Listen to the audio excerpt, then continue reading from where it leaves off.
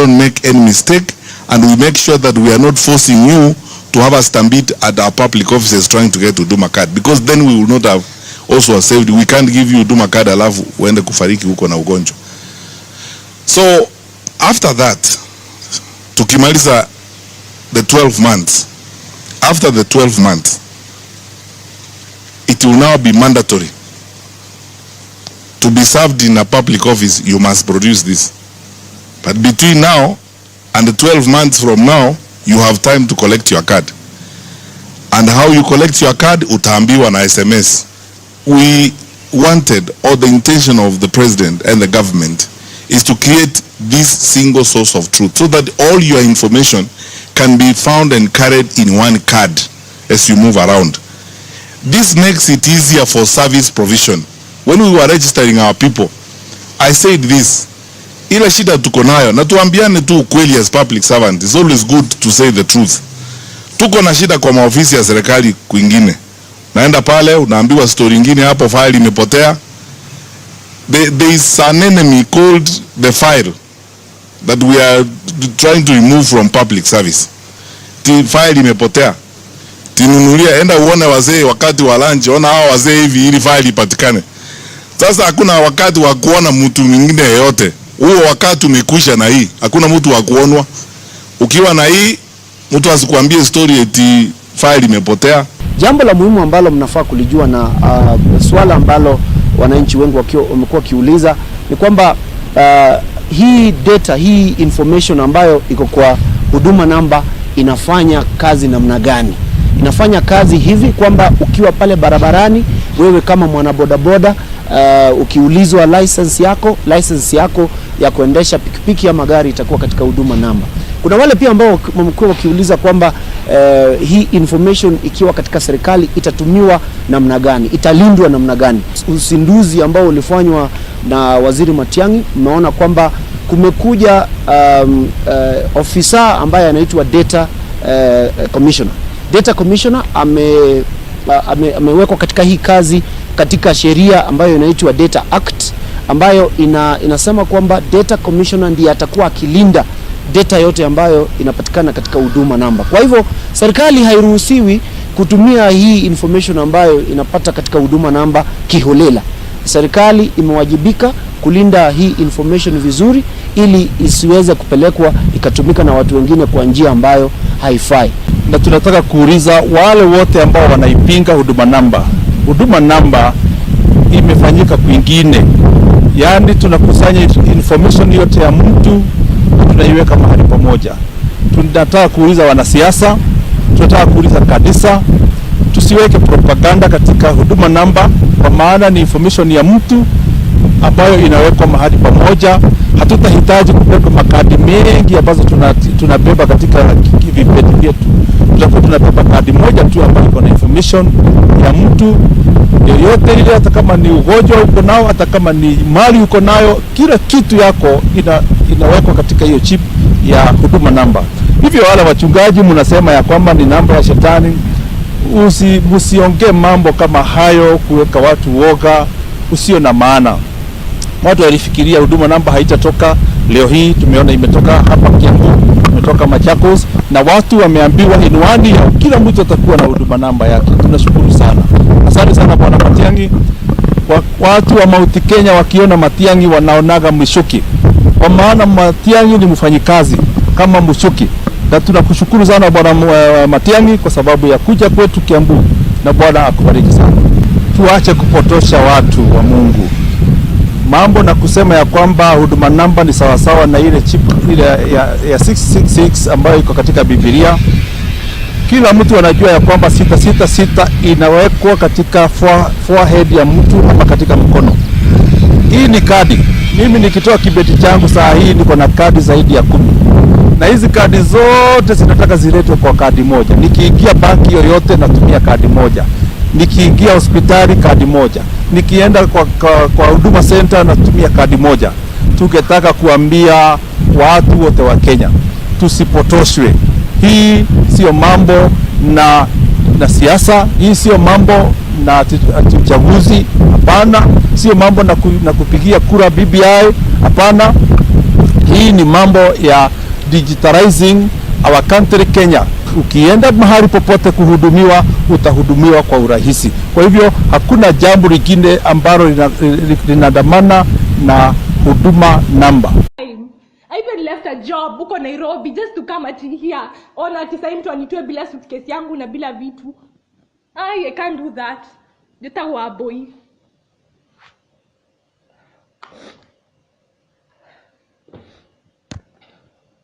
I can't do this. I can't. And I'm not afraid. And I'm not afraid of anything. And I'm live right now. That's your gopi. I can't.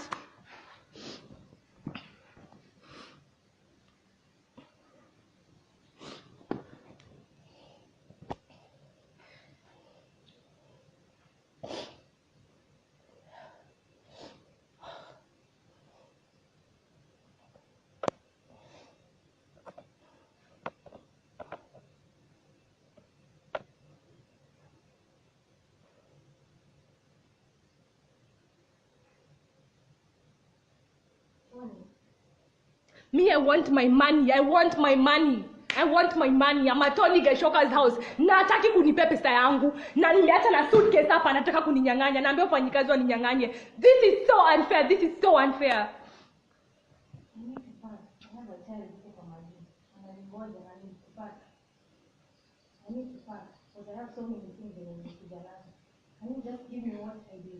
This is so unfair. This is not gonna be the end of it. This is so unfair. Kama sipati haki yangu. Ati ninyang'anywe suitcase. Kaitare za kamenie. Kwani sina damu? Mimi I work, I toss and turn in that fucking bedroom. Saa hivi kia tipto ananiambia ati anaambia mfanyikazi, leave that suitcase. I don't need it. I can't be tossing up there like a stupid person, touching girls and being bisexual. Ati different types of girls. For what? For what? Pesa kidogo ati tena niache. Niache aje? Niache. Me asema tena call police. Call police. I'm even live. It's going to go down. Jana nilisikia octogenarian in the name of Raila Amolo Odinga akikashifu vikali watu ambao wanachangia kanisa, watu ambao wanachangia watu wa bodaboda, wanachangia hustlers. Mimi nataka kukuuliza Raila Odinga, tafadhali jameni, for once be frank and be genuine to Kenyan and be true to Kenyans. Wewe utaki hustler achangiwe, wewe utaki mtu wa bodaboda achangiwe, wewe utaki kanisa ichangiwe, ili hali wewe unataka wewe mwenyewe uchangiwe. Wewe mwenyewe ulikuwa na pay bill number ya 272 ya kuchangiwa ati ulipe walimu waliogoma. Huko walipa in 2015. Ulikuwa umechangiwa in 2017 ati uende repeat election. Wewe ukazushia uchaguzi. Hiyo pesa hata hatujui umepeleka wapi. Hiyo ni pyramid scheme. Wewe utaki watu wasaidike, wewe unataka kusaidiwa. Juzi tena ulikuwa kwa hoteli fulani ati wananchi wanakuja kukuchangia ati ndio bibi yako aenda ajenge shule. Kama pesa ya walimu huko walipa walimu na ulichangiwa, kama pesa ya repeat election huko enda uchaguzi na ulichangiwa, tutajuaje kama hii pesa umechangiwa ama bibi yako amechangiwa ya kwenda kujenga shule kama itaenda kujenga shule? I hope hiyo pesa itaenda kujenga shule. Lakini please, kama wewe hauna roho ya kutoa, wengi wetu tunajua umuhimu ya kutoa. There is power in giving. Wewe kaa na pesa yako, wacha kuanza kukashifu wenye wanatoa, kwa sababu some of us tulibenefit na mchango kama hiyo, tulibenefit na sadaka, because kabla ya 2003, before there was an act of parliament of persons with disability, sisi walemavu tulikuwa sana tunasaidika kanisani. Kabla tuja ratify the United Nations Convention on the Rights of Persons with Disability, which Kenya ratified in 2008, benefit yetu kama watu walemavu ilikuwa sana sana kanisa. Mashule mingi ambao ni ya watu walemavu ni ya kanisa. Na hizo mashule haijajengwa na pesa ya pasta, imejengwa na pesa ya sadaka ya wananchi, na imejengwa na pesa ya wale ambao wako na roho ya kutoa. Kama wewe Raila Odinga una roho ya kutoa, tafadhali wacha kukashifu William Samoei Ruto mwenye ako na roho ya kutoa. Yeye alikuwa altar boy, yeye amekuwa CU chairman akiwa university, yeye amekuwa mtu wa kanisa, yeye ameendesha injili katika ulimwengu hii, akiquote verse yenye ataquote, hiyo ni yeye ndiye ana verse ana quote na inatoka kwa roho. kama wewe hujui verses ya Biblia, kama wewe hujaienda kanisa, hujai kuwa altar boy, the last time ulikaribia kanisa ni wakati wa 1982 kuu ambao ulifaa nguo ya priest ukitoroka nchi ya Kenya baada ya nchi ya Kenya kumwaga damu, na ulitajwa pia hapo. 2007 ulitajwa wakati ambao tulipoteza watu wengi, na ukatumia hiyo daraja ya maiti kwenda kupata nusu mkate nusu mkeka. In 2013 pia damu ilimwagika kwa sababu jina yako ilikuwa kwa ballot box. In 2017 jina yako ikakuwa kwa ballot box, tukapoteza watu wengi mpaka kaenda kujiapisha kina Baby Pendo. Ati sasa Kenya mzima 50 million Kenyans waongoje mkono yako, usalamie Kibaki ati ndio watu wasikufe, usalamie Uhuru ati ndio watu wasikufe. Kwani jameni? Na sasa tunasema tunabadilisha katiba. Tunabadilisha katiba ya nini? Katiba is not a problem. There is one single denominator of violence in Kenya in the name of Raila Odinga. Na jina yake ikiapia tu kwa ballot box ndio kutakuwa na violence. In 2002 hatukuwa na jina ya Raila Odinga kwa ballot box. Tulikuwa peaceful even though tulikuwa change of regime ambayo ingekuwa na shida, kulikuwa na succession politics, lakini hatukuwa na problem yoyote kwa sababu jina ya Raila Odinga haikuwa kwa ballot box. So katiba is not a problem. Referendum is not a problem. BBI is not a problem. The problem have been one person. So tunakuomba kwa jina la Mwenyezi Mungu, allow us in 2022 to be peaceful like in 2002 by not having your name in the ballot box. Please, hata wewe tosheka na ile uongozi umepata leo, tu retire so that tutaweza okoa maisha ya Wakenya. Please, I beg you in the name of God, Raila Odinga, leave Kenyans alone.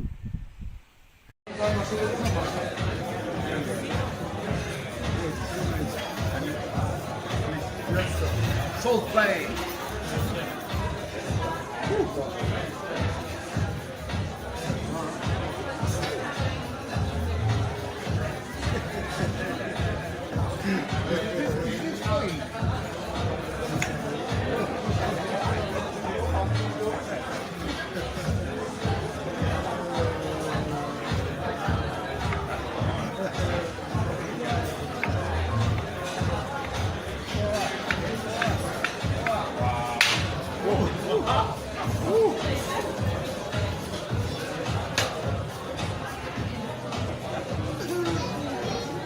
He's telling you to be the soldier.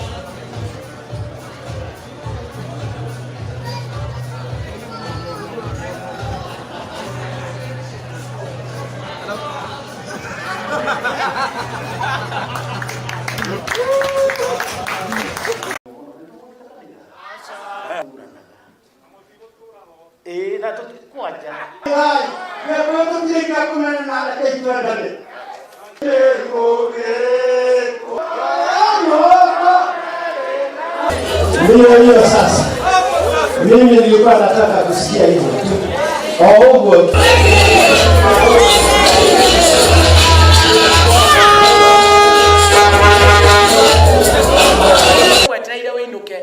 Bere ya 2022 ikinya miaka 5 ethire. That way you can be able to call your member of Parliament, bunge na minister na MCA. Turenda thibitari kuithania kwa mfano. Turauga atiriri. Nigetha tweherie thoni. Ona ni akweriza, koguo mwe twera nama. Ndoi maugire tuli arefi.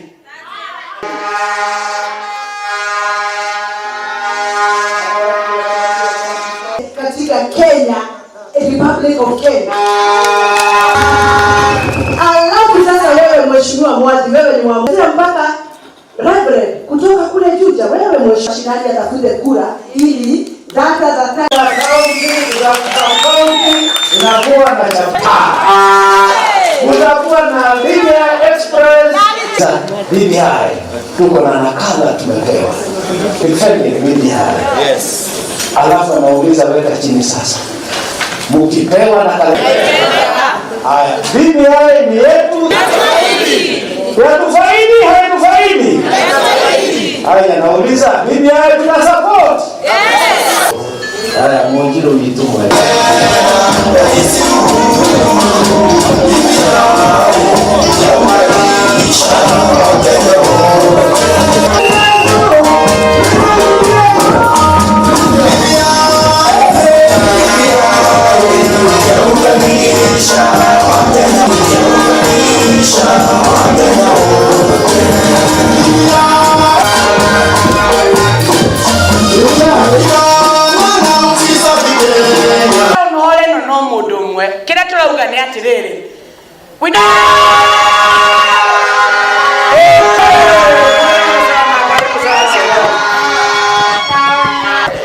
Kabisa. Kutoka kule Murang'a County, Mathio ya constituency, mheshimiwa Mwadi, alafu ukatuletea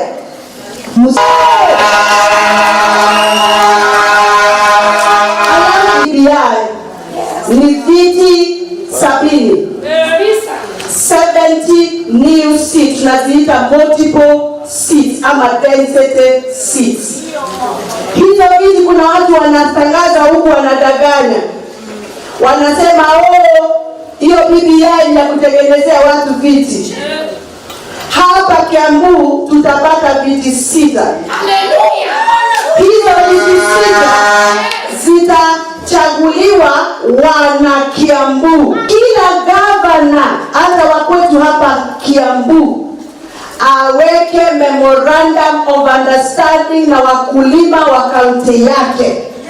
Aseme kama anapewa 35% ya pesa ya serikali kuu, 5% aweke kando ya kahawa, kando ya mchele, kando ya cashew, na asign MOU na wakulima. Mambo mingi ilikuwa imepitishwa na imeongelelewa na hawa wengine ya kusema BBI ni Raila.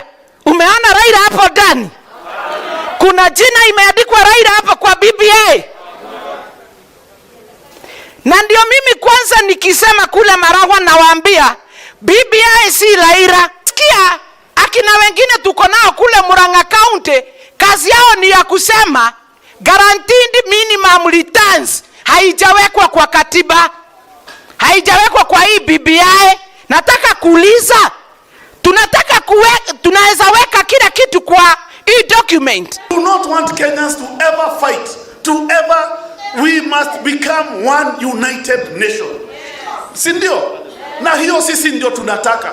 Ya kwamba kwenda mbele, hakuna Wakenya wakati hata mmoja watamwaga damu. We cannot all the time during election cycles tuwe ya kwamba economy yetu inarudi chini.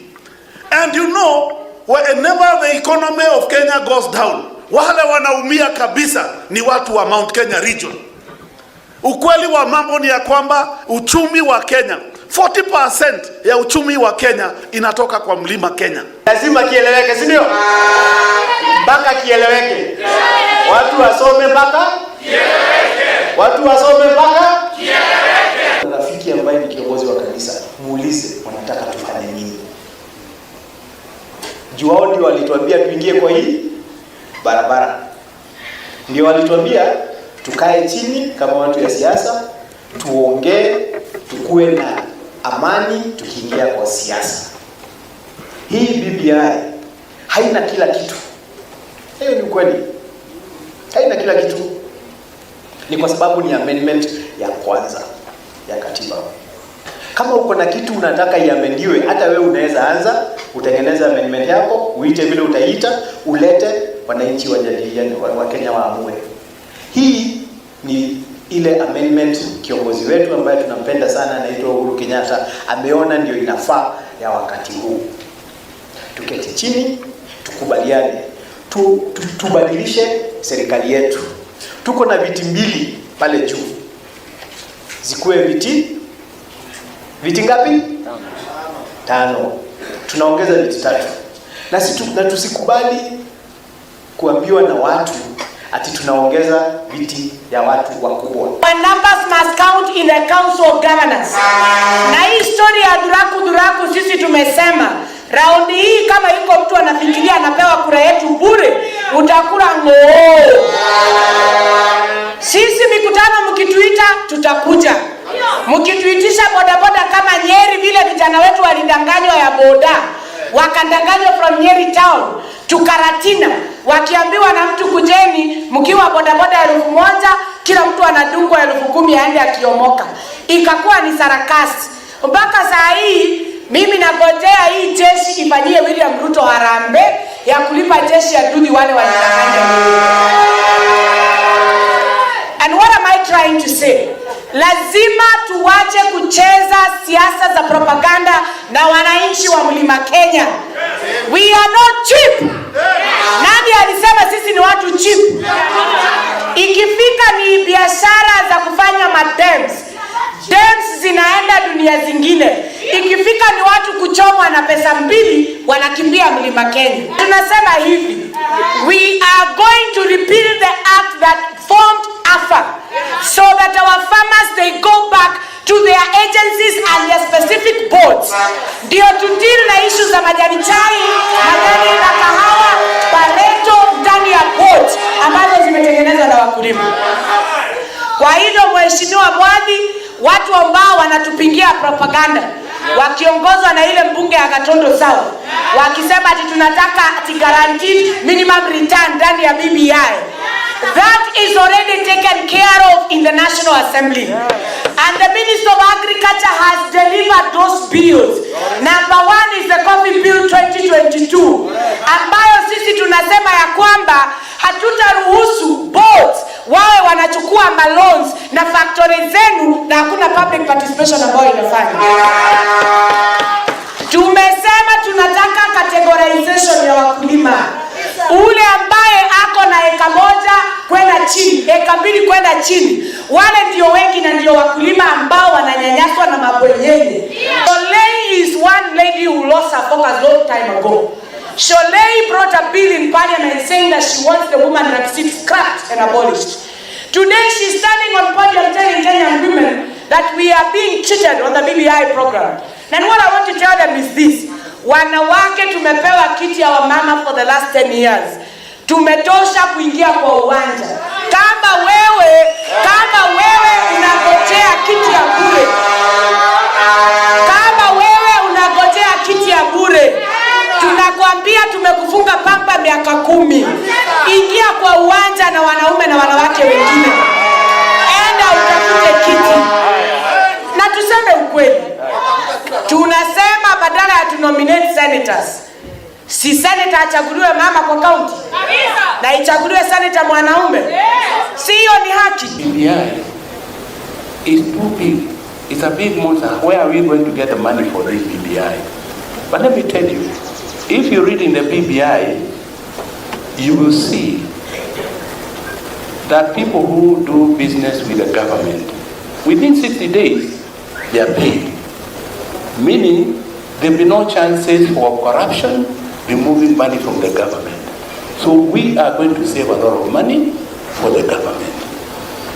Also, we are told corruption cases, within 2 years, a case should have been completed, which means we have been losing almost 800 to 1 trillion through corruption in the government. This money will seem to be part of the money that will help us to meet the new budget that we need to pay other people.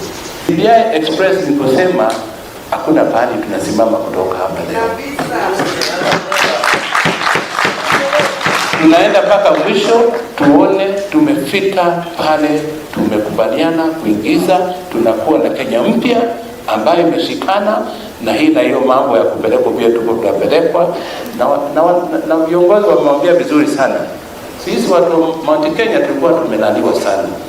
Na kama nyinyi mtaki hii dawa tutaendelea kuumia. We have been slaves for a long time. And I think it's the high time we change. To love our people and work for our people through the BBI. Now, as I stop there, I'll urge all of us, let us work very hard. Give it all your best to make sure we na nisitaki, if it is a pastor, muongee naye kama mtu wa kanisa. Ikiwa ni mtu mlevi, muongeleze na umueleze vizuri aelewe pia. Ikiwa ni mwanabiashara, tafadhali chukua dakika umuongeleshe, si ndivyo? Na tafadhali kwa ajili ya hii sheria iko ya COVID-19, jaribuni mupate vikundi vidogo vidogo huko katika mashinani, muongeze watu na tusilane hata kidogo. Wakati huu hakuna kulala mpaka siku ile hii BBI imepita kabisa kabisa, tunaelewa, na tuwe ndani kabisa na hakuna kutoka tena. Hapi hawa kapkombe basi kwa niaba Suudi kubertakan ungalal kupseke kubertakan ungalal neno kulanje panganga nikuren mheshimiwa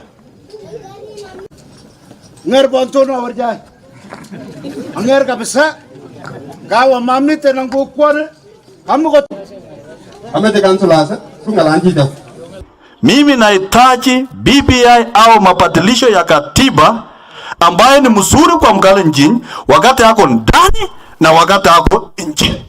Tunahitaji katiba ambaye tukiwa ndani ni sweet, tukiwa nje ni yes, that's what we want for Kenya. Hizi tunauliza ile roho iko katikati ya hii BBI ni ya Mungu ama ni ya mtu mwingine?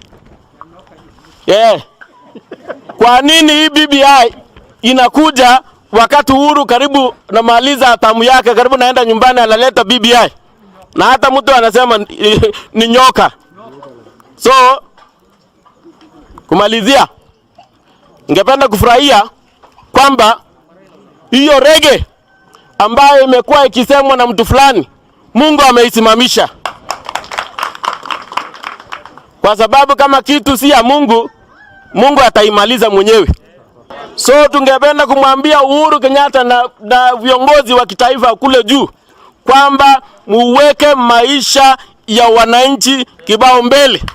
Sasa wakati mnasema nyoka imetoka bangoni, nyoka inalegea wapi? Kazi ya nyoka ni kukonga nini? So tumetangaza kwamba BBI ambaye ameitwa nyoka akonga wapi? Ndio mnaendelea kuona kwamba hii nyoka inaendelea kukonga kichwa, hakuna mahali inaelekea. Akitaka kutaramuka tunakonga, kitaka kupanda tunakonga.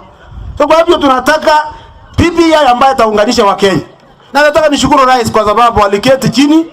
Nataka nishukuru rais, aliketi chini, moto tension ambayo ilikuwa Kenya ikaenda chini. Kweli uongo? Yes. Tension ilienda chini wakati rais aliposimama na kuongea na deputy wake, nchi ikakaa na amani. Hiyo ndio mahali ambapo tunaelekea. In their three-judge bench decision in June last year, the court was clear at paragraph 176 that we therefore find, the court was clear at paragraph 176 that, and I quote, we therefore find that the compulsory acquisition of the land on which the two schools sit did not meet the threshold of public purpose and should not have been undertaken in the first place. One cannot purport to compulsorily acquire what is already public land.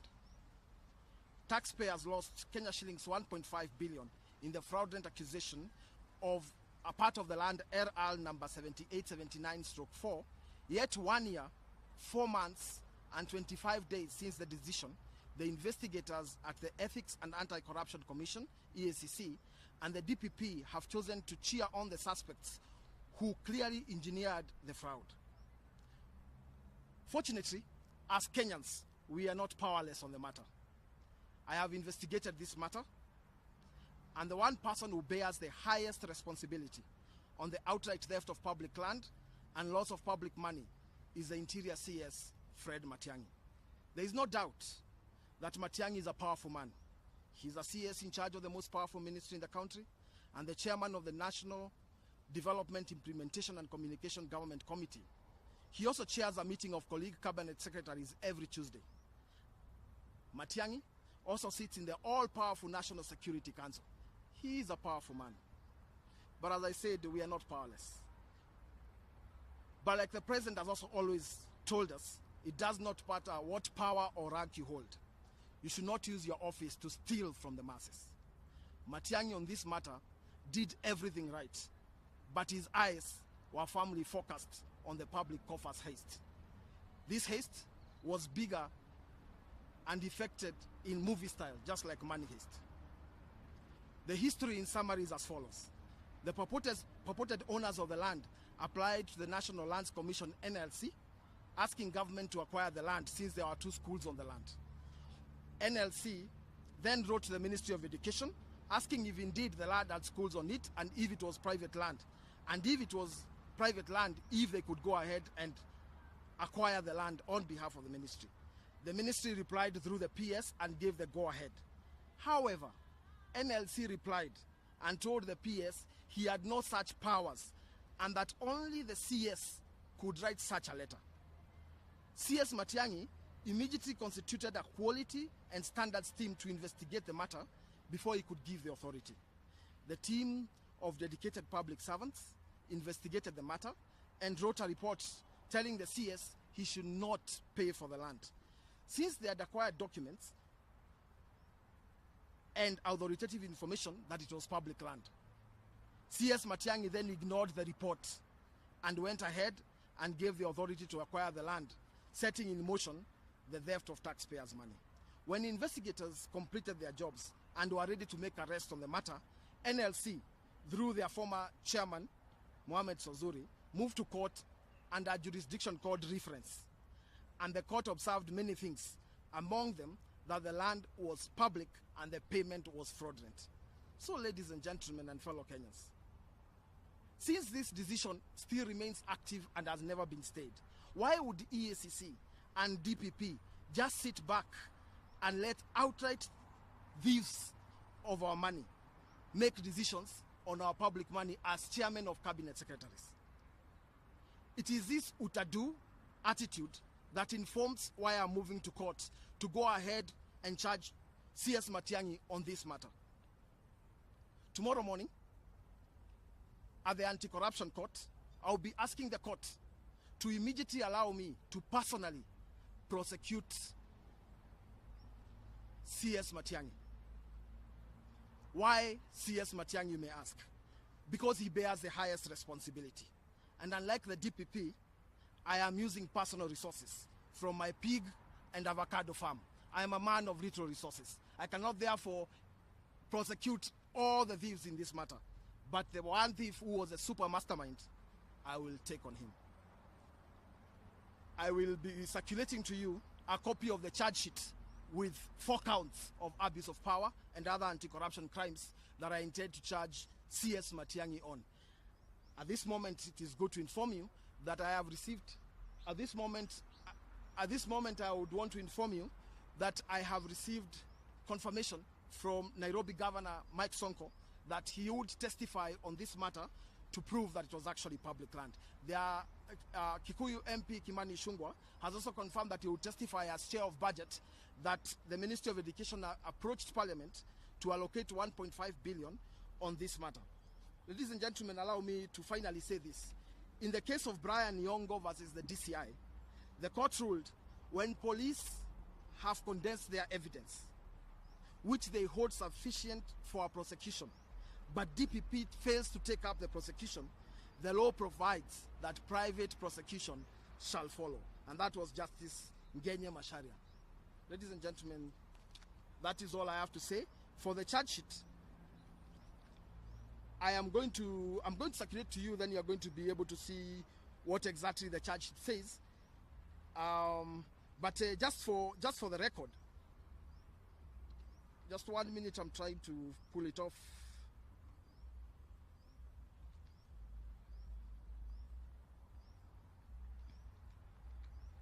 I have attached, I'm going to court with 193 pages of evidence to show how this crime was effected. Both, there is a document and there is audio in different places, including the meetings that were held.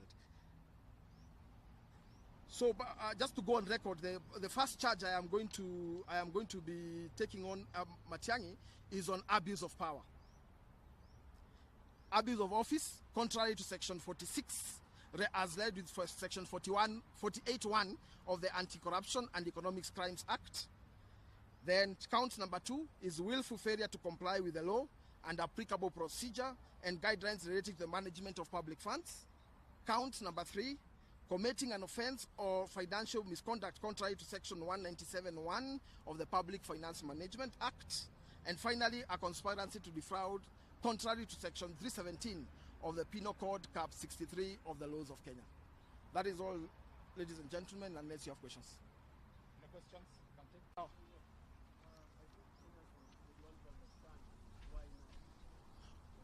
Yes, the question of why now. The law provides for a private prosecutor to go to court so that not everyone is going to court to do this thing.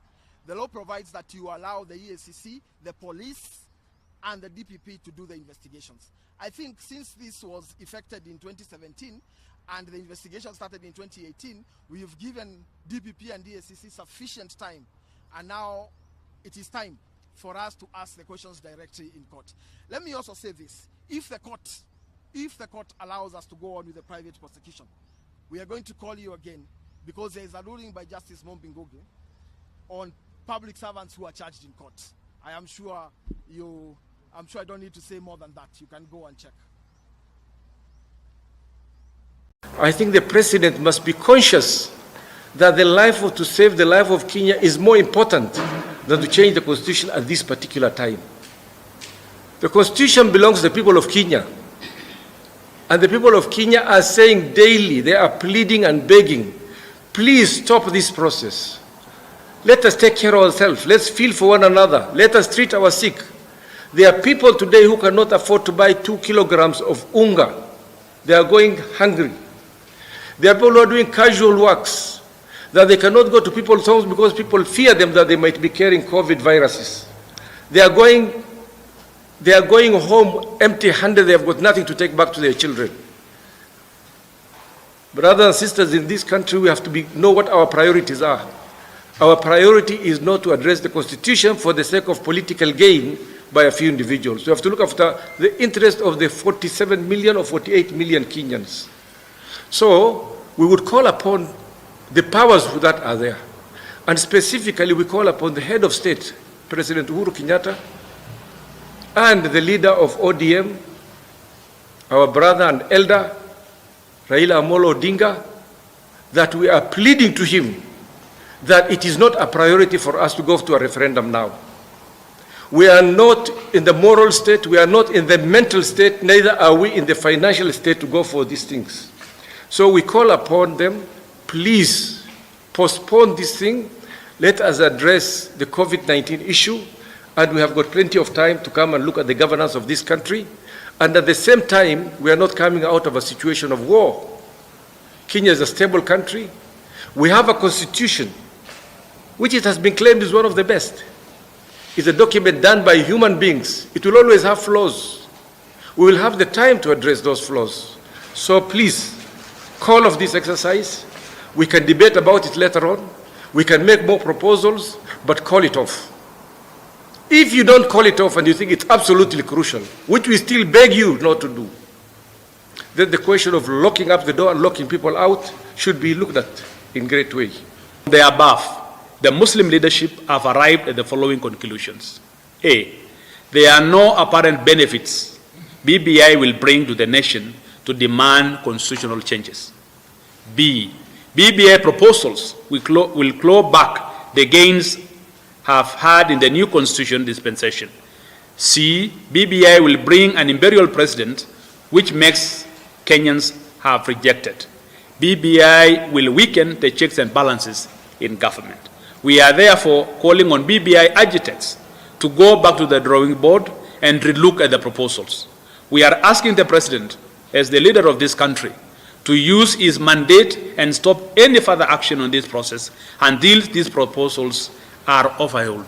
This is your country. Mwenyezi Mungu amewaleta hapa this time, na mtaulizwa mlifanya nini kutengeneza kuharibu, mtajibu hayo yote. Baada ya hiyo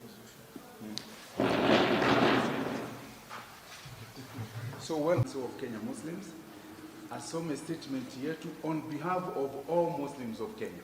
Tumeconsult sana na labda atawaeleze Abdullah mwenyewe. My name is Yusuf Murigo, ni deputy chairman. Whatever. What do you want us to say? Now, so we just say. Okay. Ni Nairobi. Tulikuwa tumekuja kwa mwaliko wa Senator Kang'ata tukiwa na heshimiwa ya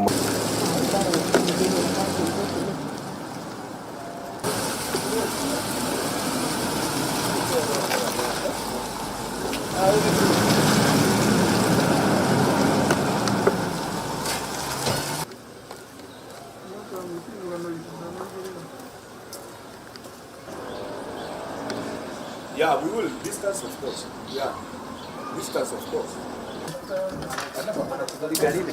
Kiwa imani.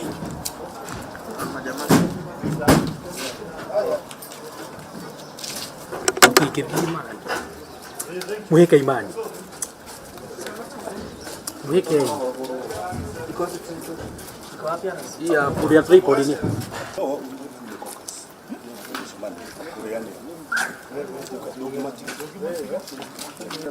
Hapo tuko. Ugue kabisa.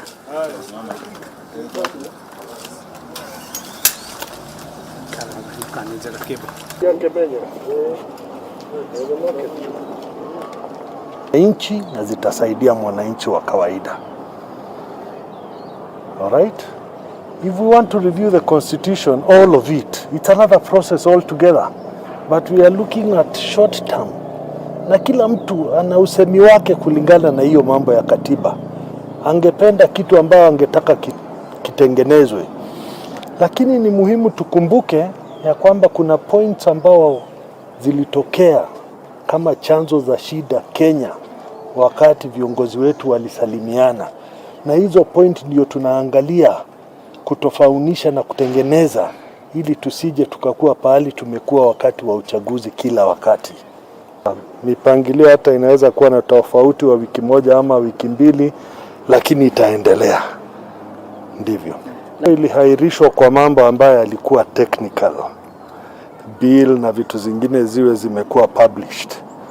Bila shaka kwa muda wa wiki ingine moja haya mambo yatakuwa yamezinduliwa na tutakuwa tumeanza hiyo safari. Ni kumaanisha vyenye kwa walika tuzungumze, tujadiliane, tuelewane, tuwe na mwelekeo vile ambao tutasapoti mambo ya BBI. Na tueleze wananchi wetu manufaa ya BBI. Ili ile porojo kidogo inaenezwa pia ukweli utokee. Watu waweze kuelewa ukweli uko wapi na mwananchi wa kawaida atafaidika namna gani. Ile tu ningeomba wakati tunazungumzia haya mambo tuache kuwa na fikra ya mtu fulani ama fulani. Tuangalie ile ambayo iko ndani, ile ambayo inaweza saidia na isaidie nchi yetu. Issues in terms of printing the document and other technical problems which arose which led to the delay. It has nothing to do with all those exterior issues people are citing. Otherwise, the BBI train is still on, and therefore we shall adhere to the timetable, and we tell our people that they look at the benefits of BBI. More constituencies to our region, more resources of the counties to our region, and that is why we are urging our people to look at that document objectively. Thank you.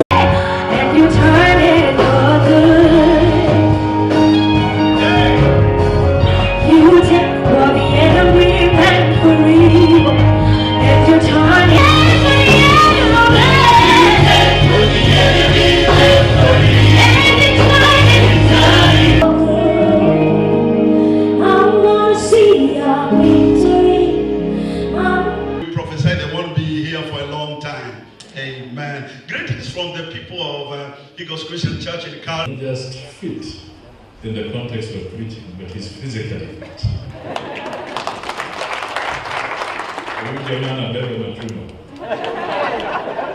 So I've seen it with my... The worship team when they were sending here, and I must mention it.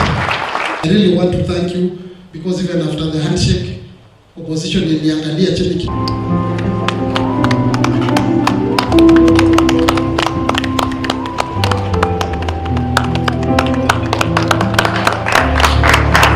Makofi tafadhali, naomba tupige makofi tafadhali na wiki Mungu wao.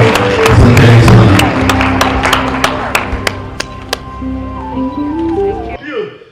By the Romans, but those years are still there. They were not building a building that's going to fall. They were not building something that was going to sooner or later create a specific direction. This stone shows the building of integrity. You are reliable, you are dependable, and you are genuine. We don't want to. There are good things in this document, but they have also been mixed with some issues that require a review. Once that is done, we have an opportunity to build consensus, and instead of having a contested situation, we can have a united, a broad-based consensus arrangement na tuende mbele. Right now, our infection rate is very high, almost at 20% infection rate. The experts who may be in this room, like doctors, they tell you that if we see it going down, the infection rate should be below 12%. But it's at about 20%. So we need to protect each other. And that is why, if we can move forward by building consensus so that we don't expose our people to excessive dangers of this COVID, it will be very good for our country. It will even be cost effective for us. Right now, almost 2,500 doctors or medical staff have contracted the virus. They are lamenting, they need protective gear, they need insurance. Kenya has over 72,000 infections. These are the guys who are on the front line, the doctors and medical staff. They should be supported and encouraged and given what they require so that they can continue to save lives.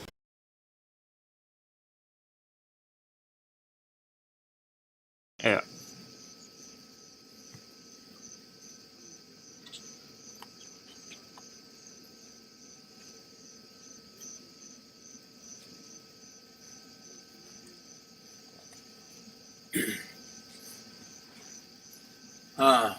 Fellow Ugandans, fellow citizens, I greet you in the name of the Almighty God, and I thank all of you, wherever you are, whether you are in Uganda or you are in the diaspora, whether you are in the towns or you are in the rural areas. I salute you and I thank you for working so hard to ensure that you play your part in building a better country, a better Uganda, even amidst the prevailing difficulties.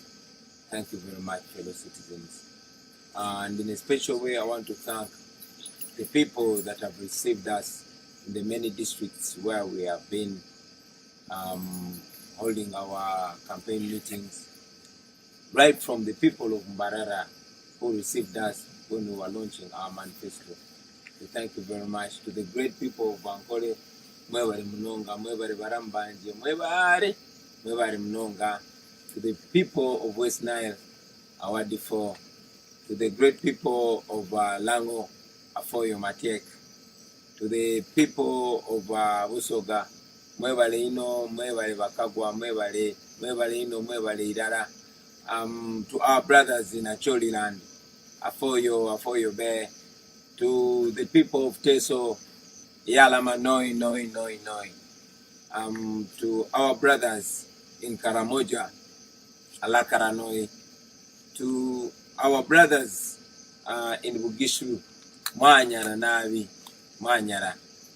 To our brothers in Bukedi and all these other areas, Mwebali Muno. Thank you very much. We salute you. We had gone to different districts in different sub-regions. Of course, before the Uganda police and military rudely interrupted our program. To this end, I send special greetings to the people of Luuka who were arrested from Luuka. But we salute to the people of Luuka for the welcome we send this message to the people of the people of Kamuli, the people of Mpiji, the people of Masaka, Liantonde, Chiruhura, Mbarara, Isinjiro, Ntungamo, and Rukonjiri districts. We were not able to meet you because of the violent and illegal arrests that you saw, that were of course imposed to us by the state. But we had even been earlier blocked from accessing Kitgum and accessing Sironko and Bujiri. We were not able to go there. I am persuaded, although, that Mr. Museveni was blocking us from seeing these people because he knows the kind of mess that he has created in these places. So he could not stand us going there to tell them the truth. I am persuaded that he knows that when we go there, we will just show them the mess, which I'm sure they've been seeing for a long time. You notice Museveni stopped me from carrying on our my nationwide music shows because he knew that through music we were showing people the obvious, we were opening people's eyes. And indeed, he stopped me and the team from going around the country to carry on our consultations because he knew he does not want us to communicate, because the more we interact is the more people's eyes get opened. But too bad for him, the people are already fully alert. They understand what's going on in their country. So I salute all efforts, all friends in the struggle that have played their part to ensure that our people are fully awake, because we all see that people are fully awake. Our fellow citizens, while President Museveni and his surrogates are going around holding rallies, holding processions, they are beating us, torturing us, killing people, and throwing us in prisons for doing the same. He knows that even when he was encouraged to postpone the election, he was looking at this COVID-19 pandemic as an opportunity to rig the election, to play his usual game. But again, he realized that not even the pandemic can stop the people from coming out, and that's exactly what happened. Now, having seen that he has no other option, he resorted to his usual brute force, unleashing terror to the innocent citizens, and that's exactly what was happening. He arrested me and many other comrades and dropped us in Narufenya. Why? Because he had no other options. Museveni did not want us to speak to the people of Luuka because he knew we were going to tell them that more than 79% of the people of Luuka live on Tadoba, Butadoba, or Paraffin. More than 79% of the people of Luuka, with the great resorts that is in Busoga. He knew that we were going to tell them that more than 87% of the people of Luuka rely on firewood for survival. He knew that I was going to tell the people of Luuka that only a quarter, 25% of the people of Luuka have permanent houses. A quarter of the population. He knew that. That's why he stopped us. I mean, by the way, in a special way, abantu ba Luuka mbalamusa kwino gwali mu kisagwa amani okwira kwe wifwe lwaki Luuka ndetayo wifwe nze baba wange nga tanafwa yankoba nti omu ku badada bange mudi 18 something yaliwe Luuka era bamuziika Luuka bali bamweta Bwago. Era ndikwida kufunayo olunaku lulala nje eruka eyo kumalanga wiki ndala nonye ku relative bange ab'omuluuka nkidi nti abalala bakaliyo aya abandi basenguka era bajayiganga era ndidi nti abakaire b'omwiganga baidi omukaire bali beta bwagu sekayi yali mudingwino awo mwiganga yafa mu myaka ja 1950s baba weyankoba oyo mukaire dada wange baba oyatola ku erina lya Sekayi nali wa mutabani wange beta Solomon Kampala Sekayi erina lyali lya dada wange bali bamweta bwagu Sekayi yali mudingu weiganga kale no bobona oti abantu b'Obusoga banenda eno ayenze nambenda eno eyo tinso bibaba ze ndi Busoga ndi mwana wa Luuka. So I salute you, my brothers and sisters. I knew Museveni would not allow me to come and tell you these things face to face, because he has survived by dividing us along tribal lines, along religious lines. But now he sees a generation that's so connected, as if this connection was made in heaven. So he's so scared about us coming together. Museveni did not want me to step in Buyende, because I would have told the people in Buyende that despite paying a lot of taxes, over 70% of them have no access to drinking water. I would have told them that. I would have told them that over 90% of the people in Buyende aged above 15 years, they only have senior 4 as a maximum level of education. He didn't want me to tell them that. He didn't want me to say that over 4,900 households in Buyende lack toilets, and over 93% don't live in decent houses. He's scared of that.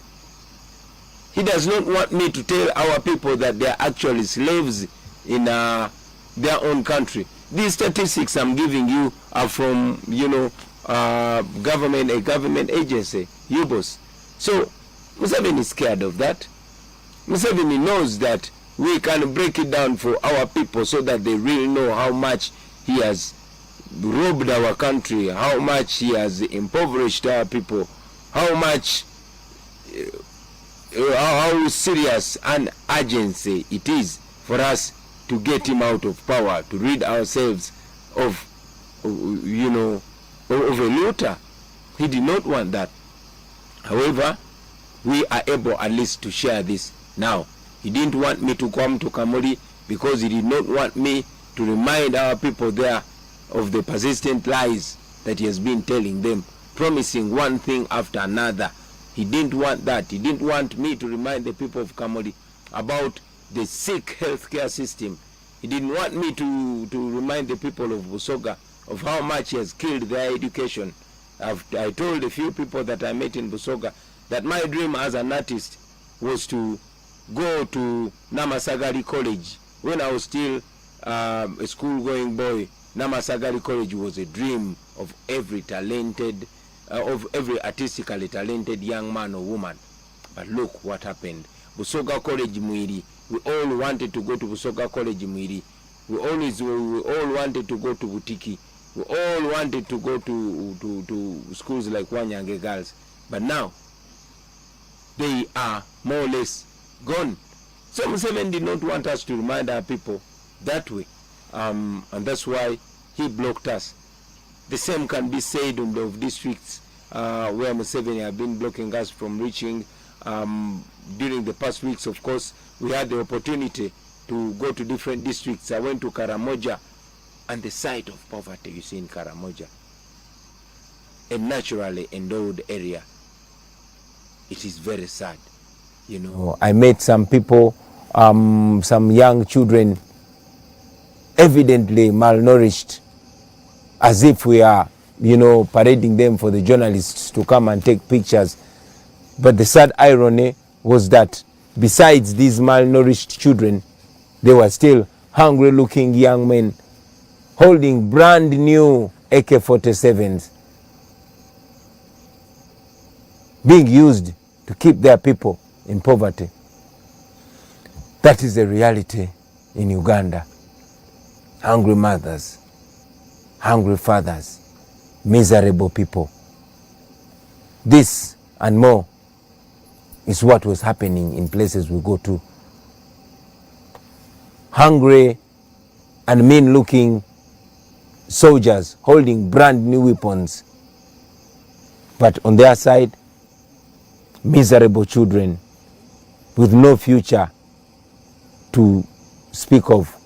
But it reminded me that that is how Museveni sees us. He sees us as his slaves. He sees us as people that are only supposed to be used as tools for him to milk our country. The people of Uganda will recall that in his inaugural speech in 1986, President Museveni branded him, leaders like himself today as, a pathetic spectacle. He said in 1986, and I quote, he said, "The Honorable Excellency, who is going to the United Nations in executive jets, but has a population at home of over 90% walking barefoot, is nothing but a pathetic spectacle." He said that, and now he's reminded of what he was saying. So, brothers and sisters, Museveni is doing this because he knows he has no way. He has to use violence now. We are here, but we are mourning the death of more than 50 recorded young men and women, innocent citizens. Many of them were going about their business and they were shot dead. Many of them were only speaking out against injustice.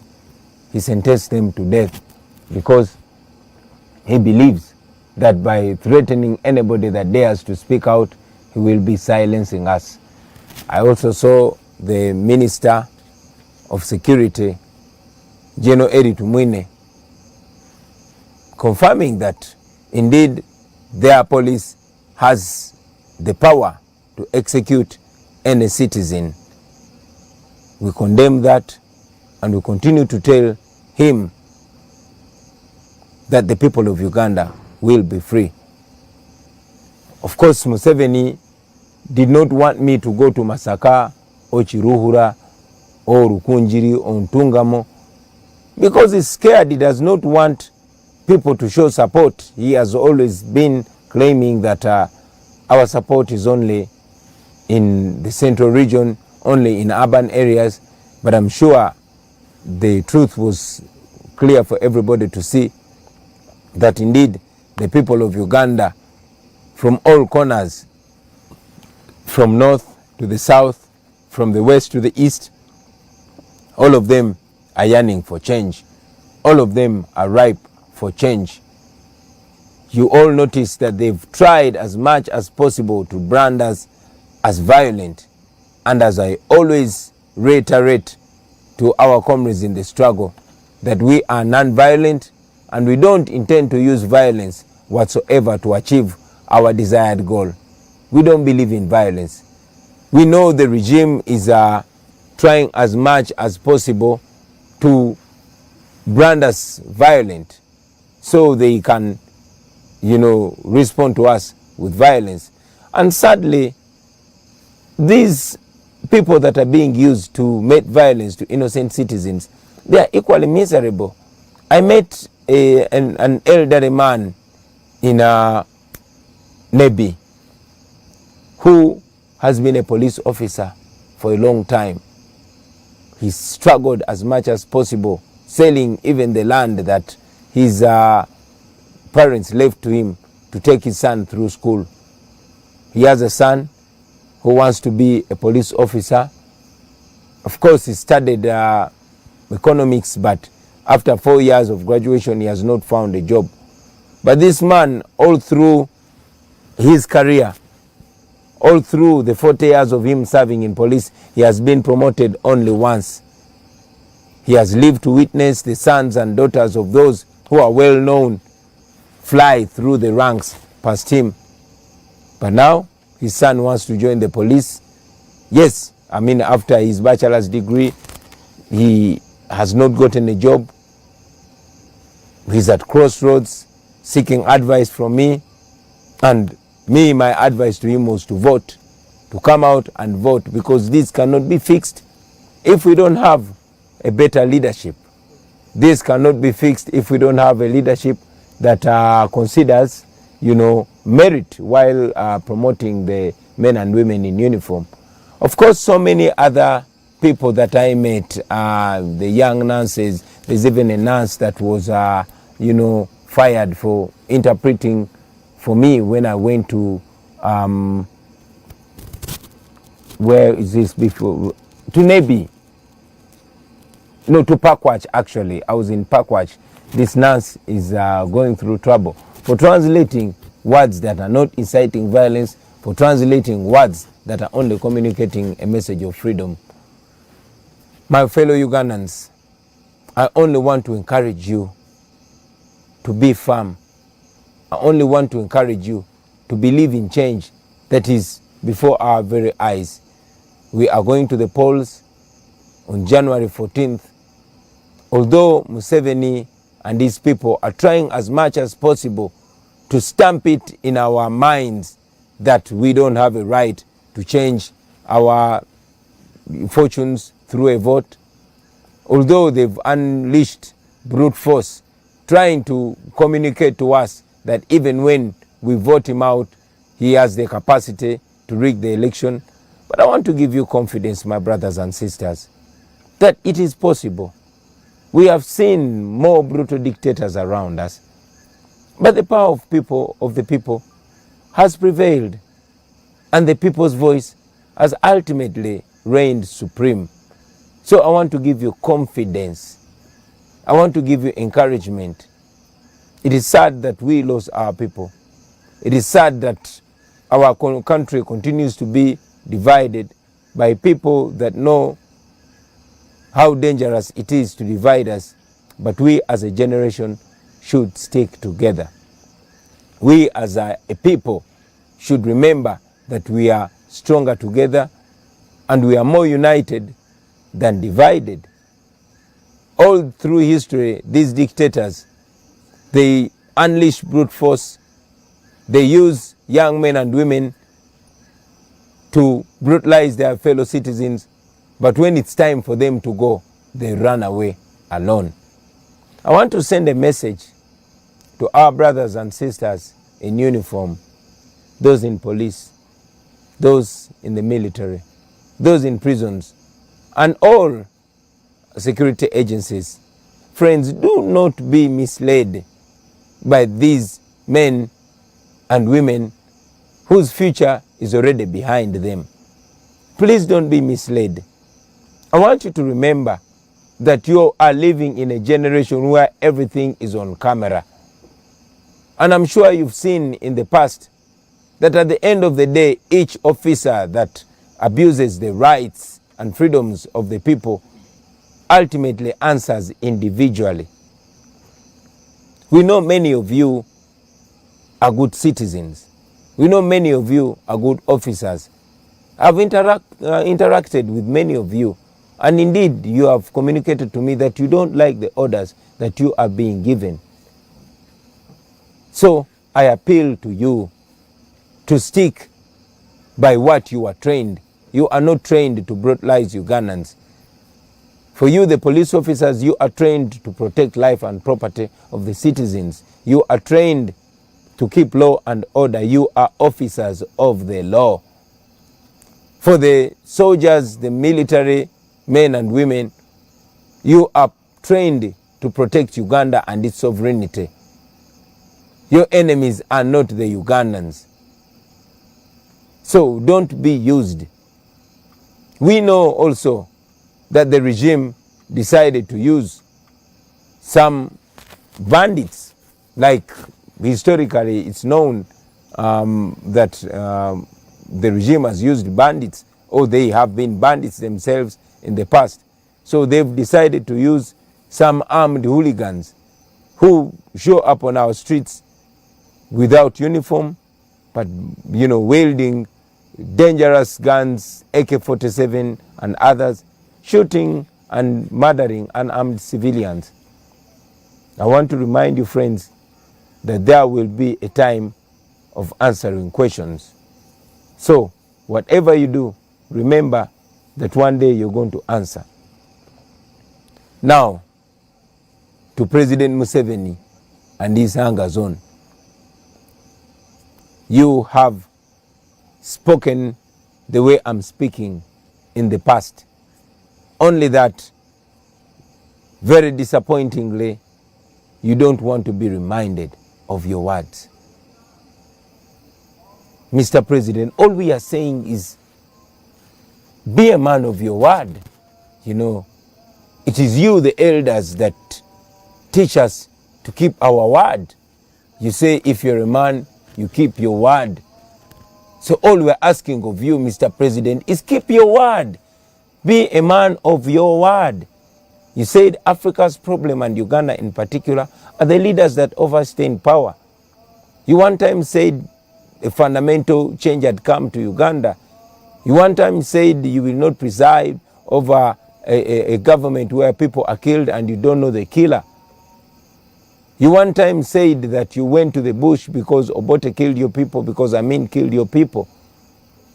These are the same reasons that you gave for picking up guns and convincing young men and women of that time, our age of that time and even younger, to join you in what you called a liberation struggle. But here we are, 40 years later, you are killing our mothers, you are killing our fathers, you are killing a population who are supposed to be your grandchildren. You are presiding over a regime of blood and terror. Blood is flowing on the streets. We have appealed to you time and again that we are non-violent. We have appealed to you to respect the words that you've said, to respect the words that you wrote in your books, the words that are in your book by you and your team called Mission to Freedom, the words that are in your book called Sowing the Mustard Seed, the words that are in your book, What is Africa's Problem? I continue to remind you, Mr. President, that we are not going to give up, sir. We are not going to give up because the law is on our side. We are not going to give up because the people of Uganda are on the side of the truth. The same truth that you are stopping us from telling the people. You said you were fighting to return democracy. Let democracy prevail.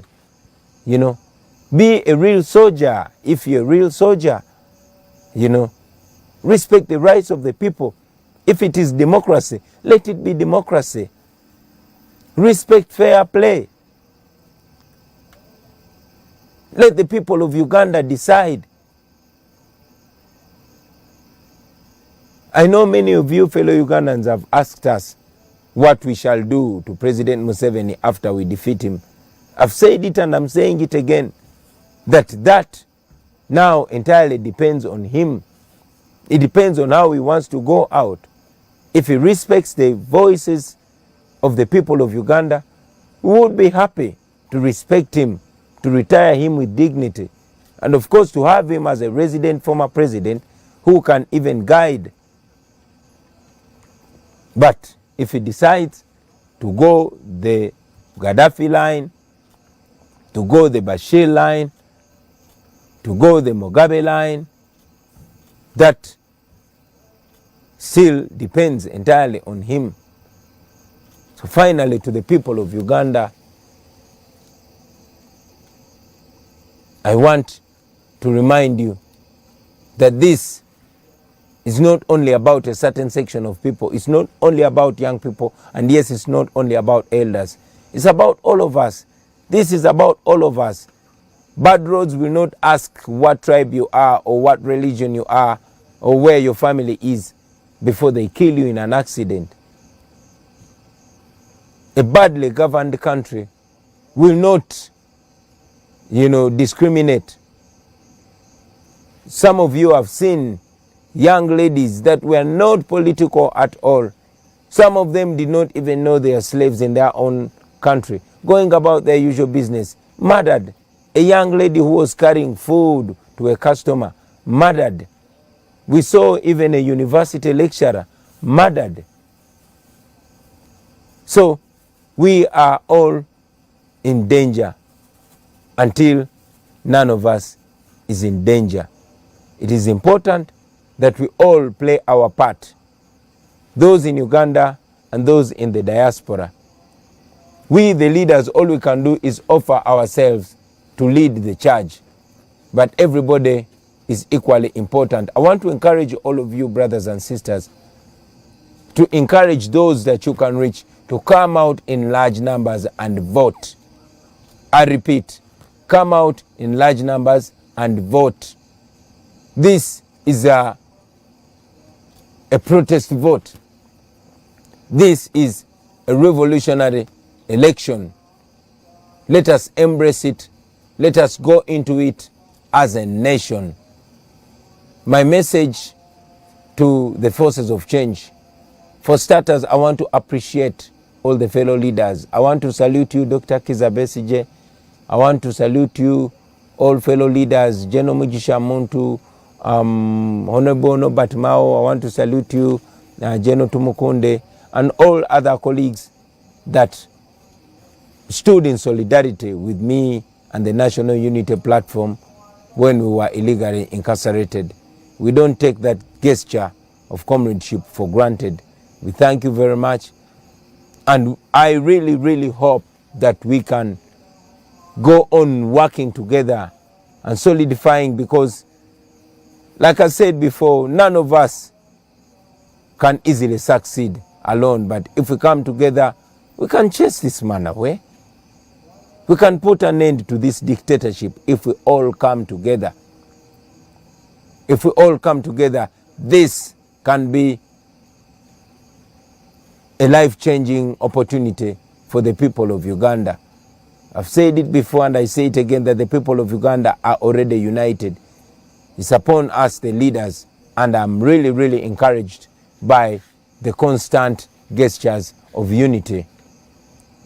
We have the opportunity, and if we maximize it, Museveni and his regime of blood and terror will be history. I thank all of you, ladies and gentlemen, for tuning in and listening to me.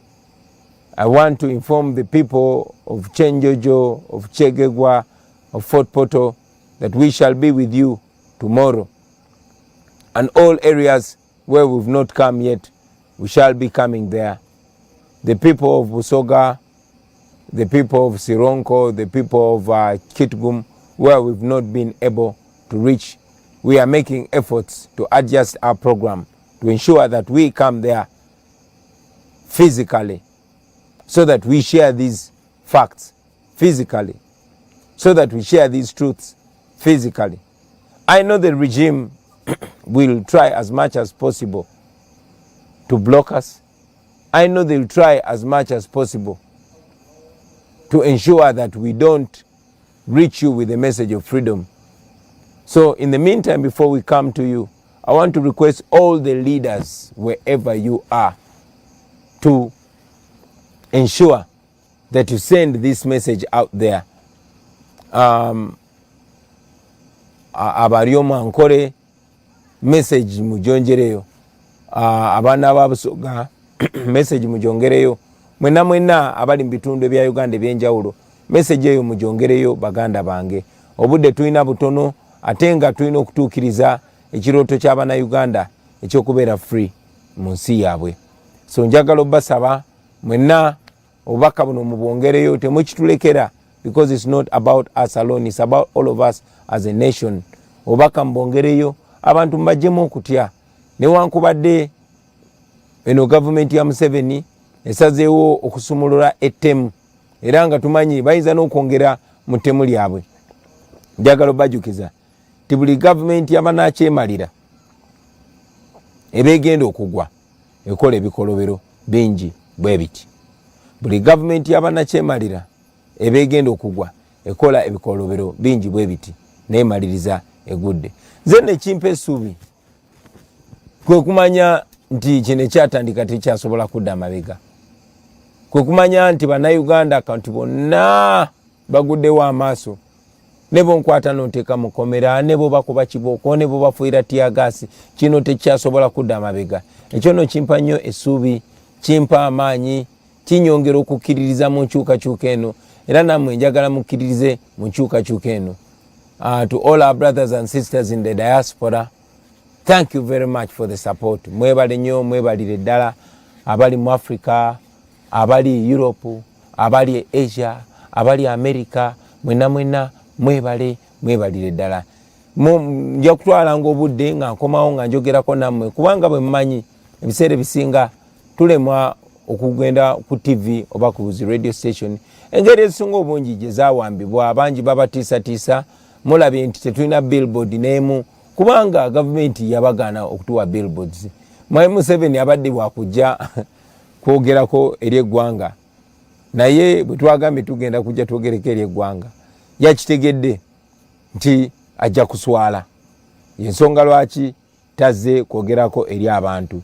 Ekyo nno kituwa omukisa okwongera okulaga ensi nti takyalina kati kyasobola gamba abantu. Agamba nti tayagala tusinkane bantu physically nene wano digitally era tasobola. Yagamba nti ayagala kalulu ka scientific naye naka scientific nako takasobola kubanga tasobola kutukkiriza kugenda ku TV, tasobola kutukkiriza kugenda ku radio naye Katonda w'amaanyi nti social media wadde yagisaako omusolo era still tumusangayo era ne tumugobayo. Era nga bwe mujja okulaba ebiseera bijja mu maaso tujja kufuba okukozesa buli mbeera okulaga bannayuganda ti Museveni takyalina kyatugamba. Ku social media ennamba zijja kweraba. Mu January nga tugenze mu kulonda ennamba zijja kweraba. Asobola okuba abantu tiagas, asobola okuba abantu amasasi naye nga tasobola kola ki? Tasobola kulemesa abantu connectinga. Tumanyi bulungi nti internet yaffe badde interrupted. Every now and then I've been signaled that the internet is being interrupted. But I know that after this message goes out there, lazima you comrades can always watch it again. I want to thank you, ladies and gentlemen, for being part of this. And I want to promise that every now and then I'll be coming to address you. I thank you. I encourage you to go on being assertive. Organize. Ne bwe tuba tetusinkanye mwenna mubeere bakulembeze ekyokola mukimanyi n'embeera yonna mugimanyi. Njagala kusanya okwebaza bonna abeebeereddemu mu ngeri ez'enjawulo. Mwebale nnyo, mwebalire ddala. Bano abasajja tubasobola naddala nga tukwataganye, naddala nga tweteeseteese. Tugende maaso n'okunoonya akalulu, mufube okulaba nga mutuuka buli wamu baganda bange. Don't leave this only to the politicians. Communicate with everybody. This is about all of us, whether you are teacher or doctor or farmer or taxi driver or student, wherever you are, whoever you reach, the issue should be a mission to freedom. Our issue should be mission to freedom. I thank you, ladies and gentlemen, for God and my country.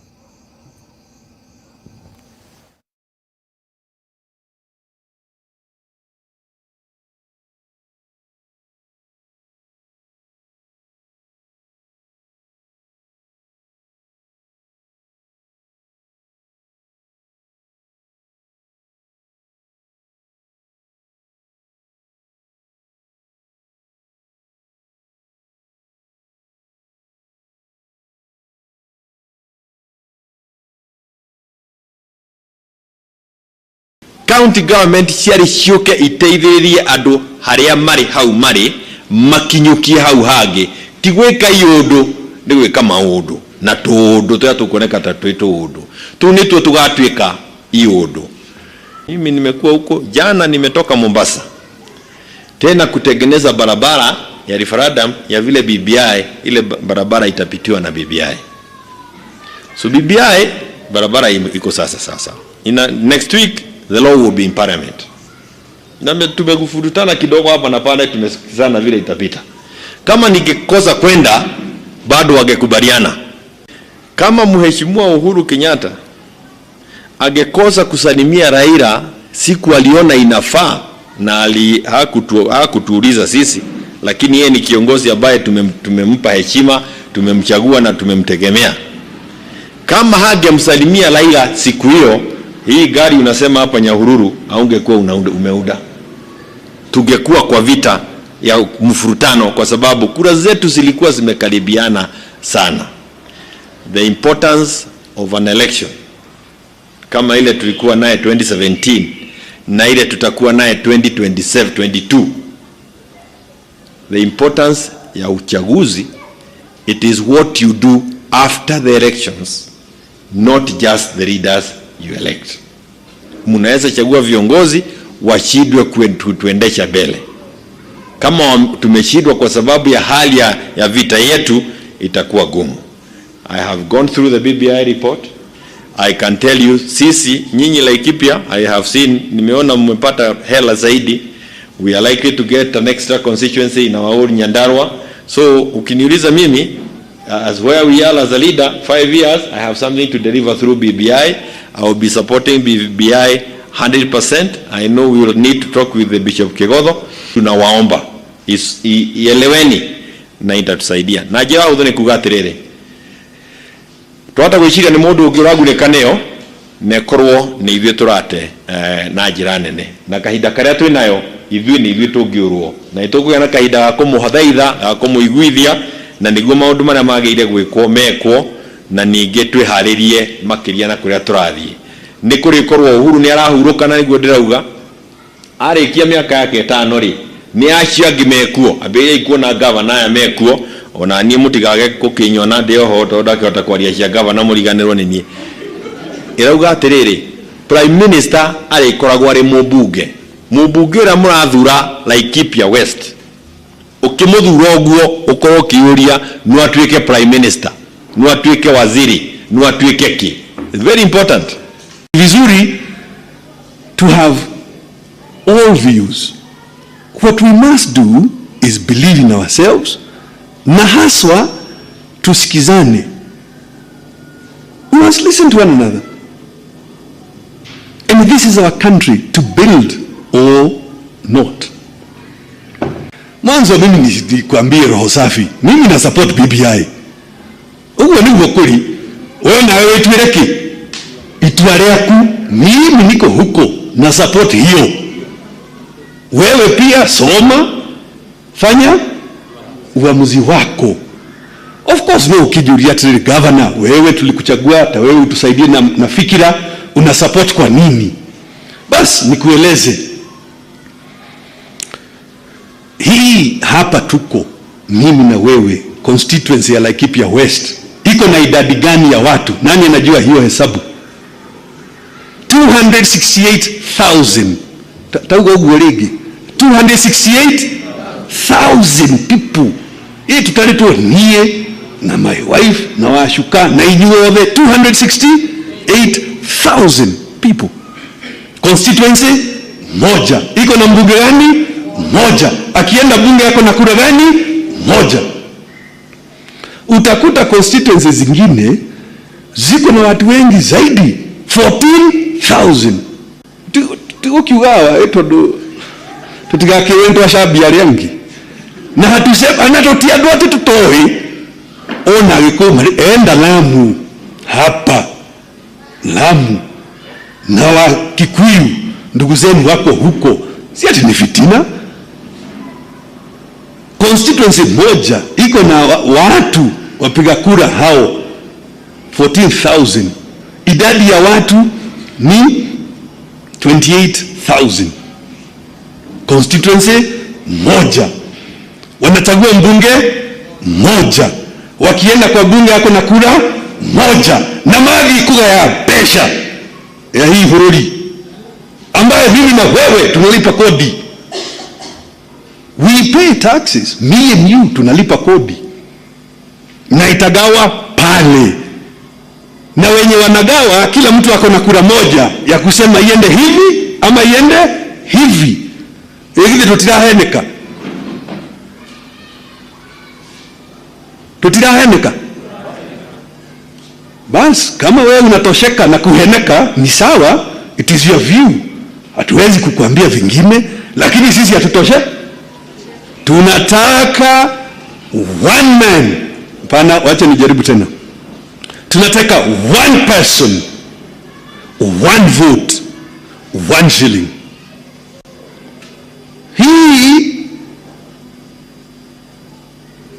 It's not proper. It is actually not proper and it is not fair. Na iko saa hii na tuna uwezo kwa pamoja ya kubadilisha. Hiyo ndio maoni yetu. Tungependa wewe mpiga kura, mwananchi wa Laikipia West, kwa mfano, tungependa hapa iwe na constituency ingine. Mimi kwangu najiuliza, haraka hii tunasukuma mchakato, tunaambiwa hata tayari gari la moshi limeshaondoka.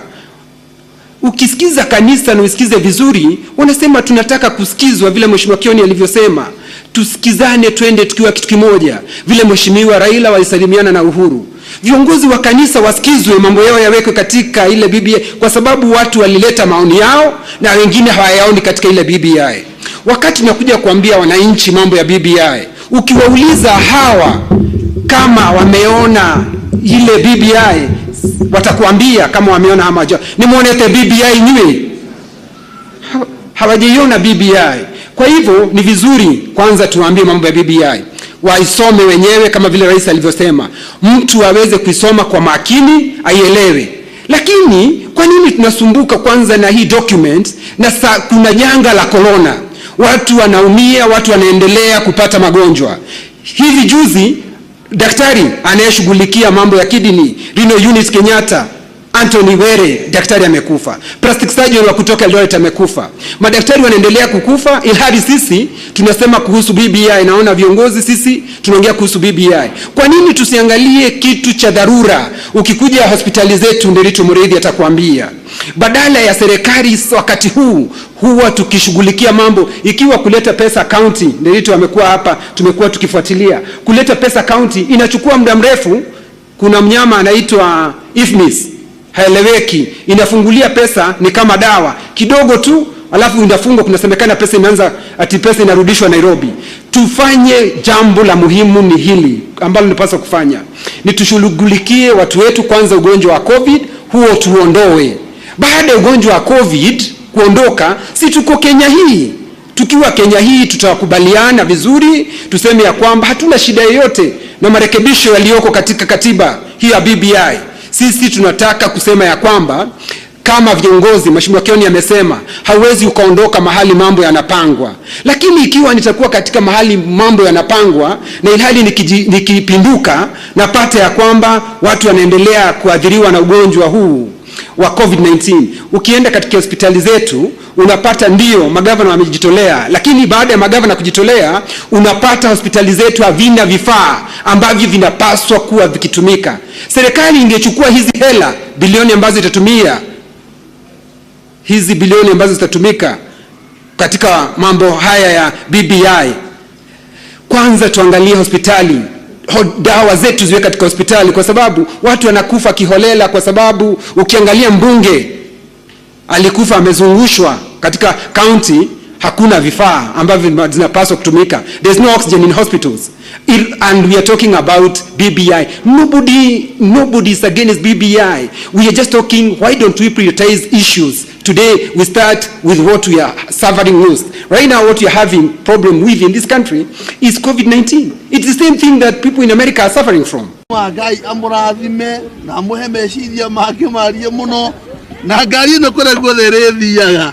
Ekinyage na thayo ne ciara ingi nyingi amen na ikaingi hamwe no mwakirehera bishop kamwe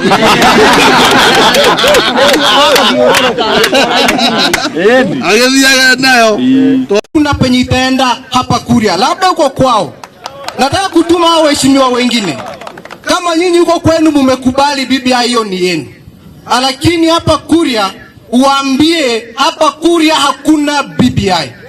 Hapa Kuria kama wanataka tuongee tuelewane, lakini mkitaka tuilete yes no, my friend, mnacheza na timu hasla, tutaiangusha zero. Itakuwa ni yes itakuwa zero hapa. Nataka niwahakikishie kuwa 2022 sisi tuliambiwa 2013, 2017 tukaambiwa kuwa ni 10 ya mheshimiwa wetu rais ambaye tunampenda. Sasa tuko na deni. Deni yetu ni kiongozi ambaye ni Daktari William Samoei Ruto. Na lazima tuhakikishe tumelipa deni. Hiyo ndo naweza sema kwa sasa, na tutaendelea kuongea na kujadiliana. Tutazunguka hii Kenya na tuhakikisha kiti Dr. William Ruto amepata. Kama wao huko kwa William na wale watu wa ile mpango ingine najua mko hapa kama kina Abedi, utabaki kando ya serikali. Kama huko kando ya William, shaurieni. Asante. 1990 to study a bachelor's degree in education arts. He later on enrolled for a master's degree in education administration and planning at the same university.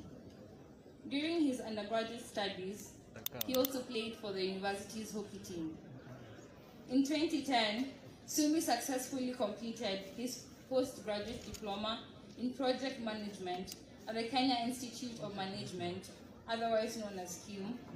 He met his death when he was on course to complete his doctorate degree, as he was a PhD student in disaster management and sustainable development at Masinde Muliro, University of Science and Technology. The late Robert was married to Susan Andama Sumi on the 10th of November 2000. He was later blessed with 5 kids: Luisa Migaye Sumbi, Natalie Narano Sumbi, Brown Chipati Sumbi, Susan Ngendo Sumbi, and Zik Makati Sumbi. Upon successful completion of his bachelor's degree, Robert worked as a teacher at Kusero Secondary School, Buma Girls School from 1996 to 2006. Between 2006 and 2009, Marist International College. 2007 to 2008, he served as a researcher and campaign officer at the Center for Independent Research, CIR Kenya. He later worked as an advocacy officer at RTI International between 2008 to 2011. In 2013, John Robert Sumbi joined the county government of Kakamega as the county executive committee member for trade, industrialization, and tourism.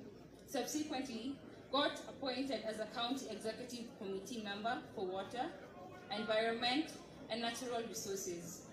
He also served as the county executive committee member for education, science and technology, and social services, sports, youth, and culture in acting capacity. In 2018, Mr. Sumi, my father, was appointed as Chief of Staff by His Excellency the Governor Wycliffe Ambetsa Oparanya, an opposition he held until his demise. The late Robert was the chairperson, Board of Management at St. Michael's Emakwale Secondary School and patron of the Abamurono clan. He was also a member of the an active life until March of 2020 when he started complaining of pain and body weakness. A medical examination by his doctor indicated that he was developing growth at the collarbone. He would later be booked at the Aga Khan Hospital, Kisumu, where he underwent a minor surgery to correct the condition. Later on, a test of his sample tissue indicated multiple myeloma, otherwise known as cancer. And that is why today I wear a ribbon for cancer awareness, so that people sensitize it. It's affecting us, it affected my father, and so people should be able to continue to talk about it, even as my father died during the Cancer Awareness Month. As a matter of urgency, some of his closest friends, together with his wife Susan Sumi, advised Mr. Robert to go for a second opinion in a different hospital, a journey that led him to the M. Pisha Hospital in Nairobi. The results confirmed the earlier diagnosis: multiple myeloma, stage 1, blood cancer. He was referred to Aga Khan Hospital in Kisumu for chemotherapy, but he opted to attend the sessions at Kakamega County General Teaching and Referral Hospital. He had completed 3 chemo sessions before he met his death. On Saturday, the 24th of October 2020, his condition started deteriorating. While preparing to visit the hospital the following day, he collapsed in his house. He was rushed to Kakamega County General Teaching and Referral Hospital for emergency medication, where he was put on a life support machine at the isolation ward as he had also contracted COVID-19, commonly known as corona. On Wednesday, my mother, Susie, requested for a transfer to a different hospital as his condition kept deteriorating. This led to his transfer to Life Care Hospital, Bungoma. The late Robert John Subi breathed his last on Thursday, the 29th of October 2020, in the wee hours of the morning. As I conclude, allow me to give my father a small tribute I wrote for him. Daddy, some days I can hear your voice, and I turn to see your face. Yet in my turning, it seems the sound has been erased. Who will I turn for to answers when life does not make sense? Who will be there to hold me close when I'm feeling very tense? Oh Daddy, if I could turn back time and once more hear your voice, I'd tell you that out of all the daddies, you would still be my choice. Please always know I love you, and no one can take your place. The years may come and go, but your memory will not be erased. Today, Jesus, as you're listening in your home up above, would you please go find my daddy and give him all my love? Thank you. Thank you, Natalie. Mpigie makofi. Asante sana kwa kutoa eulogy hiyo. Na bila ya kupoteza muda hata sekunde, ninauliza kwaya dakika moja tu tunapomwandaa mheshimiwa gavana wetu aje aweze kuchukulia hapo sehemu iliyosalia ya viongozi ambao wamekuja kuomboleza naye hapa Kakamega Town.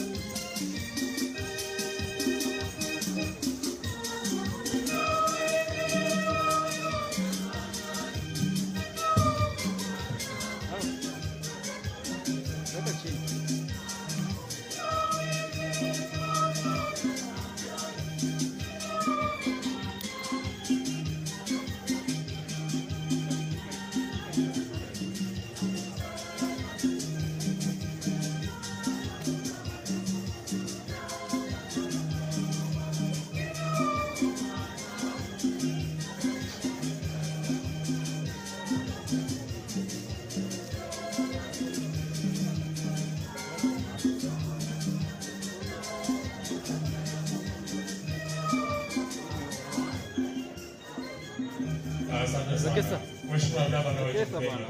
Fanya haraka haraka bwana. Hamjambo wote. Wekesa. Basi nataka nichukue nafasi hii kwanza kuleta rambirambi zangu na rambirambi za familia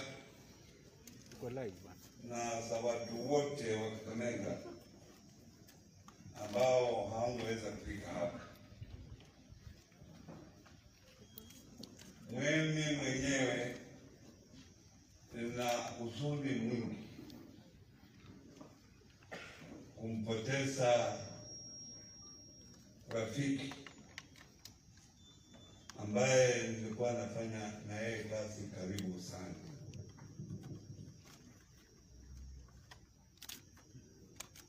Najua mengi imesemwa, lakini mimi Angile na bibi yake ndio tulikuwa karibu sana na marehemu. Nimefanya na yeye kazi kwa hii miaka zote nimekuwa gavana wa Kakamega. Lakini kabla niendelee mbele,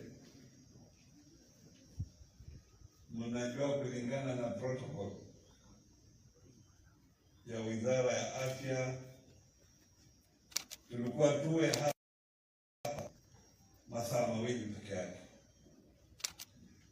Sasa tunakaribia karibu masaa 2.5. ningetaka kabla nimalizie yale nilikuwa nimeanza kuongea, nitambue wachache kabisa ambayo wamekuja hapa kuomboleza na sisi, na sitawapa nafasi ya kuongea. Tuna former deputy governor of Vihiga Kale kwa Maswache, asante kuja kuomboleza na sisi. Tuna Sebete Osagwa, huyo ndio ODM chairman kule Vihiga. Tuna wafanyakazi wa kaunti ya Kakamega wale wako hapa, nikianza na sisi ambao wako hapa wasimame, wako hapo nyuma, na chief officers wale wako hapa, wako kule nyuma, county secretary na wale wengine wafanyikazi wa serikali wote ambao wako hapa. Naona wengi wao wako hapo, na MCS ambao walikuwa wanafanya na Sumbi wako hapo. Basi kwa sababu ya muda nitamuomba tu majority leader kama ako karibu kupika tu pole. Sasa mambo yako ya siasa mingi.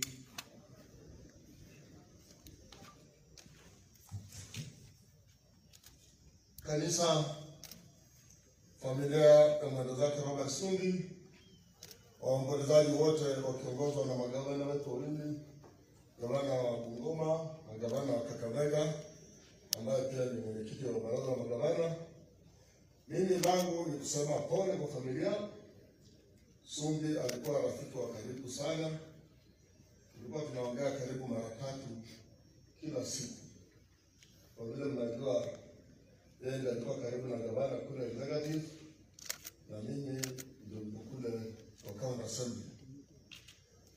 Nikimalizia, ningependa kuambia kwamba janga la corona ni janga la kimataifa. Hata zile nchi zilikuwa zinaogopa kama Amerika, superpower, Italy, China zinapoteza watu kila siku. Kwa hivyo huu si wakati wa kuonyeshana vidole nani angefanya nini.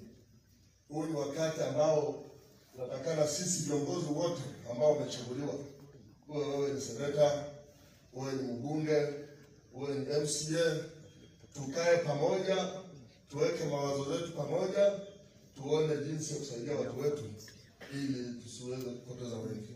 Asante. Asante sana. Huyo ni majority leader. Na ningetaka Rota Masabiru ambaye amekuwa mwenyekiti wa kamati andalizi ya haya mazishi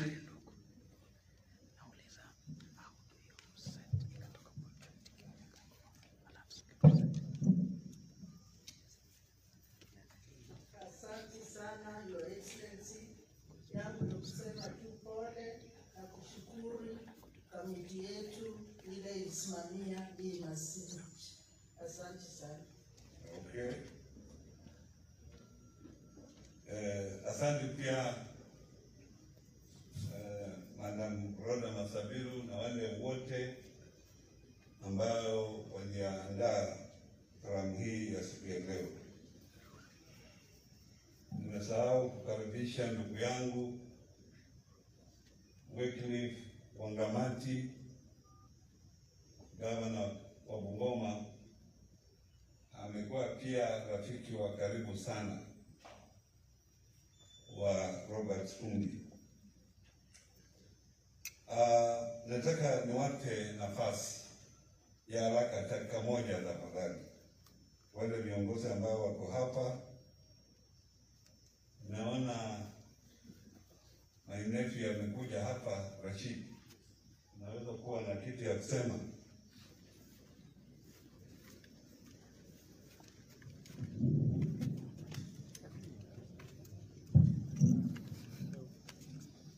Asante sana Excellency Governor.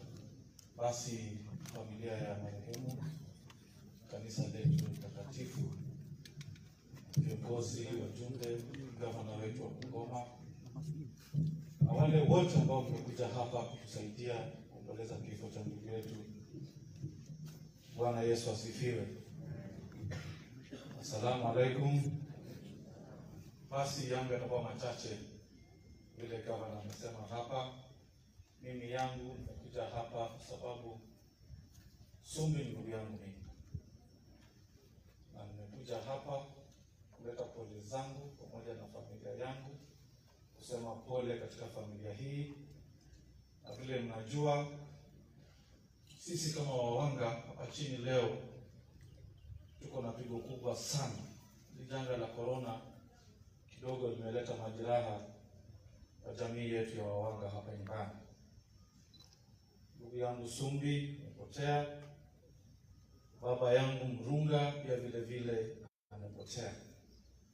Ni huzuni mkubwa sana kwetu sisi kama jamii kuwapoteza watu wakubwa kama hawa wa familia yetu. Na mimi nataka nichukue fursa hii niwashukuru nyinyi wote ambao mmeacha kazi zenu mkakuja hapa kusimama na sisi, kuomboleza na sisi. Nachukua fursa hii kwa niaba ya watu wa Mumias kusema asanteni sana kwa kuja kusimama na sisi. Na mwisho, Governor, nataka nichukue fursa hii pia vile vile nikushukuru. Najua Sumbi amekuwa rafiki yako wa karibu sana, na umeonyesha kweli kwa haya matanga ya Sumbi ya kwamba wewe unasimama na rafiki yako wakati anapata msiba. Na sisi kama wawanga, Governor, nataka kwa niaba ya wawanga niseme ya kwamba asante sana kwa kusimama na mtoto wetu Sumbi. Na mwisho kabisa, vile majority leader amesema hapa, ili janga sasa limeshika dunia mzima, sio Kakamega peke yake. Na vile amesema hapa, tunaomba viongozi tukuje pamoja tuone vile tunaweza kabiliana na hili janga. Hii sio saa ya kwanza kuitana majina, mara huyu hajafanya, huyu hajafanya. Hili janga limeshika dunia mzima. Sasa hata leo ukisema Gavana Oparanya hajafanya, unataka afanye nini? Na hata Rome kule mmeona Pope mwenyewe anavaa mask. Kwa hivyo naomba viongozi wenzangu tushikane pamoja, tuhakikishe ya kwamba tunaokoa maisha ya watu wetu hapa nyumbani. Manake leo Mheshimiwa Sumbi amekufa, amekuwa chief of staff, kila mtu anajua Sumbi amekufa. Mheshimiwa Murunga amekufa, amekuwa mjumbe, kila mtu anajua Murunga amekufa. Lakini kuna watu, maelfu ya watu hapa nyumbani, wale hoehoe, wale hawajulikani, wanakufa kama maunga kwa hizo hospitali. Kwa hivyo tunaomba viongozi, huu si wakati wa kulumbana, tushikane pamoja, tuhakikishe ya kwamba tunapigana na hili janga. Na Governor, najua Sumbi huyu, mimi niko na historia na yeye na wewe.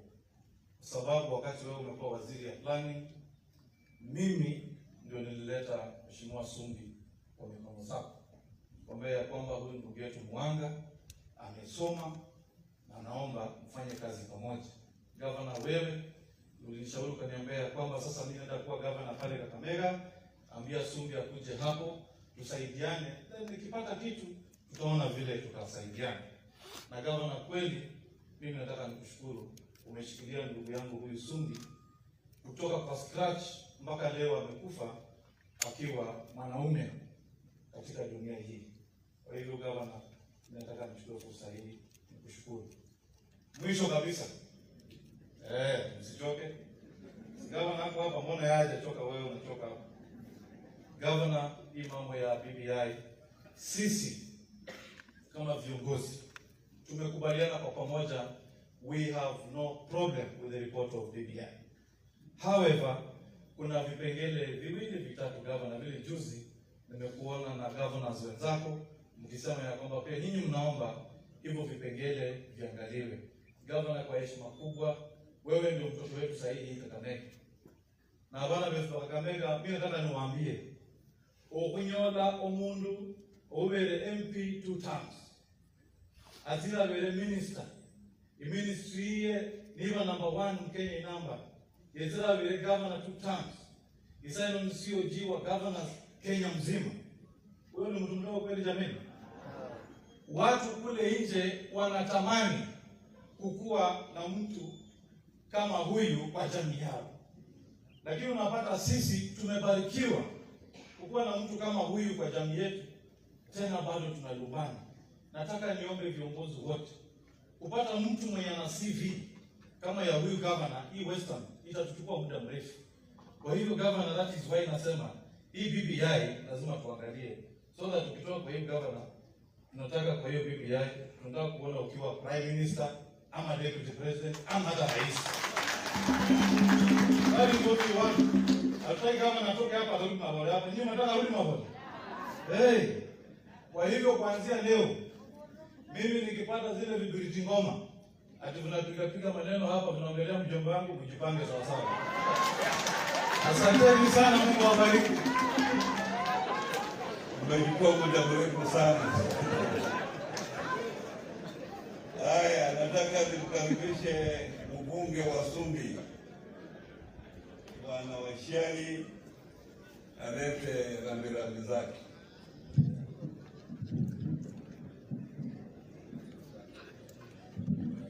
Asante sana Your Excellency.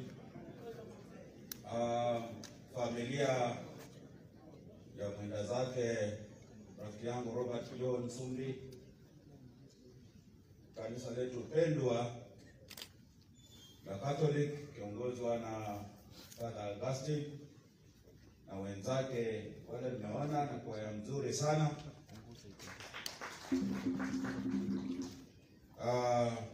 Your Excellency, Wycliffe Ambeto Paranya na mwenzako Wangamati kutoka Bungoma na viongozi wote wale wako hapa, wale wamekuja kuombeleza na sisi.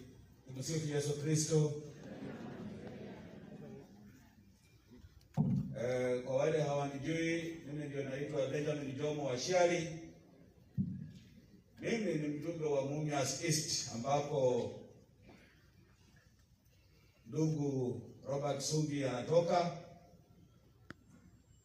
Kwa hivyo nimekuja hapa kwa niaba ya watu wote wa Mumias East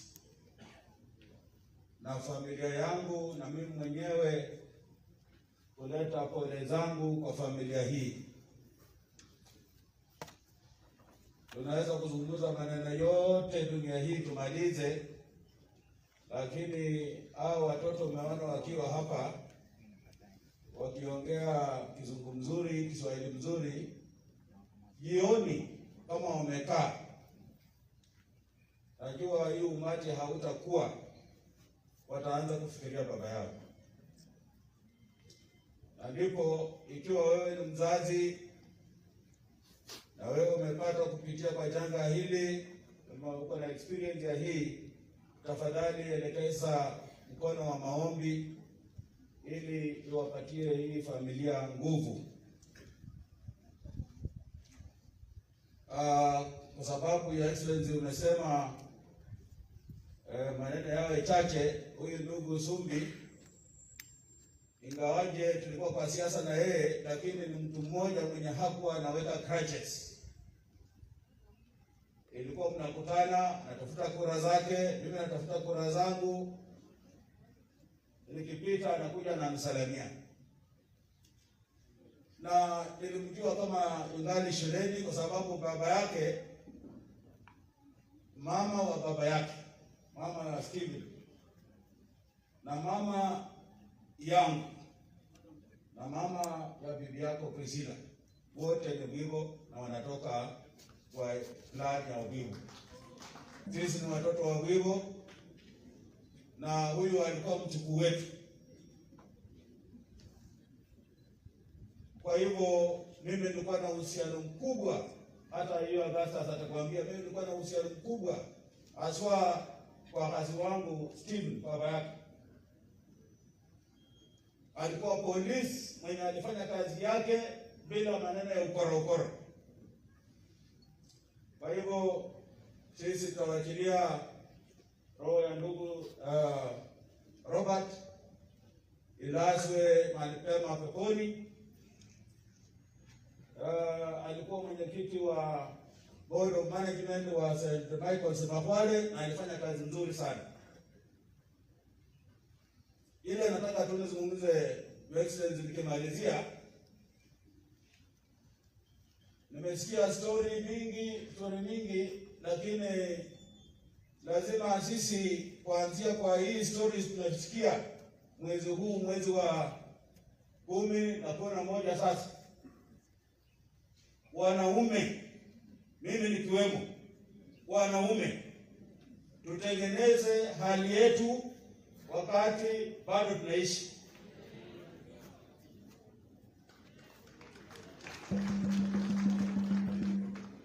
Na mimi nimeona hapa, tumekaa hapa, kuna wanaume wengi hapa, kama wakati yao utafika tena kesi zitakuwepo. Tengeneza maneno yako kama bado unaishi.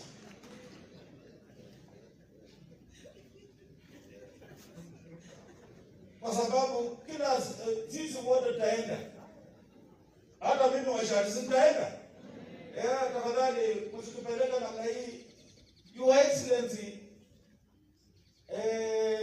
kama mazishi ingekuwa vile tulikuwa tunapanga awali, hii uwanja ingekuwa imefurika. Huyu alikuwa na mpendo wa watu wengi sana dunia hii. Kwa hivyo wacha niwachie hapo, mimi saa zingine uwanga na pande wa kidogo na hasira. Your Excellency, haya nataka, na nimesikia yale ndugu yangu amesema.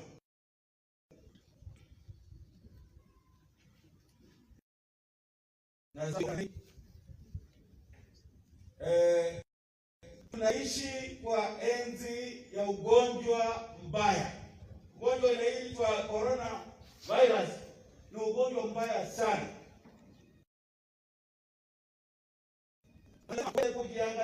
Kujiangalia sisi wenyewe. Tumepewa masharti ya kunawa. Sisi watu wa Western Waluya tunazoea kunawa. Mbona inakuwa ngumu sisi kunawa na tumezoea kunawa hata kabla hii ugonjwa itakuja? Ile kitu mgeni ni hii.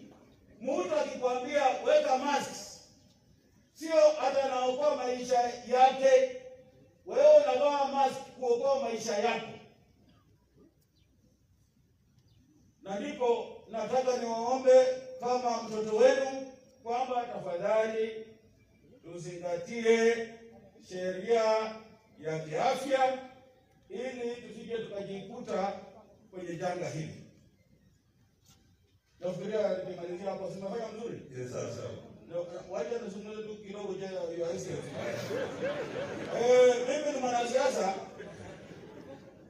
na ile tu shida yangu kidogo, tuliambiwa tujenge daraja. BBI ni building bridges. Na ndugu zetu wakasema tujenge daraja. Sina shida kwa sababu hatujui nani aliwatuma kusema tujenge daraja. Lakini ukijenga daraja, lakini hakikisha kwamba hiyo daraja haiwezi kuhatarisha maisha ya watu. Na ndipo tunasema sisi wote kama Wakenya tumekubali maneno ya kujenga daraja, hata kama hatukuwatuma kujenga daraja, lakini tumekubali. Tunataka tu hiyo daraja isiwe kuangusha watu katika mto.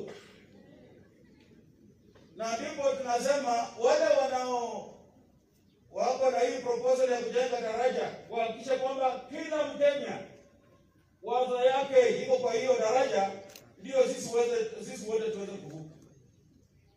Wamaskini wako, mahasalazi wako, na watu wote, kanisa liko, lazima tuweze kusikia kila mtu ili tutengeneze daraja yenye Wakenya wote watavuka.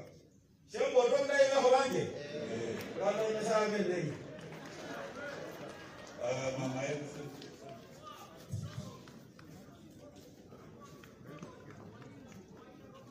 tuna engineer Nyaroto yuko hapa.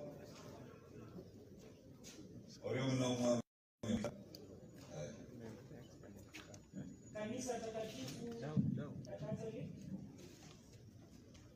Mama Suzi na familia, viongozi mbalimbali, na tumebahatika gavana wa Bungoma amekuja kutusaidia Wamurano ndivyo ulivosi mrembe hana nenzimama wenye kaunti Mama Elsi Muhanda, na mimi nasimama hapa kuleta rambirambi kwa familia ya Sumbi. Sumbi nilimjua 2013, tulibahatika kuchukuliwa kuwa mawaziri kwa the first county government of Kakamega. Gavana alituchagua na tulifanya kazi kwa njia nzuri, na Sumbi alikuwa mzuri sana. Yeye hakukuwa mtu wa kuweka mipaka, yeye alitupenda sana, na pia mimi kama mama kaunti hata alinipeleka nikaona bibi yake Suzi na watoto nilikuwa nawajua. Kwa hivyo ni pigo kubwa. Mimi nasema pole sana. Mimi nasimama hapa na roho mzito. In fact, roho wao rasmi mimi nilitamka mambo mingi. Nyasaya kusamehe. Kwa maana hata sisi wengine hatukuwa tunajua amepata hiyo blood cancer, kwa hivyo ilikuwa shtuko kubwa sana. Mungu atusamehe kwa yote, na mimi nasema ya kwamba Mungu ndiye anapeana na Mungu amechukua, jina lake litukuzwe. Mimi kama mama wa kaunti nataka kuhimiza wenye tumebaki tufuate maagizo ya corona. Corona is not a joke. Sasa hivi nimetoka kwa matanga ya Dr. Isi huko Ikolomani, tumemzika. Last week tulizika Dr. Nishula na madaktari wengine, na hawa ni wale wakubwa, lakini kuna tena wengine wadogo wametuacha. Kwa hivyo tukiambiwa mambo ya mask, tusionelee ya kwamba tunapewa punishment. Hapana, ni kujali maisha ya wananchi. Na gavana, mimi nataka kukuomba, mimi kama mama najua ya kwamba hawa watu wetu wa Kakamega County kweli masharti imekuja ya kulipisha fine ya 20,000, masharti imekuja lazima wakuwe na masks. Mimi nakuomba, na mimi pia na viongozi wengine tushikane pamoja, tutafutie hawa watu wetu masks, kwa maana hawana pesa na watashikwa na hawana pesa. Kwa hivyo mimi nitajitolea vile president alisema, viongozi wote tushikane, tusaidie hawa watu wetu wa Kakamega wenye hawawezi wasishikwe, na jela ndio hiyo hata imejaa. Ndio mimi naomba tushikane, tuwasaidie hapo mbele, tuwatafutie masks, labda tufanye mchango, tuweke pesa pamoja, tununue masks yenye tutasaidia hawa watu wetu. Ama namna gani? Bantu banje mbele handi. Mimi nasema ya kwamba rafiki yetu tulimpenda, lakini Mungu alimpenda zaidi. Mungu amlaze pahali pema peponi. Asante. Haya, asante Mama Shionga.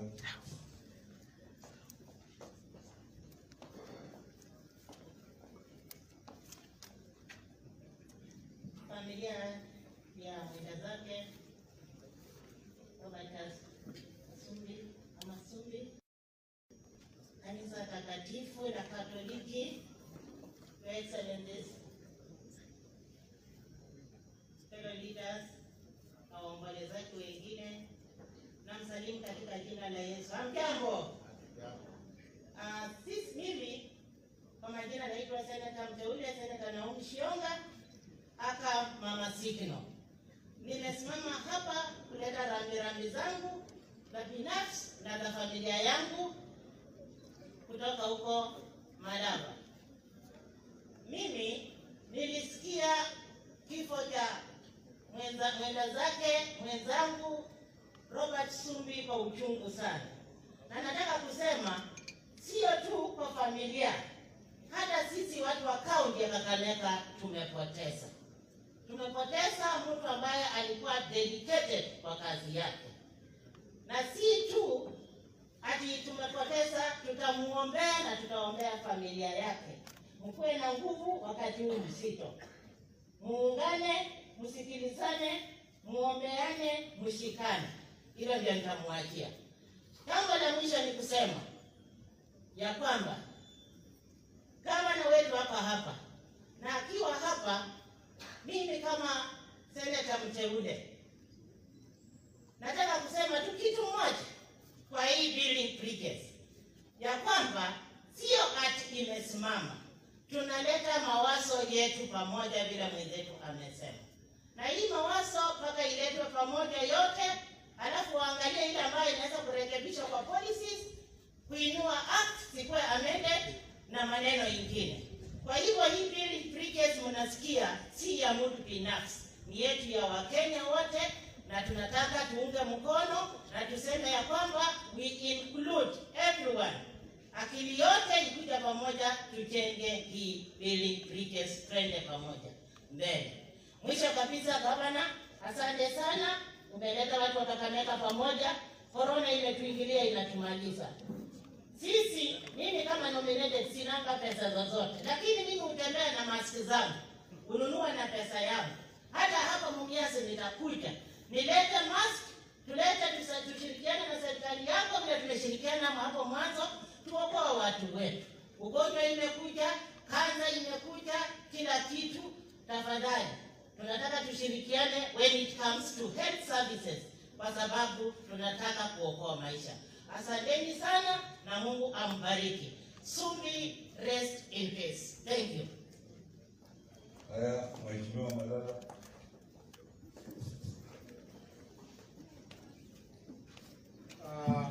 Gavana wa kaunti ya Kakamega, viongozi wote walio hapa, familia na waombolezaji wote, Bwana Yesu asifiwe.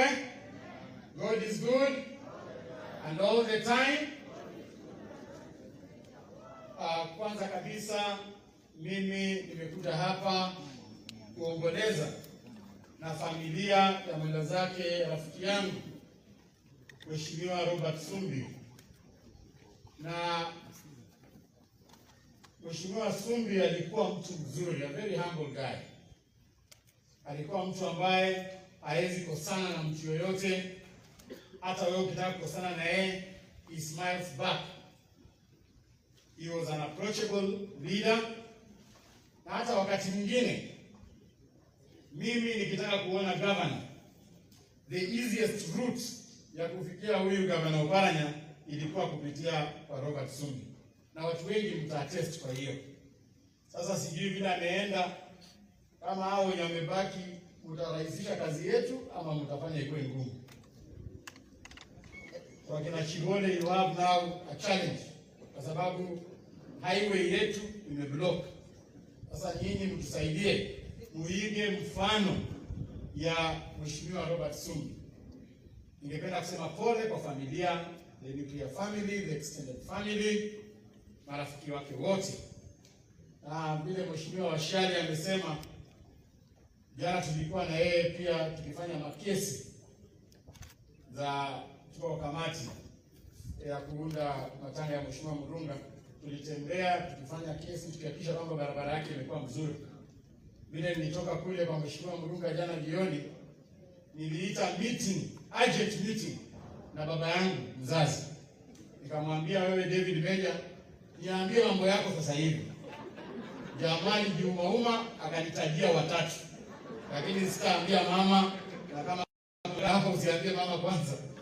Nimemwambia niambie mambo yake, ndio nipange mambo yake, kwa sababu wazee pia tu ni vizuri msituache kwa ile aibu ambayo mnatuacha nayo. Na mimi nimehuzunika kwa sababu Mheshimiwa Sumbi alipotea wakati huu mgumu wa corona. Na vile viongozi wamesema hapa, ugonjwa huu wa corona uko kila mahali, Kenya nzima, dunia nzima. Hatuwezi sema kwamba ati ni Kakamega peke yake ndio wako na corona. Na mimi kidogo leo nataka kuongelea wale majeshi ambao tumewatuma waende wapigane na hili janga la corona. Hao majeshi ni our health workers, hao majeshi ni polisi wetu ambao wana enforce, hao majeshi ni walimu wetu ambao wako kwa shule wanafundisha watoto wetu. Ningependa kusema kwamba ni jukumu la serikali kuu na serikali la county government kuhakikisha kwamba hao majeshi wamekuwa protected, ya kwamba rasilimali yote ambayo tuko nayo, tafadhali tusikose kwamba daktari hawana PPEs, hawana stakabadhi ya kuwa protect, kwa sababu sasa hivi tuko na madaktari tumepoteza. Hata jana usiku gavana tumepoteza Dr. Were ambaye alikufa tena, Dr. Lumire alikufa, Dr. Lushula alikufa. Tungependa tu kuomba tafadhali serikali itafute special insurance ya kuhakikisha kwamba madaktari na frontline workers wamesaidiwa. Jambo la pili, ningependa pia kuuliza ya kwamba tumesikia serikali ikisema kwamba wanataka social distancing, kwamba tusiwe na watu wamefurika mahali pamoja. Tungependa serikali kuja na policy nzuri na protective measures nzuri, kwa sababu the same government is saying that January 4 watoto wetu waenda kwa shule. Do we have enough facilities? Hao watoto ni 3,000 wanakaa kwa dormitory moja. Are we sending our children to a suicide cave? Tungependa kama hii ni ya kila mtu, na mtu awajibike. Mimi kama senator nimefanya juu na chini. Most of the time nikipata jambo lolote mimi hufikia gavana kwa ofisi yake kibinafsi. Mimi nimeandika barua mingi nikipeana pendekezo zangu vile ningependa healthcare Kakamega improve. Gavana, ningependa kukuomba tafadhali hakikisha recommendations na mawazo ambayo tunakupatia kama viongozi, kwa sababu tuko na shida katika healthcare. Rafiki yangu Rashid, asante sana kwa kupata mwelekeo mzuri. Naona sasa umefunguka macho. Umefunguka, ulikuwa umepotea kidogo, lakini umefunguka macho kwa sababu umesema vizuri sana. Na yale ambayo tunasema mbele ya kanisa, tafadhali isikuwe ya mzaa, kwa sababu sasa hivi unaambia Hota wewe utakuwa president, jioni ikifika unaenda kule kwa Ruto mnakaa na yeye. So ni vizuri ukiambia uparanya mwambie ukweli yaliyo ndani ya roho yenu, ndio msimdanganye afike pale mbele tena mmuache kwa mataa. Ukae na yeye, ukisema support him to the end, na tutasimama na wewe. You are a good leader. Na wewe kama kijana mwenzangu pia mimi nitasimama na wewe. Mwisho, kwa masuala ya BBI, mimi naunga mkono viongozi ambao wameongea hapa leo, wakiongozwa na Mheshimiwa Washali na ndugu yangu Rashid, ya kwamba hatupingi BBI. BBI is a beautiful idea ambayo inaenda kutusaidia kuhakikisha we strengthen the weaknesses of our constitution. Lakini ile kitu tunasema, tunataka mawazo yote yawekwe ndani. Ile budget ya 14 billion ambayo imepangwa kutumika kwa BBI, tukishakubaliana there is no need to spend 14 billion. Tutapitisha bila kutumia hiyo pesa. Mtatumia kama bilioni 2 ama 3, alafu ile 10 mlete hapa Mumias Sugar Company ifufuliwe ianze kufanya kazi. So there is no need we spend 14 billion kwa kusukumana na kuvurutana. Kuna kipengele kimoja ambaye mimi nimesema warekebishi. Wakirekebisha mimi nitakuwa tayari kuiunga mkono kabisa. Masuala ya kustrengthen Senate. Mumeambiwa kwamba atiko kwa Senate wanataka tena waongeze wanawake wengine 47. Na mnajua vizuri sana Mheshimiwa Woman Rep Mama Elsie sasa hivi kuna kitu inaitwa affirmative fund. Hapo na pesa ambayo anasaidia wamama nayo. Akikuja kwa Senate inamaanisha hiyo pesa imepotea. Almost 100 million per year. So sisi tunasema hao mama woman representative wasikuje kwa Senate, wabaki kwa National Assembly na pesa yao watumikie wamama kule. Lakini wewe ukileta wamama 47 kwa Senate, uwafungie kwa room moja na wanaume 47, sijui unajua matokeo bwana. hawezi weka wanawake 47 kwa room moja na wanaume 47. Sasa wakiangalia hiyo kipengele ya strengthening the Senate, tutaunga BBI mkono na tutasonga mbele. Otherwise, Mwenyezi Mungu awabariki na naambia familia pole. Deputy Governor.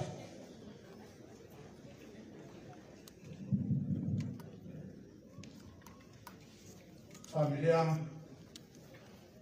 ya Robert Sumbi, gavana wetu Livangezo Paranya, gavana wa Bungoma Mangamati, na wote ambao wamekuja mazishi ya Sumbi, hamjamboni, hamjambo tena. Mimi nitasema kwa uchache sana. Sumbi nilimfahamu mwaka wa 2013 wakati ambao tuliingia kwa county government ya Kakamega. Tukawa kwa elections naye, baadaye governor akatuchukua, mimi kama deputy governor, Sumbi kama CEC, tukafanya kazi naye. Sumbi tulifanya kazi naye vizuri sana. 2017 aliporudi akachaguliwa kuwa chief of staff, tukaendelea kufanya kazi. Kuanzia mwezi wa 8, Sumbi alikuja kwa ofisi yangu mwezi wa karibu wa 5 hivi. Akaniambia kwamba Wabeka hapa anasikia kitu. Nikamwambia siende wa check. Akarudi tena akaniambia nasikia kitu kama hapa. Niambia nenda check. Nikamwambia nenda akakani. Akaenda huko, akarudi akasema wamechukua sample na wamefanya minor surgery. Baadaye Sumbi akaniambia imepatikana kwamba ana stage 1 ya myeloma. Na nilikuwa na hakika kwamba ikiwa stage 1 ya myeloma, Sumbi ataweza kutibiwa. Kwa sababu hiyo ilikuwa imepatikana wakati mzuri. Baadaye Sumbi mwezi wa 10, wa 9 wa 10, akaja akaniambia kwamba hajisikii kwamba ana nguvu. Wakati alipokuwa akija kwa ofisi na mwambia Sumbi, rudi nyumbani upumzike. Kila asubuhi mwezi wa 10 nilikuwa nikimpigia simu, Sumbi huko namna gani? Anasema nguvu zimekwisha. Mwambia pumzika. Umeanza chemotherapy? Akasema ndio. Utakuwa vizuri. Sumbi has left us too soon. Sumbi was ever smiling guy. He was a friend. We worked well. And I'm sure if it were not for COVID, tungekuwa na Sumbi size. We could deal with Sumbi. This COVID iko. Mmesikia hapa Senator amewambia one of the top doctors in East Africa wa kidney, ila ambayo special ambao wanaita nephrology, alikufa jana usiku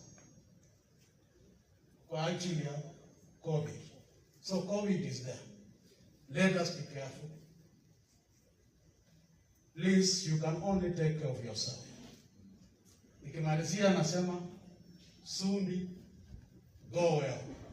Sumbi, you are a brother, you are a colleague, and above all, you are a friend. May you rest in eternal peace. Thank you. Haya, nina mama mkubwa hapa.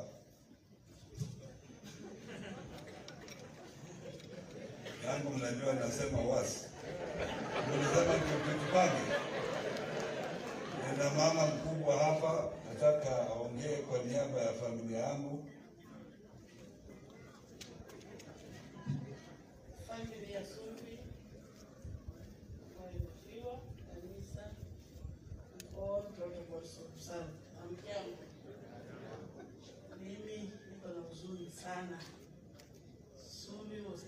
small brother. Sumbi alikuwa maana. I remember akiwa waziri, tulifanya kazi naye, hata tukadeliver Miscellaneous of Kenya, number 4. So, kifo yake ni pigo kwangu personally na kwa familia yetu. They were total match na his excellence. Ungeona vile wanatembea, ungefikiria ni mtu na ndugu yake mdogo. Sumbi alikuwa mkakamavu, very jovial. Utaona meno ya Sumbi mwanya ndio maneno itoke. Tumempoteza mfanyakazi wa nguvu. Najua mama Susi umepoteza mume, watoto wamepoteza baba yao. Hata wakati Nathan alikuwa Butere Girls, alikuwa ananiuliza, mama, ni wapi naweza peleka mtoto wangu apate elimu bora. Kwa hivyo ni mume alikuwa anajua watoto wake wapate elimu nzuri. Ile imebaki, wacha tuombee family. Mungu azidi kuongoza, especially watoto, and like a small one, kale bado kako mbali, katakuwa tuna memories za babu bila kumuona. Na ni hayo tu, wacha tu niwachie hapo. Asante. Asante.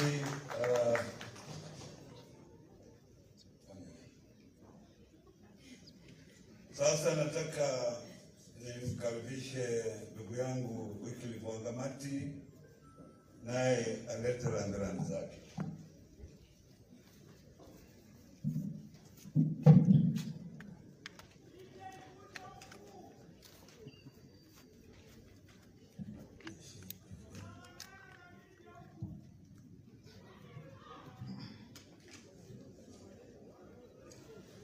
Familia ya mwenda zake Robert Sumbi, mke wake Suzy, Mheshimiwa Gavana wa jimbo la Bungoma la Kakamega ambaye pia ni chairman wa Council of Governors, Mheshimiwa Oparanya, viongozi wenye wako hapa wote, kanisa yetu andalizi ya Catholic na wakaazi wote wa Kakamega, Bwana asifiwe. Tumsifu Yesu Kristo daima na milele. God is good and all the time. Mimi pia nimekuja hapa kumwongeleza rafiki yetu Robert. Mheshimiwa Gavana, nimekuja na viongozi kutoka Bungoma, wameingia, wametoka, wamenifuata kidogo. Niko hapa na MCS wa kutoka Bungoma, I think wako karibu 5. Simama tu wewe. Asante sana. Pia niko na CC moja hapa Makanda, simama. Asante. Na viongozi wengine wenye nimekuja nao, ma advisors wenye nimetoka nao Bungoma. I think there's someone hapo. Mheshimiwa Gavana na familia, mimi pia nimekuja hapa kutoka kwa Lizangu. Na nimekuja hapa kama sio gavana, nimekuja hapa kama rafiki ya Robert Sumbi. Robert, mimi nilimjua kama bado tuko university, yeye ni rika yangu way back in 1991. Sasa ni mtu nilikuwa nimemjua vizuri, tulikuwa na yeye hiyo wakati university, na baadaye tukawachana. Nimekuja nimemjua baada ya ashaingia siasa 2007 akitafuta kwa ubunge eneo hili. Sasa pia mimi gavana nimekuja hapa kutoa pole zangu kwa familia, kwa mke wake, watoto na serikali yote ya kaunti ya Kakamega. Na pia nataka kutoa pole zangu kwa gavana wa Kakamega ambaye pia ni rafiki yangu mkubwa sana, Mheshimiwa Oparanya, for losing someone who has been very close to you, someone that you have worked so close for the last 7 years, and I want to say pole.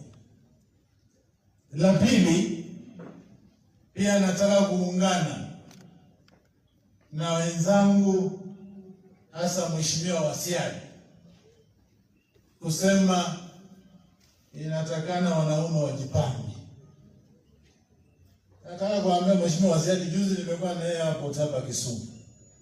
Wewe ukisema wanaume wajipange, wewe pia jipange kwanza. Hello? Haya, nimesikia seneta wa Kakamega anaongea maneno ya babaki. Wewe ongea yako kwanza hapo. Okay, tafuta mzee jipange, wewe jipange kwanza because you're in that age now. Lakini tukisema maneno ya wanaume wajipange, pia nataka kuambia madada zetu, find in your hearts, when you are married to someone, stay with that person. Iwe mbaya, iwe mzuri, kaa na yeye. Na hiyo nasema kwa roho safi, because I knew Sumbi very well. I knew Sumbi hata akitafuta ubunge 2007. Akianguka kura, I know how he lived in Nairobi. Sasa pia sisi, mukiambia sisi wanaume wajipange Wasiali, ambia wamama pia they should be patient and wakae na wanaume zao, whether they have it or they don't have it. Na hiyo sisemi kwa sababu nimekuja hapa, kwa sababu mimi kama gavana wa jimbo la Bungoma nimeenda matanga mengi sana. When somebody dies, let's recognize every single person who has participated in the life of that person. Whether it's recognized or not, Mheshimiwa Gavana, mimi nimetoka Bungoma, nisitoke hapa nipigwe nirudi Bungoma, lakini that is my view. La tatu, Mheshimiwa Gavana, mimi nataka kuambia watu wa Kakamega, vile Rashida alizungumza hapa. This man called Oparanya is now a serious person in this country. Sisi kama magavana 47, yeye ni chairman wetu katika kanzo yetu ya nchi. Na mimi nataka kuwaomba watu wa Kakamega, if you want Oparanya to be the next prime minister or the president or deputy president, he must have almost 110% backing in Kakamega. Mimi nimeanza kumleta polepole Bungoma, na sisi tunasema, nimesikia watu wengi wakisema viongozi Western nitakana kuja pamoja wakae watoe kiongozi. Hiyo maneno ya kusema sijui Oparanya akae na Weta, sijui akae na Musalia, hiyo ni mchezo. Ni kama mnaenda kutafuta msichana. Mnaenda kutafuta msichana, unaambia mtu kaa hapa tusikizane, ni wewe ndio uchukue huyo msichana. Haiwezekani. When Ruto became the kingpin of Rift Valley, nobody sat together. Wakasema Ruto akuwe kingpin wa Rift Valley. Ruto just emerged. Aliangusha kina Kosgei, Henry, Sali, wakaanguka. And Ruto emerged as a leader. Mheshimiwa Rais Uhuru, yeye pia emerged. Aliangusha kina Mada Kauka, Peter Kenneth. They never sat there in a room to say that Uhuru should be the president or the leader of the region of Central. Raila emerged. Aliangusha Kinorene vile gavana wa Kisumu, wakaanguka. Ndio baadaye wakumbana. So pia sisi hapa Western maneno ya kusema watu wakae pamoja wasikizane, haitakuwa a leader just must emerge. Hello? Mnanisikiza? Mambo ya kusema tukae chini. If you have been in leadership for 30 years na hujasaidia watu, what do you want to tell us that tutakuja tukae chini tusikizane? Hello? Sasa pia sisi hapa Western tunataka kiongozi maji. Na mimi naona upande ukiendelea yule maji. Sasa sisi, hasa mimi kama gavana wa jimbo la Bungoma, Oparanya amekuwa rafiki yangu. Na tunataka kumwombea kila laheri. We want to ask you, Governor, when the decisions are being made at the national level, you should be part of that discussion. Na sisi kama magavana wa eneo hili tutaendelea kukuunga mkono. Maneno ya COVID kila mtu amezungumzia hapa. Mimi sasa kuongeza mingi, but just to say that this is something that is so serious. Na kila mtu, basic stuff, social distancing, kunawa mikono, na pia kuvaa mask. We should observe the health regulations as outlined by the Ministry of Health. La mwisho, maneno ya BBI mimi naomba mandugu zangu. But I also want to caution them and say we cannot have consensus forever because time is running out.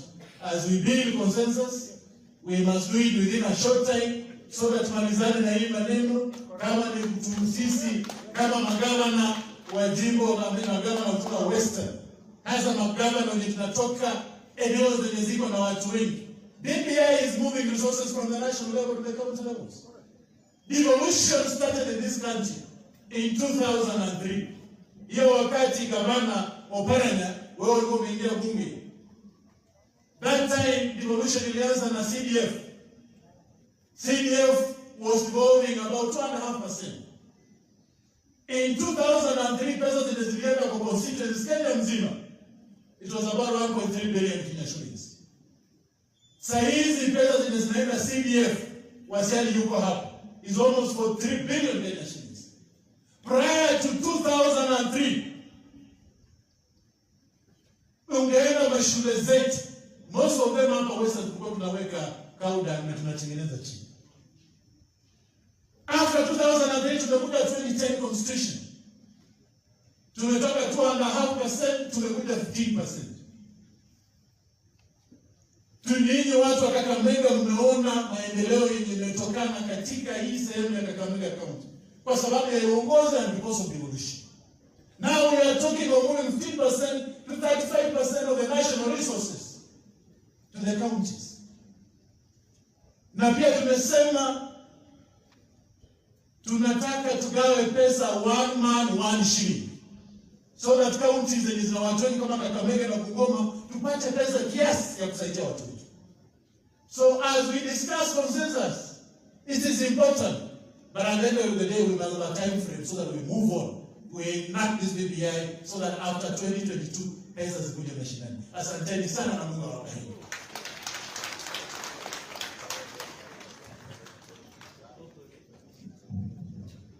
Nimeona Osoti, Mheshimiwa Osoti akiingia wakati Wangamati alikuwa anaongea. Nafasi ni yako, wewe ndio wa mwisho.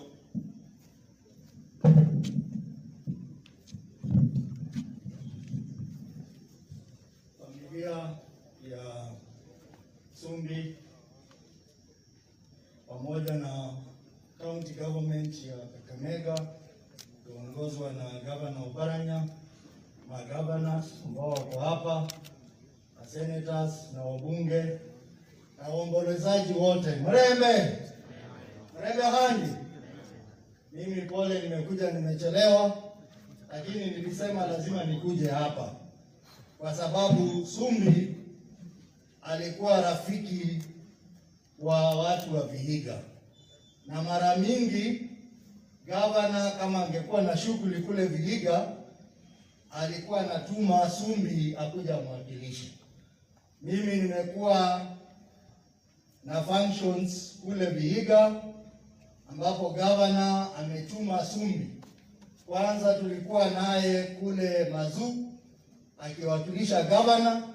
Baada ya mwezi moja, mimi pamoja na Mheshimiwa Kristo Mlele tukaenda kwa kaburi ya Archbishop Byram Makoka, tulikuwa na pale na Sumbi.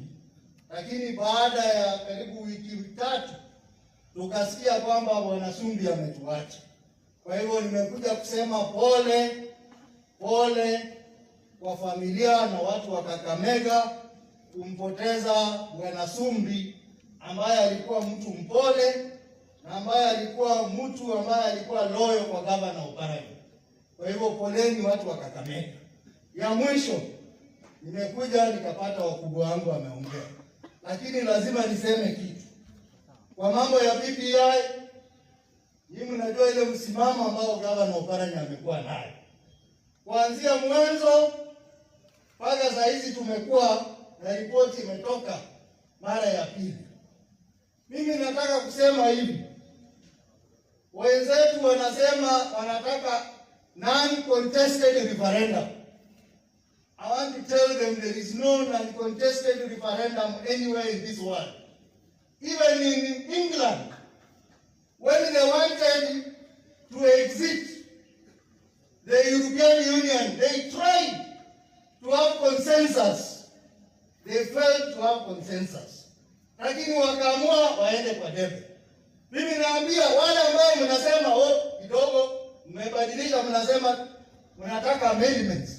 Kidogo mmechange goalposts, mnataka nini? Hizi mkue wazi, mkuja mpinga hii kitu, na wale tusupport hii kitu. Wananchi wapigie kura. Tumetafuta mabadiliko ya katiba kwa muda mrefu. It is now time to give Kenyans a constitutional moment, and the constitutional moment is offered by BBI. So give us a break. Stop changing goalposts. Mulisema mna oppose hii BBI kabla ripoti itolewe. Ripoti ikatolewa, mnaanza kusema amendment, lakini hamsemi ile kitu mnataka ibadilishwe. We are tired. We want to go to the polls. Na Mheshimiwa Obaranya, I know you are represented there at the high levels. Waambia Mheshimiwa Raila Odinga na Mheshimiwa Uhuru Kenyatta walete hiyo kitu, sisi tuweke saini. Tunajua tutapata saini ya kutosha, watu wachague kama wanataka referendum ama wataki. Lakini mimi najua wengi watasema wanataka twende njia ya mabadiliko, kubadilisha katiba. Asanteni sana, poleni watu wa Kakamega. Haya. Mwaka ule wana siasa. Wanaongea saa hii, kesho nyingine.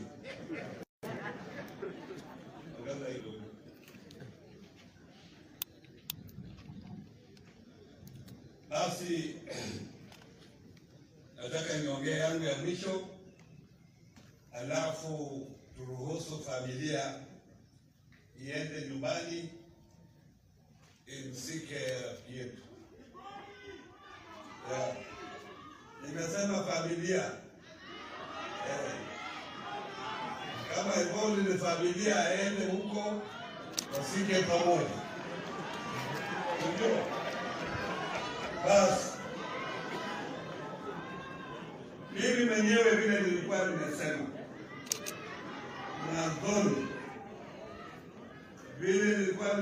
mwanzoni, Sumbi nimemjua kwa miaka mingi. Tulijuana mwaka wa 2007 wakati alikuwa anatafuta kiti hapa Mumias, na tulikuwa kwa chama kimoja cha ODM. Wakati alikosa kupata kiti hicho, akawa secretary wetu wa ODM hapa Kakamega. Na kwa sababu alikuwa katibu mkuu, tukaanza kufanya kazi pamoja kabisa. Wakati tulifika kura ya kuwa gavana kwa Kakamega, tulikuwa tumejuana vizuri, na yeye alikuwa mmojawapo mtu ambaye alikuwa anatafutia kura hapa Mumias na kwingine. Na nilipochaguliwa kuwa gavana, nikamfanya kuwa mmojawapo wa mawaziri wangu. Na kutoka siku hiyo tumefanya na yeye kazi mpaka wakati huu ambaye ametuacha. Amekuwa waziri katika department ile, na wakati nilichaguliwa tena nikamfanya chief of staff. na wengine hawajui chief of staff anafanya kazi gani.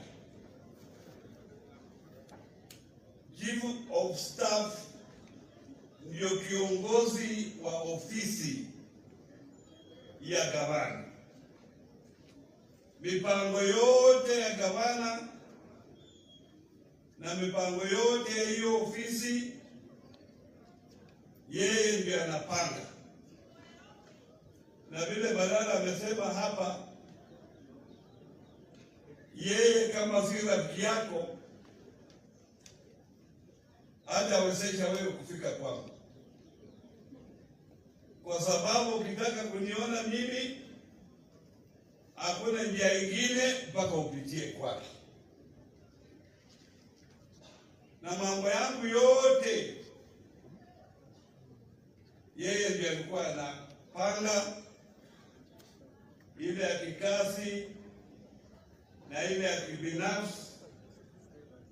Kwa hivyo yeye ndiye alikuwa karibu sana kwa wale wafanyakazi wote, yeye ndiye alikuwa karibu sana na mimi.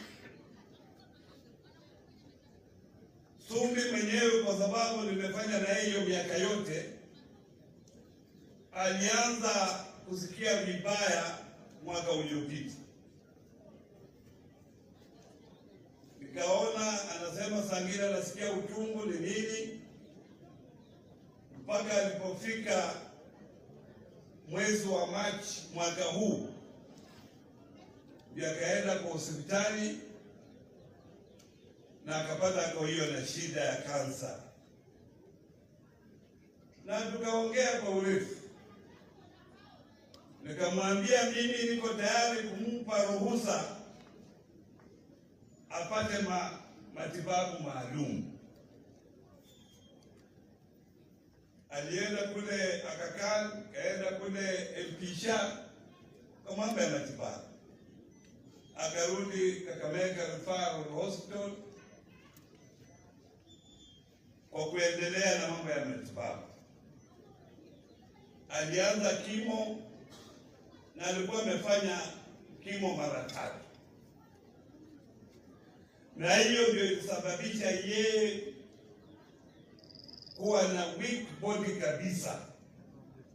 Alikuwa mdhaifu kabisa wakati huo. Ndio mimi nikamwambia aende nyumbani apumzike.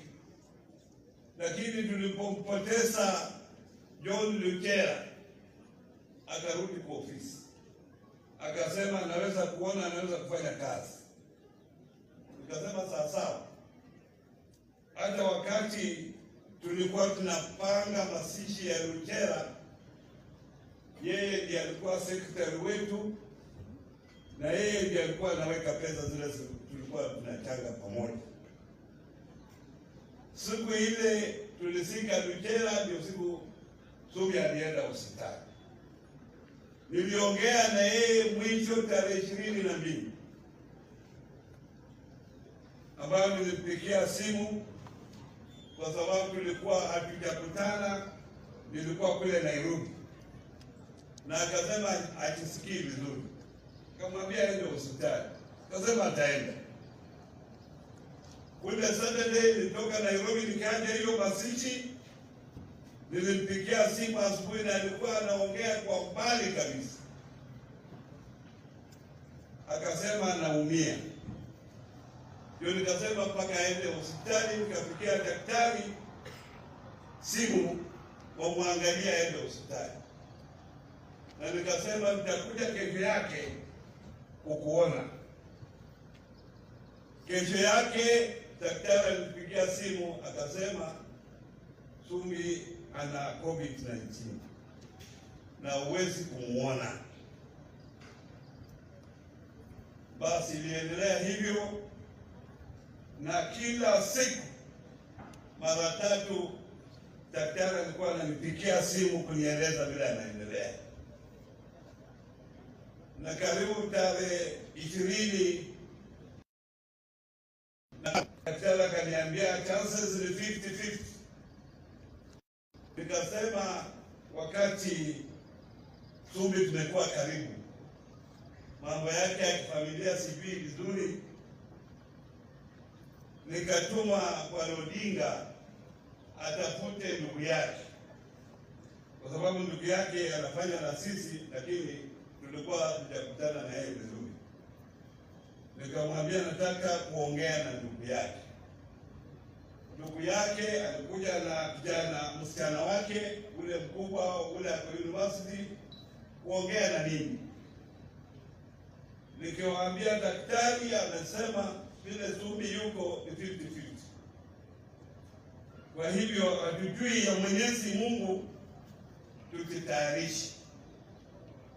Basi baada ya siku mbili akatuacha. Ingine ni historia. Kwa hivyo huyu Bwana Zumbi ni pigo kubwa kwa kazi yangu, pigo kubwa kwa kazi ya serikali ya kaunti ya Kakamega. Nina marafiki wengi ambao wameleta rambirambi kupitia mimi, kupitia kwangu. Hata Rais Uhuru Kenyatta, Raila Odinga, Deputy President William Ruto na wengine wote wameleta rambirambi zao kupitia kwangu, kwa sababu huyu alikuwa mfanyikazi ambaye alikuwa anajulikana kila mahali. Ningeomba tu, kwa sababu familia tumekuwa karibu na Zumbi, ningeomba tu hawa magari tafadhali, shida ni nini? Ni njaa au nini?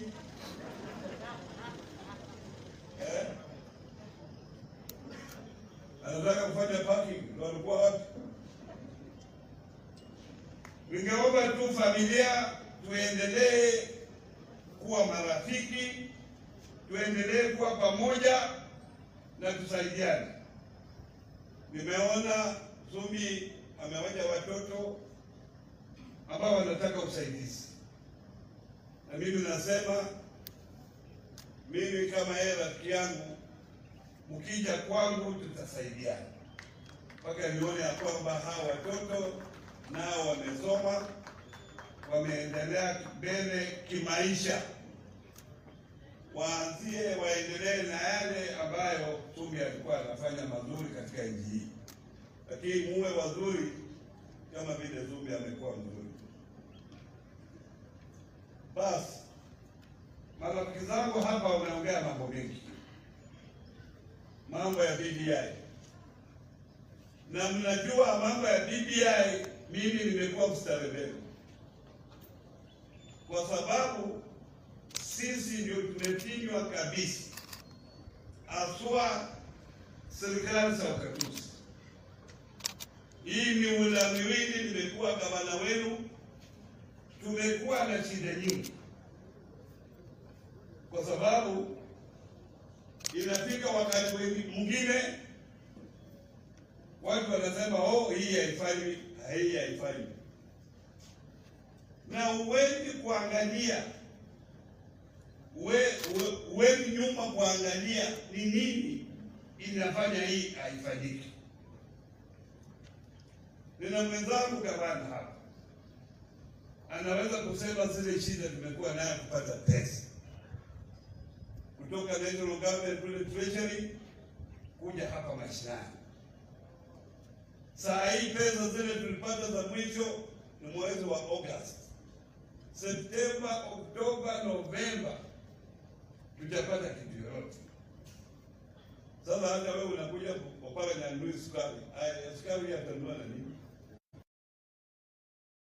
Tumesummon CS wa treasury kumuuliza ni kwa nini pesa sijaenda mashinani. Tunajua na wakati wa corona, lakini hata sisi tunapambana na corona, na hatuwezi kupambana na corona kama hatuna pesa. Watu wengi wamepoteza maisha yao, zaidi ya watu 15 ambao mimi nawajua wenyewe wamepoteza maisha yao, wengine wamesikwa, wengine wajasikwa kutokana na hiyo ugonjwa wa corona.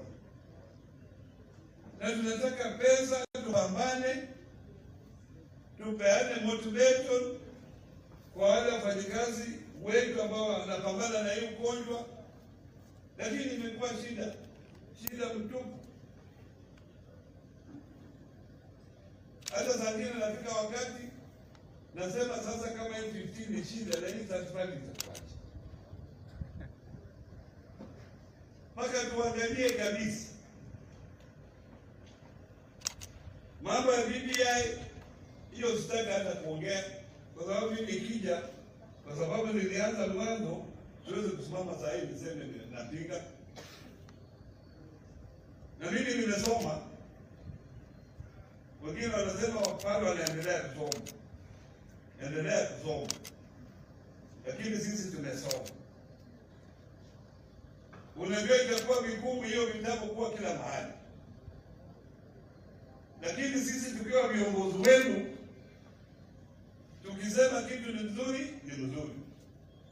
Iweze kuwa mzuri 100%, lakini hata mtoto akipata 75 hiyo ni A. So ikiwa mzuri 75 na tunatarafa hapa na pale, basi tunaendelea mbele, kwa sababu ile 75 ni mambo ambayo itasaidia watu wetu. Ndio kwa sababu sisi kama magavana wa Western Region kutoka Kisii, Luo, Nyanza na Western, tulikutana kule Kisumu wiki iliyopita, na tukaenda through na wale wataalamu, na pia tulikutana kama magavana kule Naivasha, tukaangalia hiyo kitabu, tukasema haya tunataka marekebisho hapa na pale, na tumepeana yale marekebisho, warekebishe na sisi tuende mbele, kwa sababu mjue hii ni nchi yetu. Kama tuna shida, itakuwa shida ya kila mtu, na hatutaki tuwe na matata katika nchi yetu. Tunataka watu wetu wafanyie kazi pamoja, tuwe na amani katika nchi hii, na hiyo ndio itasaidia sisi. Mimi vile nimesema, wakati huu tukifika 2022, mimi niko Nairobi kwa mesa.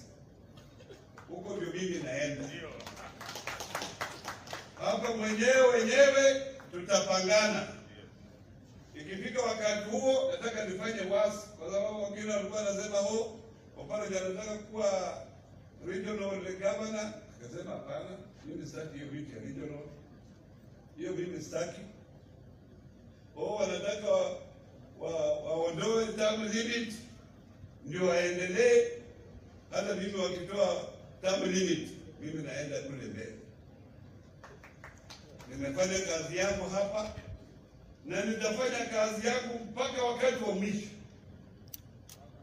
mpaka siku nitapiga kura, hand over vile inatakikana kisheria. Basi niseme sasa mimi naenda kupambana huko. Mungu ya mira watu bali. Muyaendelee kabisa. Niende mbele. Haya sawa. Muriyo mno. Nenda yule na wacha ndio bali. Awacha ndio bali hano bali. Majira baba wachiani bali. Lakini kwa hiyo lakini nano nataka wapo mdubaso. Nataka kwa mdubaso beno. The mind is open. Unajua ukiwa kwa siasa hakuna permanent enemy. Interest ndio zingine zinacheki asifanani, lakini kuna permanent enemy, permanent friend. Leo tuko marafiki, Kenya tuko enemies, Kenya tuko marafiki, hivyo na maisha inaendelea. Kwa hivyo naomba kabisa Mwenyezi Mungu amweke mahali pema peponi Mheshimiwa Robert Sumbi. Mungu awabariki. Asante sana Mheshimiwa Gavana wetu, na kwa niaba ya familia ya Sumbi na waombolezaji wote wakiongozwa na gavana wetu mpendwa Wycliffe Oparanya. Tunashukuruni Senator.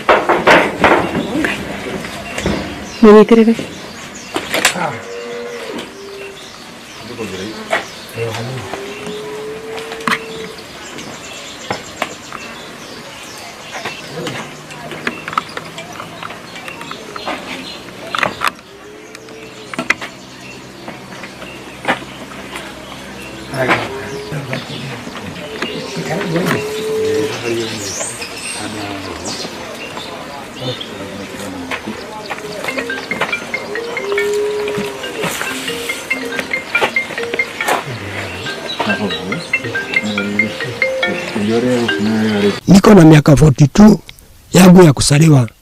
Na kuwaga na shida ya mwili kwa sababu miguu yangu ilianza shida na mikono yangu nikiwa kijana wa miaka 12 nikiwa shule. Hii shida ilinishika na nikapelekwa hospitali mingi lakini sikufanikiwa. Nikakaa kwa wheelchair miaka 3. Kuanzia 1989 mpaka 1991 nikiwa kwa wheelchair. Naye Mungu wangu akanitendea makubwa na nikapona 1992. Nikakaa kwa miaka 5 nikiwa mtu mzuri kwa mwili. Lakini 1997 ile shida ikarudi tena nikiwa kazini. Nikakaa tena kwa wheelchair 1997, 1998 na 1999. Mungu akanitendea makubwa nikapona mwaka wa 2000. Nikarudi kazini 2001 nikafanya kazi miaka 3. 2001 na 2003. Lakini 2003 mwezi wa Disemba ile shida ilirudi tena. Tena nikarudi na nikapelekwa hospitali mingi lakini sikufua dawa. Nikakaa kwa wheelchair miaka 11 bila kutembea. 1997 nikiwa kwa wheelchair macho yangu ikapotea. Nikapelekwa hospitali mingi lakini nikaambiwa nataka $500,000 ndio nitengenezwe macho yangu. Kwa Mungu wangu akanitendea makubwa nikatengenezwa jicho moja na ndio naona naye mpaka wa leo. Sasa kuanzia mpaka wa leo wakati huo nikakaa kwa wheelchair mpaka 2015 miaka 11 bila kutembea. Mungu akanitendea makubwa nikapona. Nikakaa 2016 nikiwa mzuri na 2017. 2018 ile shida ikarudi tena.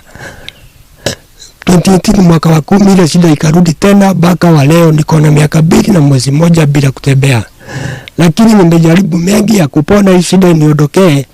Lakini yote sijapata kupona. Wale wananitazama ninaomba usaidizi wenu. Kwa wale kunajua kuna mapasta wanasikiza na kuna watu wengi wanaogopa Mungu wanasikia shida yangu. Naomba maombi yenu. Na kuna yule mtu anataka kuongea na mimi, ngempea namba yangu ya simu ili anasanishika naye. Namba yangu ni 07 29 781 052. Nitarudia tena 07 29 781 052. Hiyo ndio namba yangu.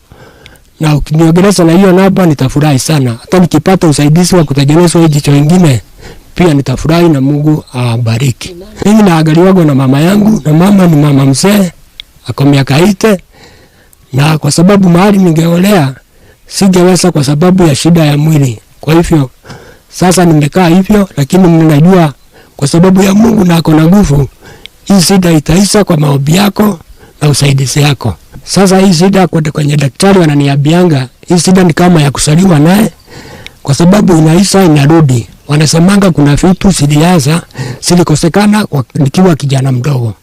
Sasa ndio kwa sababu shida inaenda ikiisha. Lakini hata kama ni vitu zilikosekana kwa mwili inanishinda kwa sababu pia wakati naombewa sana Mungu anakuja ananitendea. Kwa hivyo naomba tu nimepelekwa Kenyatta nikatolewa maji kwa spinal, nikapigwa picha, hospitali mingi nimepelekwa, lakini sijafanikiwa. Kwa hivyo tunaomba kwa wale wananitazama, maombi yenu naomba sana, na kama kuna mtu, hata kama kuna daktari anaweza kuwa anajua shida yangu, ningepata usaidizi wake, ningefurahi sana, na wa Mungu awabariki. Amaretwa makwa njĩtagwo Biria wa Njirũ wa mũthuri ũgwĩtwo James Njagi. Ũyũ nĩ mwana wakwa ndũraga nake, ndĩna thĩna mũingĩ mũno, tondũ ũguo igua mũraigua wothe agĩtarĩria nĩguo gakoretwo ahuana, na ngageria maũndũ mothe marĩa mageragio nĩ Gĩkũyũ kana marĩa tũheagwo ũtaaro na kuma kameme-inĩ, no macio mothe ndakoretwo enamo, na ndirĩ no cuke ngiuga ũguo nĩ tondũ macio mothe nĩ hingĩtie. Ũhoro wa Gĩkũyũ kũhika na gũciarwo na kũrera ciana, macio mothe nĩ hingĩtie. Rĩu ũndũ ũrĩa ũngĩkoragwo naguo nĩ thĩna mũingĩ mũno, tondũ mahinda marĩa rĩu ahana ũguo, ona nĩ gũkinyaga handũ ngamũhengaga na gũkũrĩrĩinĩ nĩgetha ndĩmũrutũrũre nja, no tondũ ti kwenda gwakwa njĩraga Ngai mwene amũteithie, tondũ nĩwe waheire mwana ũyũ na akahe ciana ingĩ na matirĩ na thĩna, na rĩu magerio ndaheaga mũndũ magerio marĩa atakũhota gũtoria. Mĩaka ĩyo yothe mwaigua aheana, nĩngoretwo nake na ngamũtungata na ngamũhota, ngeka ũrĩa wothe Mwathani akũndeithia, na ndirĩ ndamũrekereria mũthenya oro na ũmwe. Ũguo niĩ no njĩrire Ngai nĩ wega, ona inyuĩ aya ũguo mũragĩtwo no akorwo ndirakĩmenya gwĩta ũrĩa mwĩtagwo, Ngai witũ aromũrathima na mwĩke wega. Ithuĩ thĩna rĩa ngoretwo naguo nĩ ũcio mũno, ona rĩmwe nĩ njagaga ũteithio wa mũthemba wa mũtũrĩre, no Ngai witũ nĩ aheagwo kĩrĩa gĩothe ngũmũhe. Niĩ mbeca cia akũrũ nĩ heagwo, na nĩcio ngĩmũteithagia nacio, no rĩu ndanagerio na maũndũ maingĩ onake nĩgetha ahote gũteithĩka, na ndarĩ ahota gũteithĩka, na arĩa angĩ nĩ maragĩteithĩka. Niĩ no njugire atĩ niĩ ũyũ wakwa ndirĩ ndamũhitha mũthenya ona ũmwe, ona arĩa manaigua rũgano rwake manoka ona kũmuona ona manaima kũndũ kũnene na magoka na makamona, ona amwe ndiũĩ kwao, arĩa mahithaga ciana ciao, ona mahotage kũrutũrũra ciana ciao nĩgetha matige kũmahitha nĩgetha matigacambe. Ũyũ nĩ wĩra wa Ngai, ti wĩra wa mũndũ, na gũtirĩ mũciari ũngĩenda aheo mwana atuĩke magerio. Without disability. So sometimes ladies, they really don't want to be associated with persons with disabilities. Some of them will come and sympathize with you instead of loving you. So whenever you get a chance, yes, a slight chance, you make sure that you have also destabilized her by giving her the first chance, second, third, fourth, 7, she's written off. She cannot go anywhere. So that you cannot, instead of competing, if you cannot compete, you also use tactics, isn't it? Yes, and that's why you are seeing they are almost the same size, because they are do, re, mi, fa, sol, la, ti, live in Japan. And we were discussing with my friends here, and I told them, yes, you don't have to really, the problem in the world is not what you don't have, it's how you use what you have, not what you don't have. If you come lamenting, I don't have legs, so what? Whatever that I have, the crooked legs that I have, is the ones that I will use, and it's the one that I have used to go to parliament. And here is Shah, my friend. You have very long legs. You have never earned through your legs. You are not a footballer. You are not a runner. So your legs literally take you from your sitting room to the washroom. That is the importance of your legs. But mine have taken me from being called a caste to being called honorable member of their guest house. You see? So whatever you have, you will use it to your advantage. So the crooked legs that you think, for me, I want these legs to remain that way. There was a day when I was nominated to parliament, and I decided to thank God. So I went to a crusade that was in Nakuru of Prophet Uhuru. So when the ushers saw me, they don't see me, they see my disability. So they told me, okay, Mzee, don't sit there. Go up there, because the disabled are being prayed up there so that they can walk again. Now I say, if I start now walking again, I will lose my salary. Yes. of course, Uhuru Kenyatta, the president, will automatically degazette me. You know, you cannot represent a person with disability when you are not a person with disability. And with the salary and the perks that come with being a person, with a member of parliament, I really ran away very fast from that. Sorry. And when I was just on the gate, I met another guy like this pastor of ours here. He was carrying a Bible, but he was black and very short. So I went very far from him. You know, these people, that's why I was sitting strategically very far from our bishop here. Because he can easily say, Pokea, and then you yeah. And you know, that is a reason for me losing my salary. In fact, let me tell you, Pastor, if you pray, I will break it again. You know, I cannot risk all this.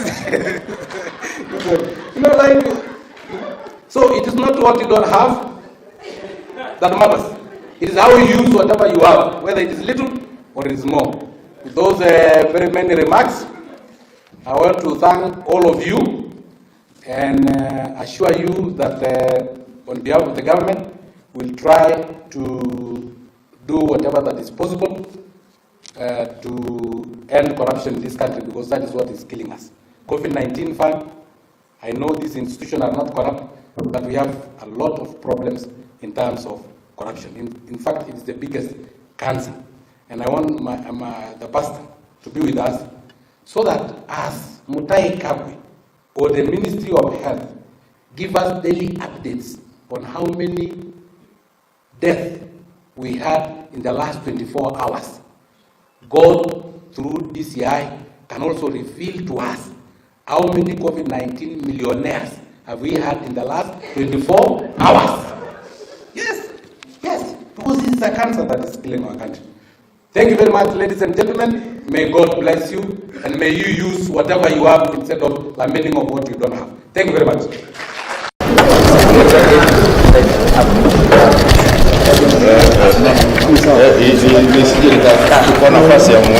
Behind the main speakers. Kenyans are not happy that the national health insurance fund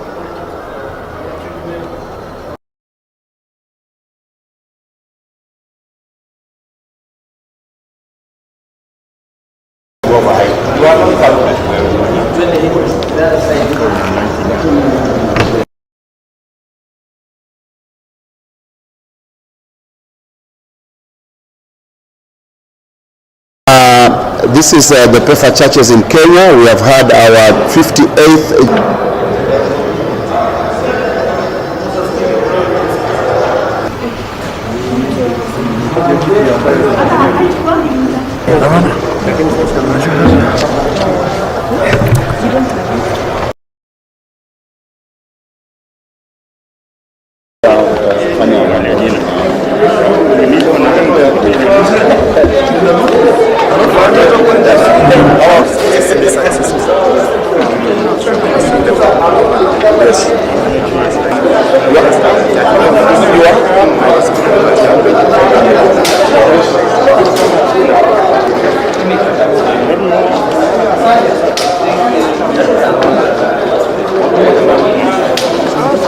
However, we propose that the following proposals in the report should require further discussions. 1. Two-thirds gender principle. The Kenyan women have not been adequately addressed in regard to their constitutional right and the two-thirds gender principle, despite the expansion of the National Assembly by the 70% of the increase of members in the proposal document. The provision therefore require further considerations and consultation to resolve. We find that the transfer of women representatives from the Senate, from the National Assembly to the Senate, is not going to really put these women in a place where some of them can be appointed into the cabinet. Independent of the National Police Service, the proposal in the BBI report to abolish the National Police Service Commission and replace it with the Kenya Police Council, headed by the Cabinet Secretary for Interior, will highly compromise and prioritize the independence of the National Police Service and the Inspector General. We strongly recommend retention and strengthening of the National Police Service Commission as opposed to abolishing it. Number C, independence of the judiciary. The proposal in the BBI report to establish an office of the judiciary ombudsman appointed by the president is weakening and endangering the judicial path of restoring and administering justice to the Kenyan people, irrespective of their social and political inclinations. And therefore, in IBC, we are saying the proposal of the IBC that they should be appointed by political parties. To us, we are saying that this is a dangerous trend because they will be eventually controlled by the same political parties. And we're wondering why this time a player is appointing a referee. The PEFA Annual General Assembly, after keen consideration of the state of the nation, proposes the following. 1, that the BBI process and all reforms now and in the future should have an inclusive national dialogue process to ensure that all concerns of Kenyans are taken into consideration. And this will be building consensus so that nobody is left out, because it is building bridges initiative, not breaking bridges initiative. We are not breaking any, we are building. Number 3, that comprehensive civic education be undertaken to ensure that all Kenyans are made aware of the contents and make informed choices. We encourage all Kenyans to read the report. The church is a good agent of civic education. We are asking that the churches be considered to be part of civic education because already they have constituencies that listen to them every day of the week and every one day of the week equally. The country's elected leaders should seriously interrogate and facilitate the apposition and appointment of all the commissioners and the electoral laws in preparation for the 2022 general election. The National Constitutional Dialogue and Consensus Building Conference should be convened to build consensus on the proposed constitutional amendments. In conclusion, we conclude pointing out that our nation is on the verge of major constitutional reforms, and transition is something we cannot ignore. In the wake of this reality, we call upon all Kenyans to pray for God's guidance and wisdom as we all play our role to ensure peace, love, and unity. This constitution gives everybody an opportunity to become the president of this country. But what the church is saying categorically is that we would need consensus building. We are not opposed to the document, but we are saying we cannot break bridges while building others. We build all the bridges, bring everybody on board so that we do not have a contested referendum. We want this nation to be united as we move forward. This is a matter that we have closely looked at. Currently in our country, the doctors are suffering. The coronavirus has taken a surge high, and we are talking more about BBI, but we have forgotten the lives of the Kenyans themselves. Yes, we may have BBI, we may have the document, but shall we have the people that we want to rule? Shall we have the doctors to treat us as we continue to be sick? So as a church, we are saying we need to put more concentration on the current pandemic that we have so that we are safe. Our safety is number one. That's why our children are not in school. Why? Because of the safety. So if the fund that they want to use for the referendum would be diverted and go into taking care of this surge that has come, we will be more happy as a church. Mimi naambia hao wengine mipango yao wamejua hii BBI inaleta vitu vitano vikubwa katika serikali. Sivyo?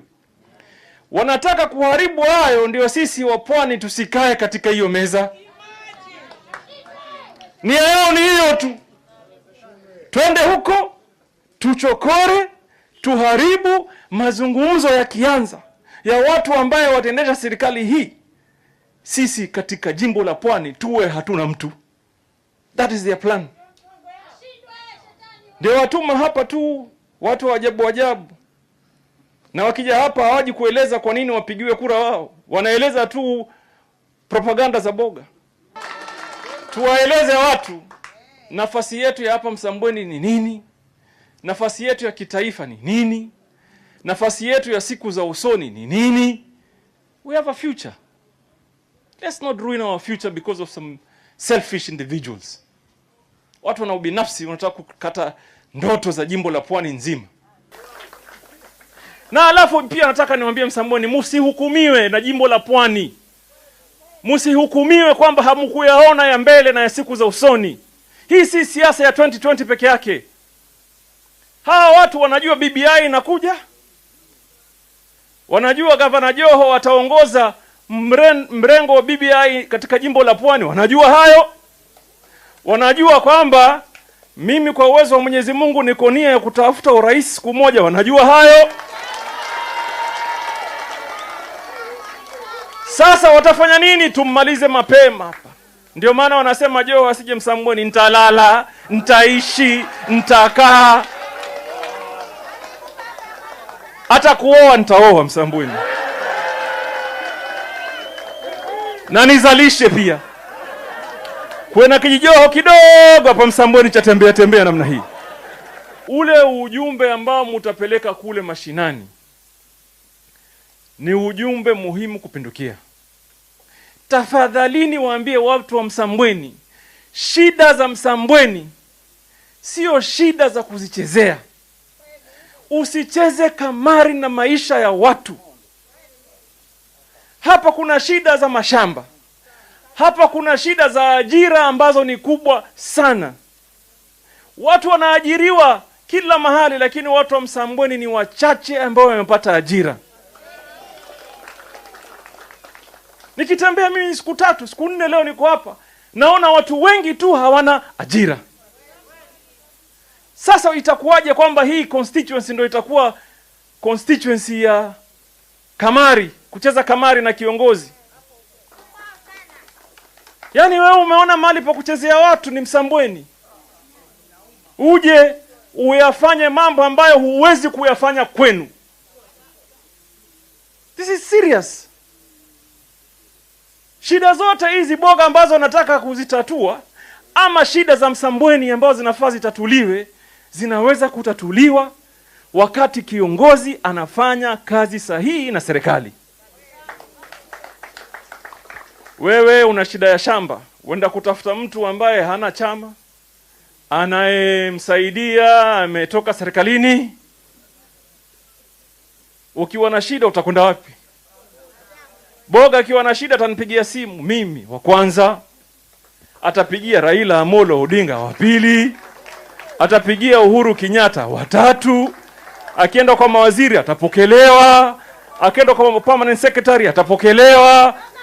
Na lisipotendeka wengine wana uwezo wa kuingilia kwa sababu boga yuko ndani ya nini? Serikali. Sasa sisi tutaka kupeleka vijana wetu jeshi. Tunahitaji nini? Serikali. Tutaka tupeleke vijana wetu bandarini. Tunahitaji nini? Serikali. Tutaka wapa kina mama uwezo wa biashara. Tunahitaji nini? Serikali. Alafu kuna mtu yuaje kuwaambia watu wa Msambweni wachaneni na serikali? Tena kama ni zamani sawa, lakini sahihi ambaye mimi mwenyewe niko kwa serikali. Na wasiseme mambo ya urathi. Wengine walienda kwa kina Ruto kabla ya mchujo. Kama kweli wewe wataka msaada wetu, ungekaa hapa katika chama cha ODM. Ukipambana na boga, ungemshinda boga tungekuunga. Sasa wewe unataraji mimi Hassan Joho, Deputy Party Leader wa ODM, Agnes Zani, Deputy Secretary General wa ODM, na wengine wote wafuasi na wenye ODM wataunga mkono candidate ambaye hayuko katika chama chetu? Umewahi kuona hiyo? Umewahi kuona hiyo? Ulisikia wapi hiyo? Macho yote sasa yako hapa kwetu Pwani. Na sijui imeenda vipi, imekuja kwamba ni Msambweni nyumbani kabisa. Muona vile mambo yamejipanga? Na watu macho yote wanafanya nini? Katika taifa lote sahizi mambo ni mambo ya BBI.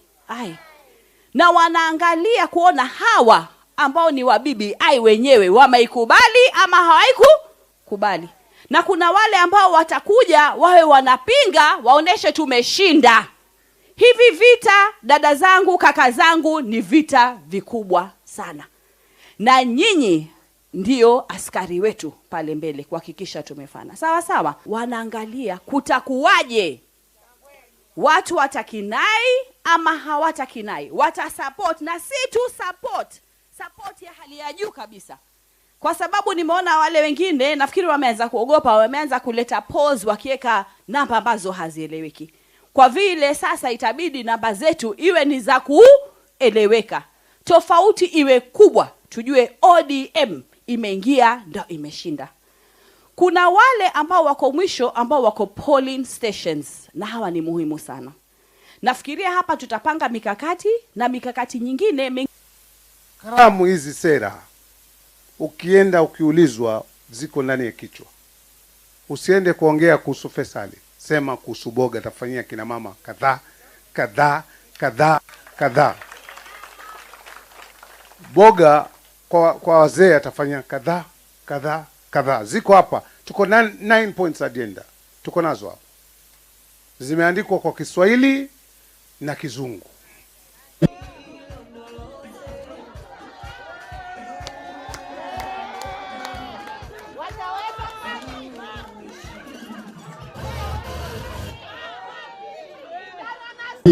Mungu wake wa heri na wafuasi wake Mungu ajalie. Mungu mchieni. Nafasi hii niweze kumkaribisha chairman ili aweze kutukaribisha rasmi, alafu ndio shughuli zingine ziweze kuendelea. Omari Diboga, wanakamati wote, coordinators, mavyame na wawodi. Boga power, Boga team. ODM. Tuko tayari kupambana na Bogingo. Asanteni sana. Hii ndio kamati kuu yetu ambayo inasimamia kampeni za mheshimiwa pamoja na wale wengine ambao wamebaki. Hiyo ndio kamati ya Kinondo ambayo inasimamia kampeni ya mheshimiwa Boga. Ramisi. Na tena nikwambie mstahiki gavana, hawa watu tunawashukuru. Hawa watu mheshimiwa hawana tamaa. Pangeni mikutano ya kueleweka. Mutwite tuje.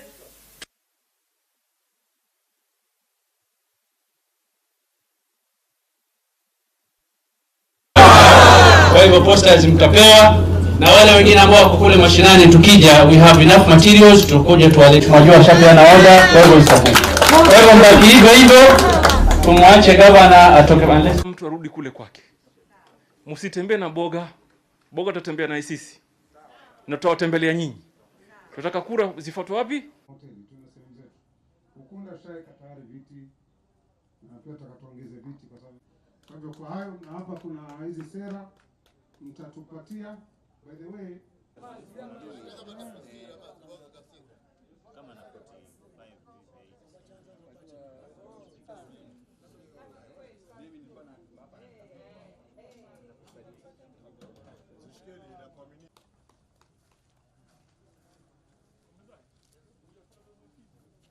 Video ndenda hiyo kama.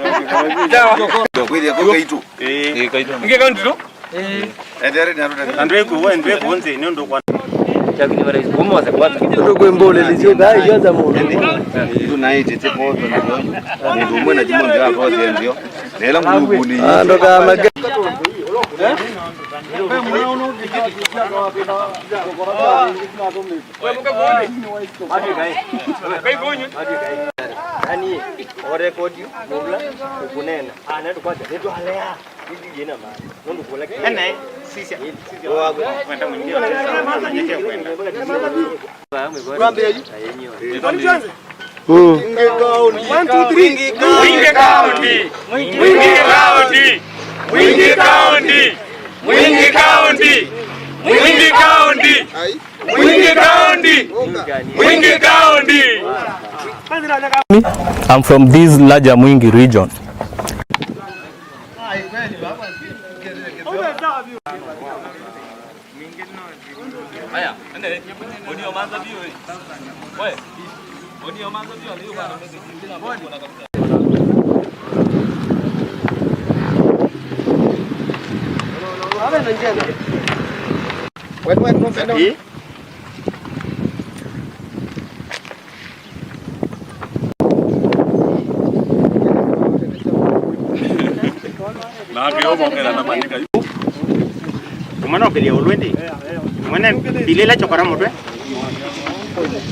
Samzoka kutoka wilayani Mwingi Central constituency, na hawa tuko hapa mbele ni Mwingi Opinion Chambers ambao ni watu tumezunguka wakati tumesoma BBI, tukazunguka na tukaangalia BBI na tukaona bako na pitu watu wa Mwingi tunaonewa. Kitu ya kwanza katika ile proposal tulipeana Kitui wakati wa mkutano mkubwa wa BBI, tulisema tukisupport BBI ni lazima tupewe Mwingi County. Na wakati tumekuja kusoma hii BBI tumekuta Mwingi hatokupewa county. Kwa hivyo kile tunatangaza ni ya kwamba hakuna siku hata moja watu wa Mwingi, the larger Mwingi ambayo iko na 3 constituencies na 7 sub counties, hakuna siku hata moja tutasupport BBI mpaka ile siku tutapewa Mwingi County. Na tunachangaa sana kwa sababu wakati tulikuwa Kitui tulikuwa na viongozi wetu, na kiongozi wetu mkubwa Kalonzo Musyoka ndio alipeana proposal na akatuambia ndani yake wameweka Mwingi County, na wakati imetoka hakuna Mwingi County, na yeye anatuambia tusupport BBI na asemi kitu kuhusu Mwingi County. Kwa hivyo tunataka viongozi wote wakiongozwa na gavana wetu na senator na wale viongozi wengine wote wa Kitui tuungane pamoja ili tuwekewe Mwingi County. My name is Geoffrey Sami and I'm from this larger Mwingi region. We have Mwingi North, we have Mwingi Central, we also have Mwingi West. And we are here again to reiterate our obvious. We have been debating about Mwingi County for so long now, and every Kenyan knows that Mwingi people have been conned for so long. And now we have, because we have this process of BBI, of changing the Kenyan constitution. We all know that constitution changing is a people-based process. So we want to ask our leaders, Honorable President Uhuru Kenyatta and Honorable former Prime Minister Raila Amolo Odinga, when they are bringing people together to change the constitution, they must listen to the people of larger Mwingi. And our cry is only one. We want Mwingi County. Yes. The people of Mwingi deserve to have a devolution unit that is functioning.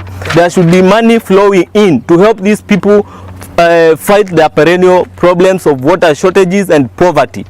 Without that, we are not going to agree with the BBI process. Yes. And we want to say there is no hurry. People should sit down and talk. Why are you closing doors? Open doors for more opinions. We are Kenyans. We deserve devolution. When you bring money to Kitui, what do you expect to happen to people of Sekuru, to people of Usueni? They need services. They should get them right from Mwingi.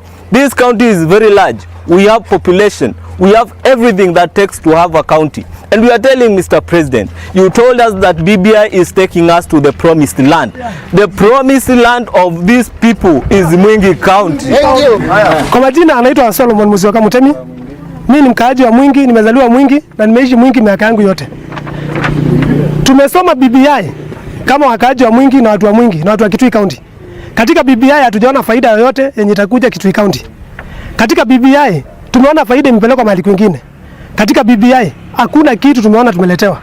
Sasa sisi hiyo msichana wao anatuuzia wanaita BBI, na sisi tuko na msichana wetu ya exchange. Anaitwa aje? Anaitwa Mwingi County. Msichana wetu anaitwa Mwingi County. Na bila Mwingi County sisi hatuasikizana na BBI. Kwa hivyo hii ujumbe tunataka kutuma kwa wale watu wamechaguliwa wote kutoka Kitui County na kutoka zile kaunti zingine zenye zinatukaribia. Na tuitishe usaidizi kutoka kwa viongozi wetu wenye anaona mbele kama Nimrod Bai, kama Mudhama na wale viongozi wengine kama Kivutha Kibwana wakuje karibu na sisi watusaidie tuweze kupatiwa hii Mwingi County. Imagine mtu anatoka hapa, anatoka Uzwene over 460 kilometers kuendea kitu kama huduma Kitui. Hiyo kitu haifai. Hiyo ni nini? We deserve to have Mwingi County. Kwa majina yangu naitwa Dennis Mutesia na mimi pia ni mwananchi wa hii Mwingi. Sisi tumekuja hapa kama opinion shapers na tunataka kuzungumza kwa ajili ya hii BBI. Hii BBI tumeangalia kwa wakati ilitolewa. Tukaangalia tukaona hakuna chochote ambacho Mwingi inasaidika nacho. Nasi tuko katika Kitui County na tulipewa district wakati mmoja na Makueni County. Tukapewa wakati mmoja district ya Mwingi ilipewa wakati mmoja pia na Tharaka Nithi County, na hao walipata county yao.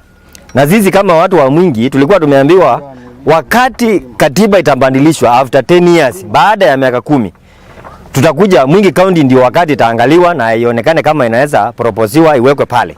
Na tumengojea hii BBI tukakuta hakuna kitu chochote kinazungumziwa kuhusu Mwingi County. Na ndio maana tumekuja hapa kama opinion shapers ambao tunashukuru sana watu wa Mwingi, Velanja Mwingi, kwa sababu wametukumbali na wameamua tupeleke hii ujumbe mpaka wale viongozi wote wa Kenya hii, ukiwemo rais wetu President Uhuru Kenyatta na kiongozi wa ODM Raila Odinga ambao ndio wanaongoza hii BBI, ili wafikiwe na hii ujumbe, wajue ya kwamba watu wa Mwingi wote wameungana pamoja na wamesema hawata support BBI kama Mwingi County haitawekwa pale na kama haitapatikana.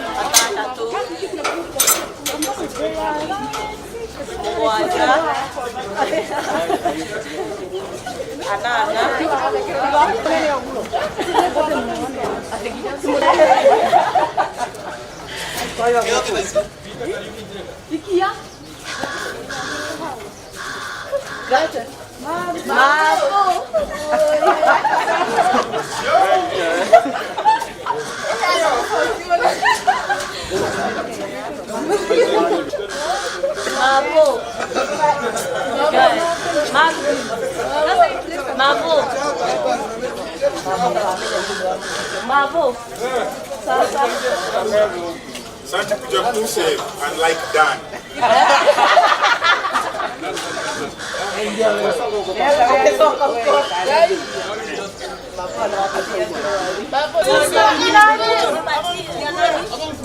Alima. Tuta.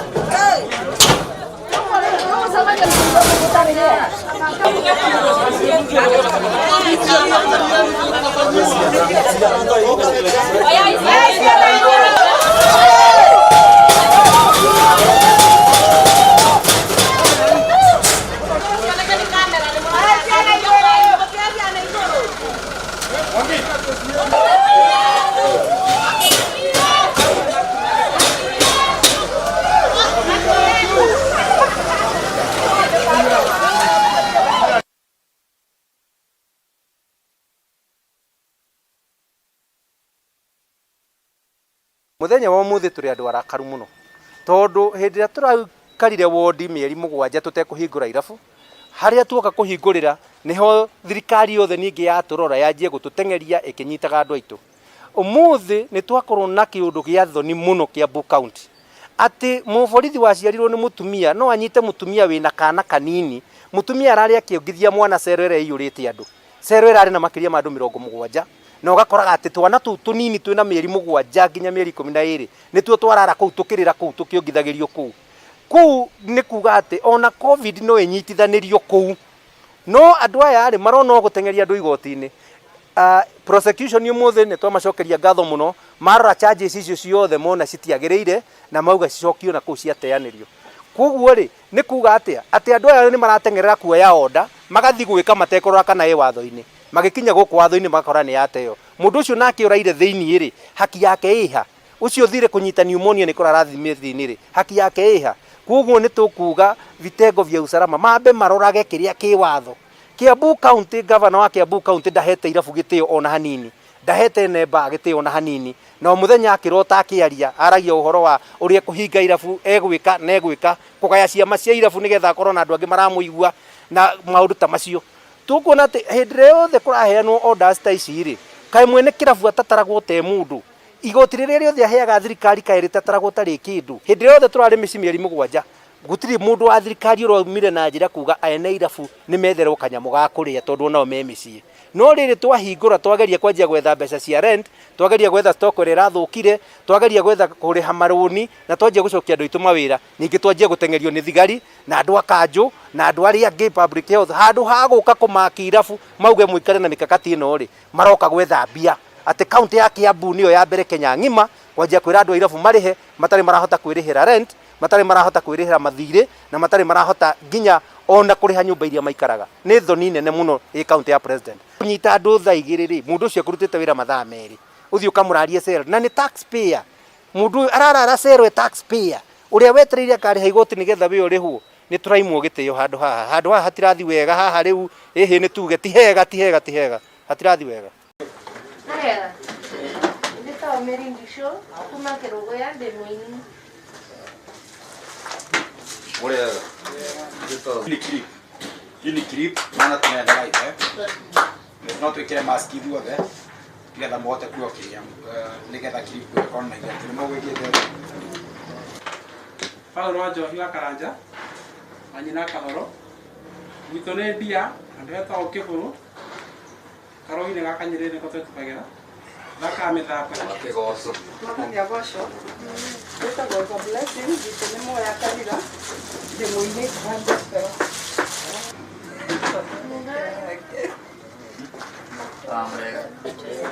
kama kwa ito Kevin mwana nimete mwena wa kathigithia moya na koroko ndĩmũini wa nyĩmbo cia kũgoca Mwathani and I'm the treasurer. Thank you. Bwana sifiwe. Nitawa watu wa Steven na makananga ndanga. Nina nyimbo cia kĩgoco kuma microphone. na warĩrĩgia ora tondũ wa mararĩ mĩbango-inĩ ya kũreka andũ angĩ gũtirĩ mbeca mũretio no nĩtuĩke makuoneka and it is right, it will be right kutoka sasa.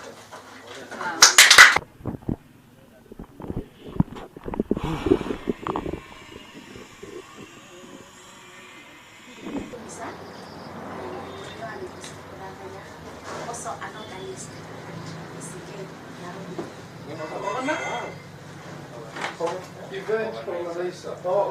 Event organizer.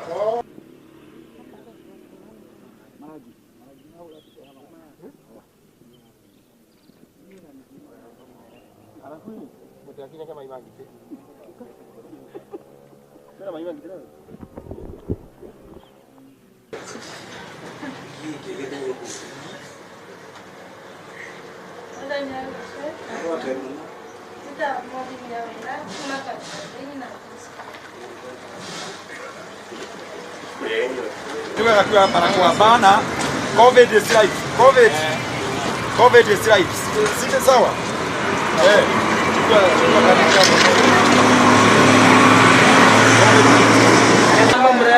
COVID-19 is kitu hapa bila hii barakoa. COVID-19 is life.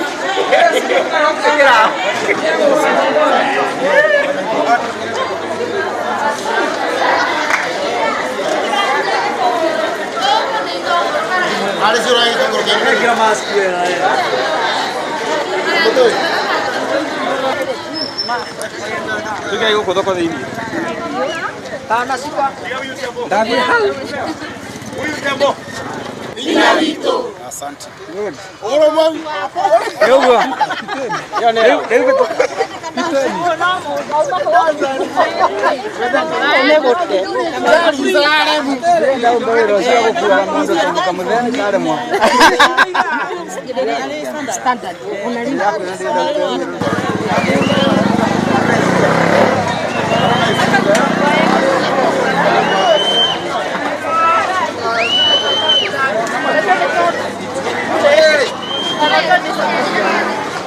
One, two, three.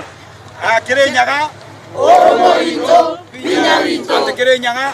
Oromoito. Vinyarito. Sirai. Hakuna mtoto. Hapana huyo. COVID-19 is life. Take care. Amoro imisai.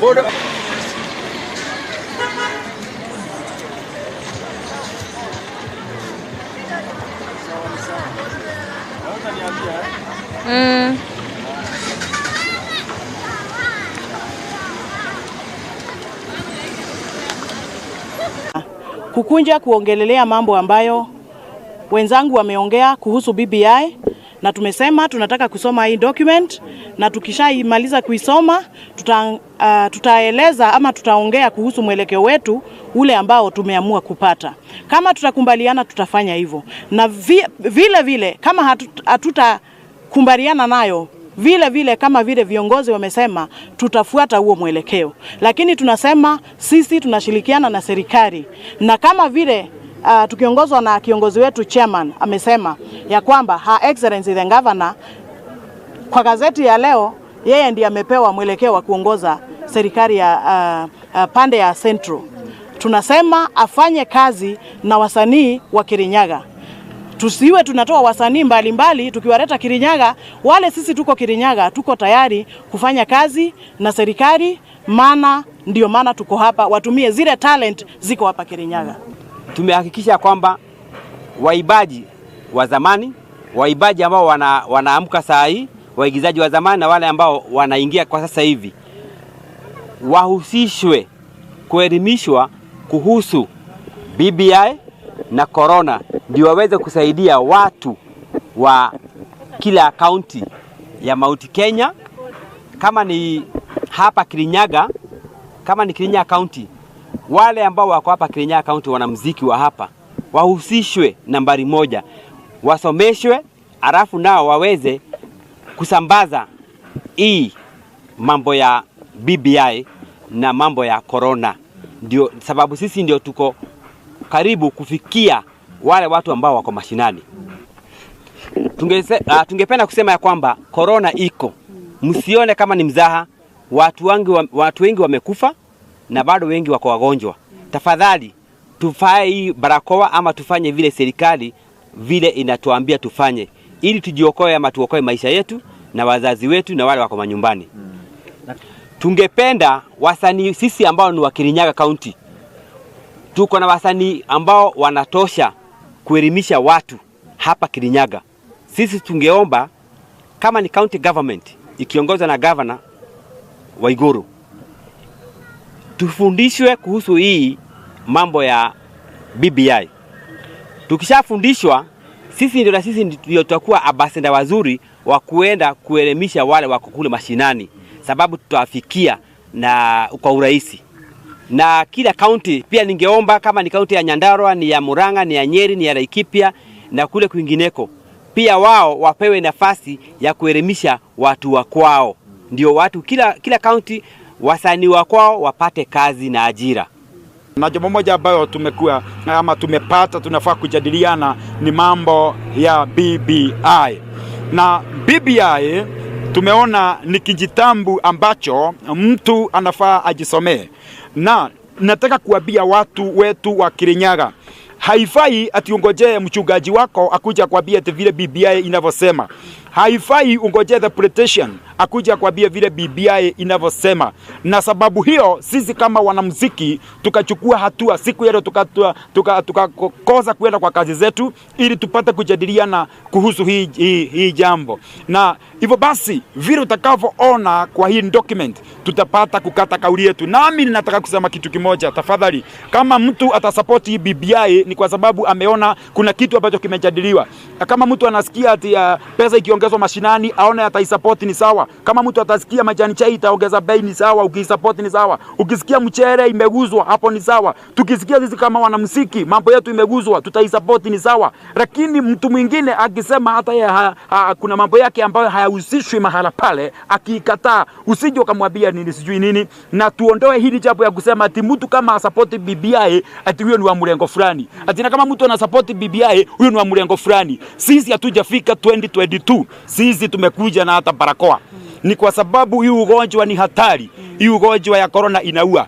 Na sisi kama watu wenye wanamuziki kutoka Kirinyaga tunataka kuona watu wetu angalau, maana ndio mashabiki wetu namba moja, ndio wanatushikiliaga. Kwa hivyo tumekuja na hata barakoa na ili tuende tukiwapea wale ambao hawana hizi mask. Maana kuna mtu ambaye hana mbao na kuna mtu anaweza sema ati mtu anaweza koza shilingi 20 namna gani. Kuna watu ambao hawana hiyo 20, na hivyo basi tukaamua kama wanamuziki tutakuja kupea watu barakoa ili wapate kujizuilia ugonjwa. Tafadhali sanitize, nawa mikono, fanya vile serikali inavyosema, na pia kaa na barakoa popote pale ulipo, na Mungu awabariki. Kwa leo affairs zenye ni current sahi, tunaongea story ya BBI, tunaongea maneno ya corona, na so as we discussed maneno yetu ya wanamuziki wa Kirinyaga, pia have to discuss maneno ya BBI. What we are saying about BBI ni ati hatujamaliza kusoma, lakini tunaendelea kusoma. Na kwa hivyo kitu ambacho hujasoma huwezi sema hapana ama huwezi sema ndio. Kwa hivyo tukisoma na tushamaliza ndio tutaweza kupeana msimamo wetu wa hii BBI. Kwa sababu tunaamini wanamuziki pia ni a very important stakeholder wa county na tuseme hata Kenya mzima kupeana maoni yetu. Kwa sababu tuko na fans, familia zetu ziko Kirinyaga. Kwa hivyo tukishasoma ndio maana tuna take time yetu. Wanamuziki leo wanafanya kazi zingine apart from music na wameacha kazi ndio tuweze kuongea maneno ya BBI. Tena maneno ya corona ni kitu kingine very serious. Hatuwezi ichukua kwa mzaha because watu wanakufa. Ni ukweli? Si watu wanakufa? Watu wanakufa, na kwa hivyo ni lazima tungeelimisha watu na tuendelee kuhimiza wazazi wetu, kuhimiza watu wetu wa Kirinyaga ati ni vizuri kukua careful na ni vizuri kufollow all the regulations za government zenye tunaambiwa tukue tukifuatilia. Tumeungana pamoja kama waimbaji wa Kirinyaga tukiwa na uchungu kwamba tunataka kuambia watu uzuri na mbaya wa BBI.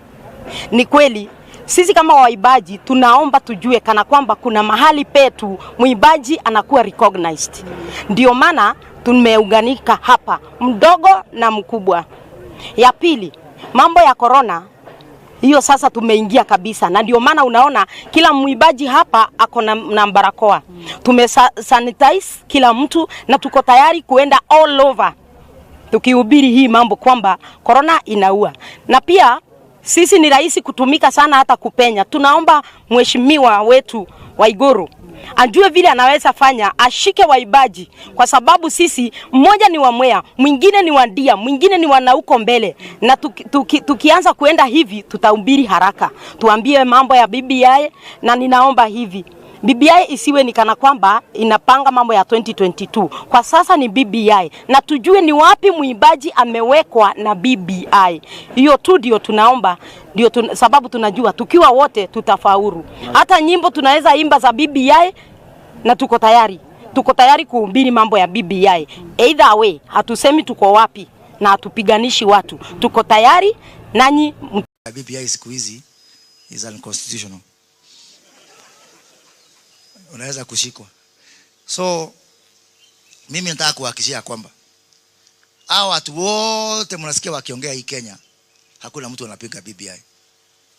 I was here with Jude Jomo hapa Kist when the committee was going round. Na nikatoa maoni yangu. Najua mnasema watu wengine wanalalamika na hawakutoa maoni. So mimi niko na right ya kulalamika kwa sababu nilitoa maoni.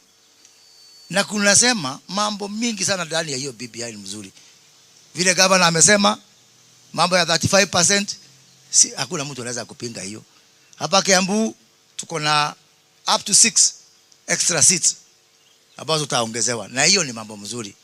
Lakini tunasema we have a historic opportunity as a country to move together irrespective of your political persuasion.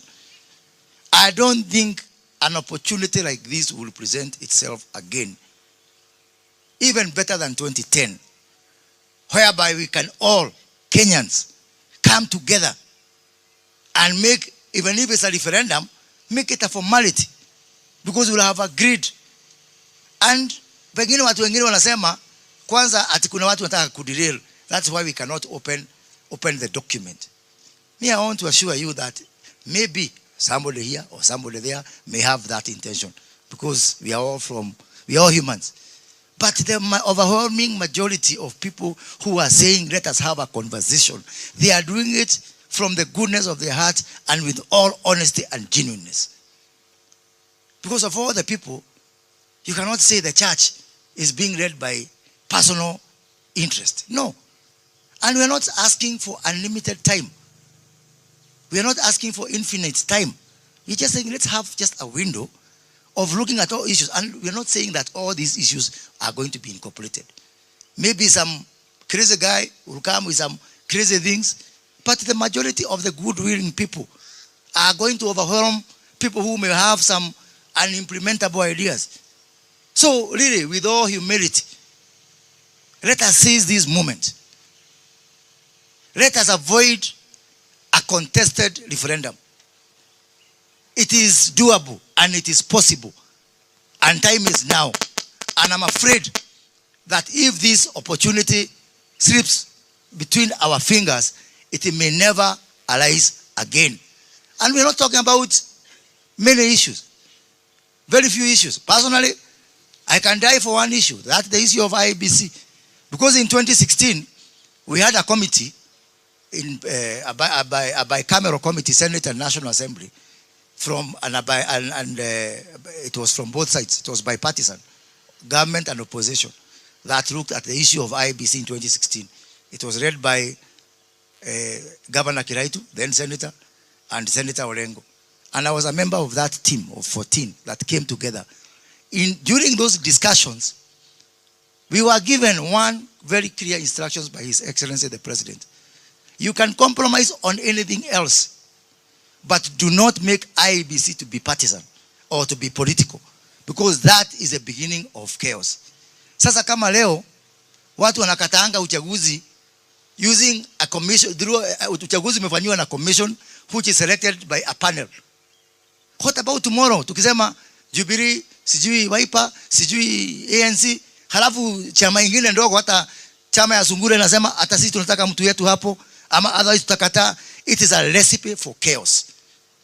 And I am really pleading, hata kama sio jambo ingine, tafadhali, for the future of this country and the safety and security of our children, let us relook that issue of IEBC. Because we are setting ourselves up for a major catastrophe in the future. Otherwise, hiyo ndio maoni yangu. Tuko na hii nafasi na hakuna mtu ambaye ako na roho mbaya ama anataka kwa sababu hatutaki. Tunasema muda kidogo tu tupewe, turekebishe ile maneno ambayo tunaweza kurekebisha. Otherwise, haya mengine ya huduma ni mzuri. Unajua hii kazi mnafanya Waziri Matiang'i kwa hii serikali iko ni mimi mnasaidia, sababu nikichukua serikali kesho I am going to enjoy the fruits of what you are doing today. Wengi wetu hatujasoma BBI, lakini kuna watu walisoma mbele yetu na wakakuja kutuhubiria. Mimi ningependa tuache kuhubiriwa. Kila mtu asome BBI yake. Tukiisoma tuiangalie. Tujiulize kama mimi binafsi na mimi kama mtu ambaye anaishi Kiambu, hii BBI itanisaidia namna gani? Hiyo mambo ambayo tunaambiwa ati ni babaya na ile mambo tunaona kama ni mazuri, tufanye tuiweke kwa kilo, tuone ni gani ambayo itatusaidia. Tukiona hiyo BBI itatusaidia, tuipitishe. Mimi nimesoma lakini sitakuwa mtu wa kuhubiria. Nataka usome, alafu tutakaa pamoja, tujiulize maswali ili tuweze kuendelea. Lakini tusije kuwa tunaambiwa ati nani alisema hiyo ni ya kufanya hii au ni ya kufanya hii. Tujisomee sisi wenyewe na tuamue. Na nilisema pahali ingine kuwa sisi wa Kiambu in the past we have made some mistakes and we have learned from those mistakes. Let us take our time. Let us appreciate the document na tukichagua tunachagua tukijua ni kitu gani ambayo tunachagua. Ukiangalia watu hapa wote wengi ni Wakristo, all of you from different faith, na mimi najua kuna wengine hawajasoma Biblia sababu pengine hawajui kusoma, lakini wanajua Yesu alisema I'm going to prepare a place for you, and if I go I'll come so that I take you there. Sasa kama uliambiwa na huyo, unaweza soma, unaweza fanya mambo yote. Sisi kama county, and we have discussed about this, if not for anything else, give us 35%. Ile kazi ambayo tumefanya na 15, we can do it 2.5 times. There are other issues we can put there. Kwa hivyo, we would want to educate our people. We have started rolling out a program of exposing our people to BBI so that they are making decisions from the known, na kutoka hapo tufanye haki ile ambao itakuwa ni ya kutusaidia sisi wenyewe, lakini hizi ya kusaidia watu wengine ni ya kutusaidia wenyewe. And that is why, okay, I know mutani accuse kesho eti nimeongea siasa, lakini let me say this, that is why one of the things I support very strongly ni maneno ya additional seats in the BBI, because let us also be honest people. You know, when I hear people saying equity sijui tugawanye vitu namna gani, honestly we represent people, we don't represent land. You can't say mimi hata kule kwetu mkoa wetu tuko na ekari 1,100 pia tupewe pia constituencies the same as those ones. It's not, representation is about people. You represent the people, not land. And a place like this, which is densely populated, when you go to all these places around, and we are in administration and we know this very well, it is only fair that there is accurate representation of the people of Kiambu and the population of people in this part of our country. And in asking that and doing that, I don't think you are being unfair. You are being sincere and honest. That is practical, that's realistic. We can't also move forward as a country kama tunakaa tukiambiana tu mambo ya PR na uongo na kudanganyana and so on. Let us also be sincere. Ukweli usweme vile huko. That is why there's one thing I want to say this. You know, when I hear people saying hii addition of constituencies ni kwa sababu ni Wakikuyu wanataka kupata. Mimi naona kusema tu kweli na mniruhusu niseme hii as a public servant. That is really not wisdom. If I was in public, I would have used another adjective. Ni ushenzi. Kwa sababu hii Kiambu vile iko ukiona, I've said is the face of Kenya. Hata hiyo constituency mheshimiwa Moses Kuria ikiongezwa hapa huko Juja, ni akina nani wanakaa huko pande hiyo ya Thika na pande ile nyingine. We are addressing services to the people of Kenya. Tuwache sasa hii maneno ya kuambiana maneno. You want to say things that you think will make people happy. Let us be very honest and say the truth as it is. Kuonea hitu tu watu ukifikiri unakizungumza kabila fulani, you are going to make people emotional so that they follow you in a particular way. The truth is what it is. We are talking about the population and the number of people who are here. So tusifanye hii mambo ya kuonewa kusema eti inaongezwa kwa sababu, eti rais anafanya kwa sababu. That is not the case. Na tuache kuwa cheap namna hiyo. Petty. Mambo kama hayo. Eti rais anafanya kwa sababu. The president is not looking at Kiambu because he comes from Kiambu and so on. Look at the population of Kiambu and look at this county the way it is. So ni mzuri tukiendelea mbele tupange hii maneno vile tumesema, na ninawaomba viongozi tuendelee kuweka amani na mjadala vile mmesema, tuzungumze kwa amani, tuzemezane hivi. There's nothing wrong with disagreeing. We are a democracy. I mean, we are supposed to hold different views, and because we are a democracy, we discuss. I like the conversations that I have seen here. We have different opinions, but we talk to each other because we are Kenyans and God has placed us here, and we are all brothers and sisters. Kwa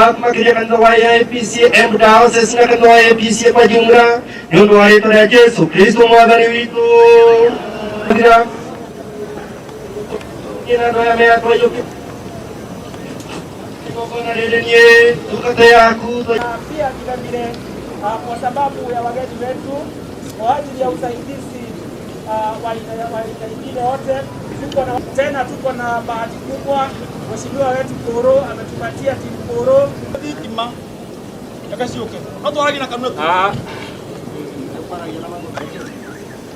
Nashukuru nafasi hii nimeingia. Hivyo nitaangalia kwa sababu ilikuwa very late when I was coming this way. Mambo ya BBI nimesikia imetajwa, lakini ningetaka kuambia watu ya Embu, wacha tusikize watu wote wale wanakuja, lakini nyinyi sio wajinga. Muranyita mwimu yalitu, sisi tunajua watu wale wako na sisi na wale hawako na sisi. Kanisa wa IBCA si mnajua na mbali tumetoka na mbali tunaenda. Mutingi tuira twaragie biashara ndo wa miaka 78 niega, wakati sisi tuko na watoto hapa wanataka kwenda shule. Sasa hivi watu ni wagonjwa wanakufia nyumbani na COVID. Alafu tunaongea mambo ya kubadilisha katiba. Tumekuwa na uchaguzi mara mbili.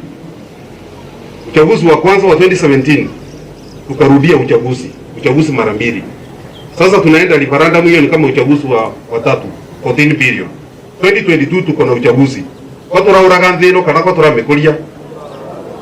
Baka tufikirie sana. Alafu tunataka kutengeneza katiba ya kutengenezea watu kwa sababu wanataka ukubwa. Ino the wogatura wanawe MP. Tutakufa na tutafuata mumuzi. Kwa ngoka kwa president tutoka kwikira kabulile. Oina Kenya tamai kabulile. Wakati umepewa nafasi uongoza na legacy yako itabaki. Legacy ndio urabua. You don't go talking about your legacy. Fanya mema watu waseme na kweli ulifanya kazi. Ni kweli? Na kinyagia kanisa ali bishop. Ando makambiria kurosha. Kanisa ndo kuraga. Ndongekora ndo makerwa kuthini. Mukara ya support bishop. Moya tunga teli. Wanaendo kaka bishop. Ndo gatura kawe barani bingocio. Yo turatia president wetu Uhuru todo nitwese kule tumanetie nake. Lakini katika hiyo nyumba yetu, na mimi nataka hii iende kwa kila mtu. Na ni wanaume nataka kuambia. Hakuna vile utabata bibi wa pili na bibi wa kwanza anarara kwa nyumba inafuja paa. Msikisane na hiyo family. Ni kweli ama sio kweli? Wewe tengeneza tu mpango ya kando na usijulikane. Hiyo ni sawa sawa. Lakini uende uoe bibi ulete nyumbani na ako na watoto au ndio unapeleka hata shule zile mzuri na wale wengine wanasunguka hapa. Alafu itakuwa namna gani? Sisi tunamtambua president kwa sababu tumetoka mbali. Ndo wenge kataka tele kwa uno mwaka tuerwe kuleta baba mundu. Na jirani kusio hiki. Hakuna kitu yenye hiyo. Sisi tunamheshimu president na tutaendelea kumheshimu. Unajua watu wale walimtusi, wale walimfunga nyororo wakampeleka Hague wakiwa na deputy president. Si urafiki hapa juu. Ile matusi wametusi hata Mama Ngina, ile matusi wametusi hata huyo president. Ati mtoto ya mbwa. Mama Ngina ni mbwa. Ati Uhuru ni nini? Ni vizuri kusameana, lakini hatutasahau. Nimwegwa. Finally, Jubilee hatutatoka. We are partners in Jubilee. We have invested our money in our campaigns, number one, time and energy. Kwa hivyo hata ikiwa ni BBI ama mbili BBI, watu wale wanafikiria watatupusha out of Jubilee, uongo yao. Ngo, hakuna. Tuko hapo, tutakanyangana huko ndani. Tutiingia kakiama, keso kegio ni andu, mata ya kiama, madhukangie kiama gietu, atesoke tuikale kitete. Na mimi natumaini Mungu atatokezea vizuri president wetu na deputy president wakati chini wazungumze. Ni sawa sawa? Hiyo ingine iwe story. MCA Wekoru na MCA na speaker na MCA Haimbu County. Mwikale na ngavana wega. Mudurio cia twire bara. Mukamoni mbara ni mona bina muno. Arema muonirie bara ni mezu kuria mari. Nikenda muri niturenda kigwanja kiega wanja. Turenda kigwanja ciana cietu ingithakira. Ciana zimona cietu ile irakuria mirago kuni turenda wana maigwe bandu bega. Hapa namna gani? Jameni, tunahitaji uwanja watoto wetu wanaweza chezea. Tunahitaji pia vijana wetu kwa sababu ni empowerment na ndio ajira yao, hali wanaweza wekwa. Koroni tuwakile kwa soma. Hiyo soko pia kangaru sijui mnaitumia na gani. Si muitumie vizuri. Alafu tuweke hao vijana wetu wanauza miraa na sisi hii uwanja itengenezwe vizuri. Kabla ya hii siasa ya pesa 8, hii uwanja nilikuwa nimeipush sana kwa budget. Na gavana wetu alikuwa pia anazungumza na executive. Sasa watu wakipigana watu wanakaa hivi. Hii uwanja haiwezekani na Embu County kujenga to the international standard. Iraendekana thirikari ya Nairobi yoke yose kiwanja giki tuthondekere wega. Sawa? Tutukage guko kuvunja BBI na tutina kiwanja. Turaririria ndeto ireko. Turaragiriria BBI guko na tutina njira ina rami. Tauni ni Rukunguru theri. Pia si account ile ila huko ni pesa kidogo sana, hata ukisikia watu wanasema ati pesa ya account. After recurrent after mishahara hapa wanabaki na milioni 800. Milioni 800 wondi zetu zinapewa kila wondi 20 million ili watengeneze njia. Wanaenda na half. Inabaki na 400. 400 tunataka maji ya kunywa safi, tunataka maji ya kulima, tunahitaji dawa hospitali, tunataka kujenga ECD, tunataka kufanya nini? Hiyo ni pesa kidogo sana kwa infrastructure. Kwa hivyo kuna umuhimu ya yule mtu atapewa kitu, atakuwa hapa hata ngama hata bora, afanye kazi closely sana na national government. Kwa nini turamenya national government ina bia nyingi mno. Embu County ni moja ya zile county iko na athletics wengi sana. Kitu ndio na kunduguku serikali ya Nairobi igitethania na serikali ya county sababu. Kwa ina mulimo, wekere mask, tena bienjara, tena sanitize, umenge tutigere. Tuko pamoja? Umenge tutigere. Mami, leta visit. Sawa umesaidiwa. Najua. Sija wapitia hapa kuna kivuli. Ndio kime. Haleluya. Amen. Pitia hapa.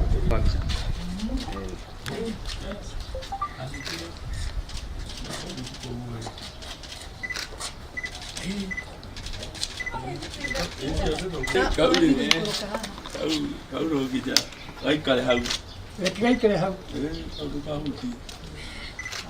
Ini. Ai kala.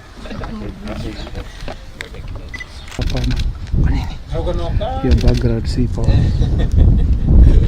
Wewe hapo wewe. Unaotoro mheshimiwa. Kalera wewe. Ikarare wega gete. Ikarare gete wega biyo. Good. So we are good. Mheshimiwa leo. So na kwa movement is good. Sisi tukere vitani leo. Tukere moshire. Ugakora ati riu ni thai ithatu cio tuku tondu wa tinda ngis ndina kuria na mihango tugwikira atikiria rĩu twesa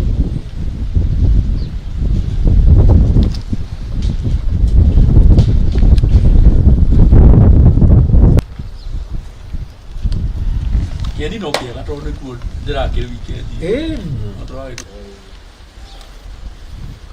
Ũkũhũra Gĩkũyũ.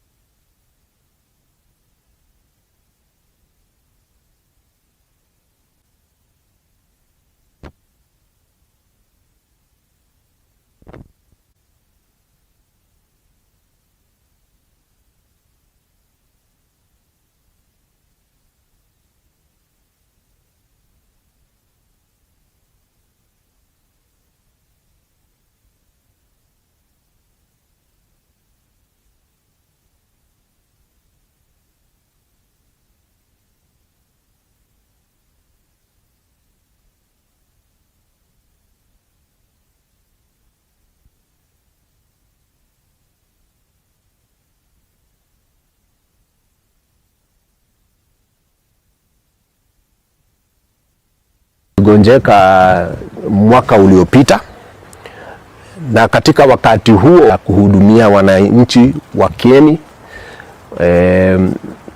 kazi ambayo najua yeye ni baba, yeye ni mme, yeye ni babu.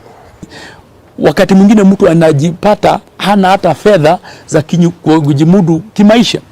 Niseme kwamba ni vizuri sasa tuangalie hicho kipengele, na si wabunge peke yake, ni wale ambao wanafanyia wananchi kazi. Manake hatutaki kuiweka hii ni mambo ya wabunge peke yake.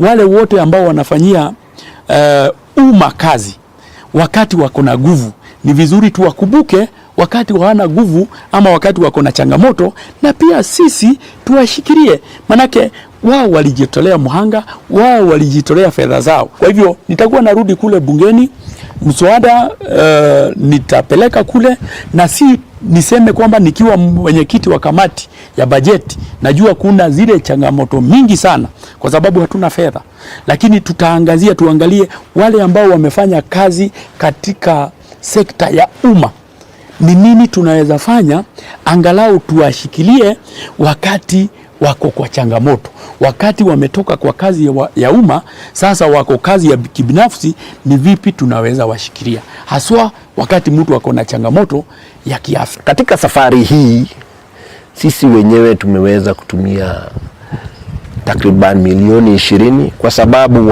ya wakati huo mrefu ambao alikuwa amelazwa. Upasuaji alifanywa mara 2 na ikakuwa lazima awe na hii oxygen karibu naye, na pia mate hangeweza kumeza. Akafanywa upasuaji wa pili ambao kwa sasa tunaona ulimfaa, kwa sababu baada upasuaji huo ndio tunamuona akiwa hivi namna hii, sasa anapata nafuu kidogo. Kwa hivyo tumepata ya kwamba imekuwa sasa, ile imebaki ni takriban milioni 15, na ndio sababu niko hapa kuwaomba nyinyi wa Kenya wetu na wananchi wa Kieni sana sana, kwa sababu yeye aliwafanyia kazi pale, na sasa ni zamu yao kurudisha, tunasema kurudisha mkono kwa mjumbe wao yule aliwafanyia kazi wakati wake kwa kutoka mwaka wa 2007 hadi mwaka wa 2013.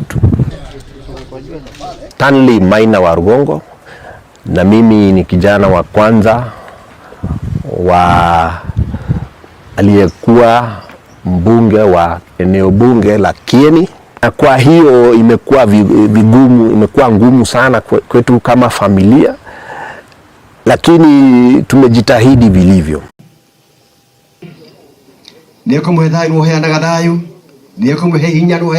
Thank you muno ni tondu wa Deacon ngera our GS ojetikirie njuge kiugo giki yahuruka toguo bishop augire ni ona sadedia koguo ndira kugatiriri nikio muthuri toyo ndangihera anagurira mungu. Hakuna mtu wote anapinga BBI.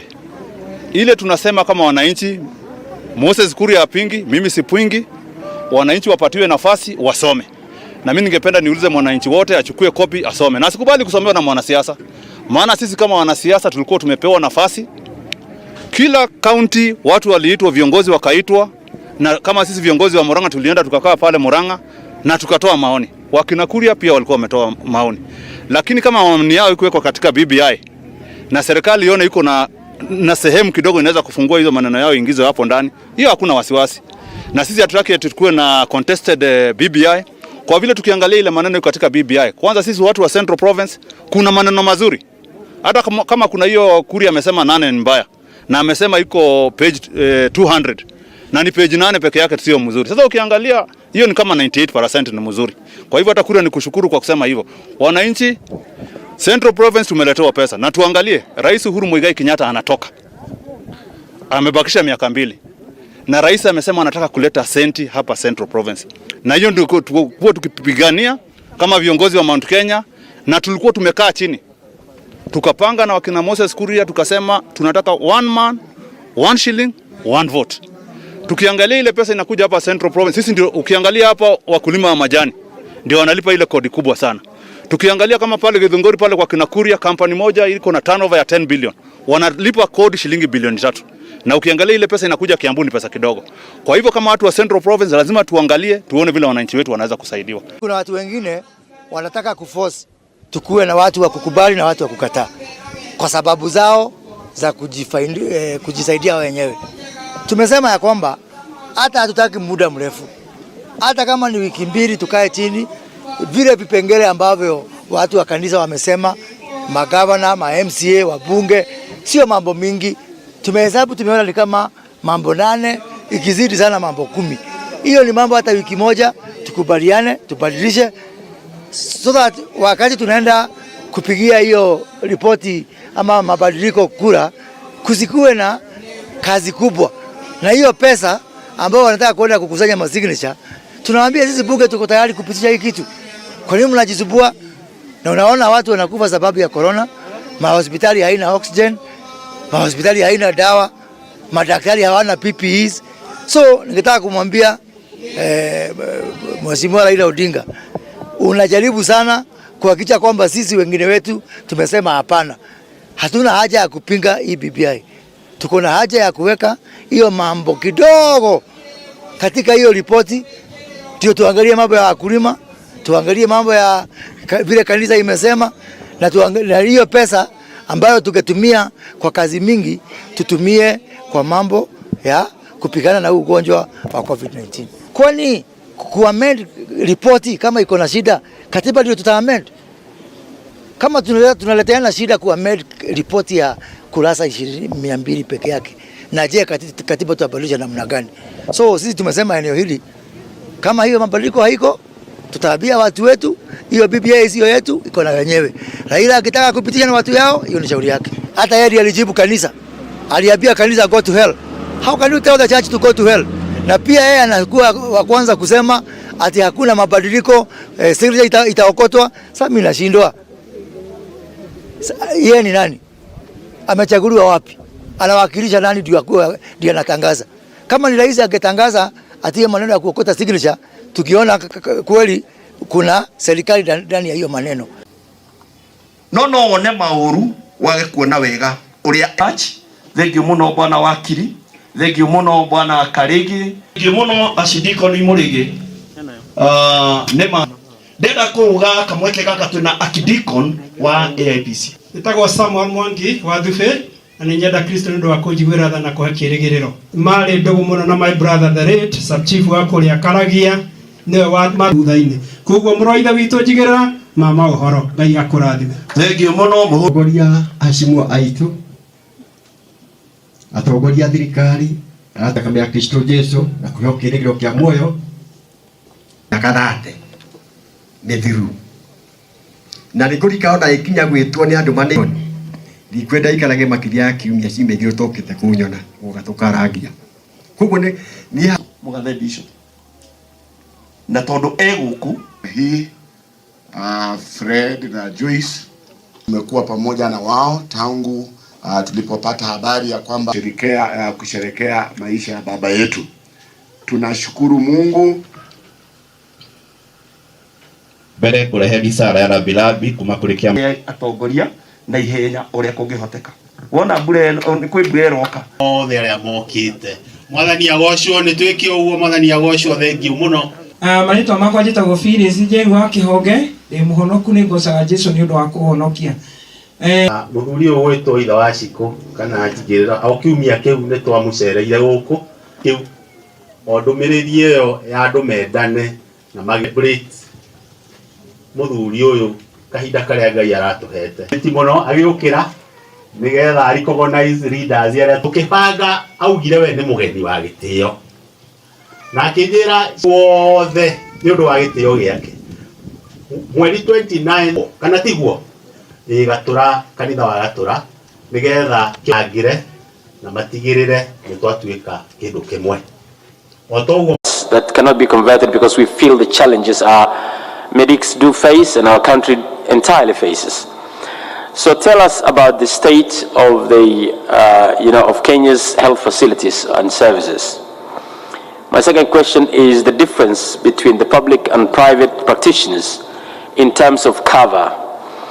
You've articulated quite deeply into the aspect of public practitioners or public health practitioners, and you have told us about the lack of cover for their health and as such. Definitely resource mobilization for doctors to work, you have mentioned on that. But one final point that I want to raise and just want to share up with you is in your recommendation for Health Service Commission. You see, some of us might not be able to buy the creation of Health Service Commission for various reasons that I really don't want to delve into it right at this stage because of multiple things, because that's something that I need to go and consult further and really look into it. But there are two types of commissions, as you may know. We've got the Constitutional Commission that is pegged in the Constitution and established through the Constitution, and therefore that is a commission through the Constitution. We have got the Statute Commission, where actually it is done through parliamentary system, and the parliament rather, discussed and then it is pegged up. So we have got those two types of commissions. So in this case, you also need to say whether that really needs to go into the constitutional amendment so that it can go through that way, or we look at the Statute Commission rather, and we do it through the parliament. So in any case, you need to elaborate on that as well and tell us, because this is the time the BBI is trying to, amend the constitution, therefore, whether that should go into it. But it is arguably, the Health Service Commission is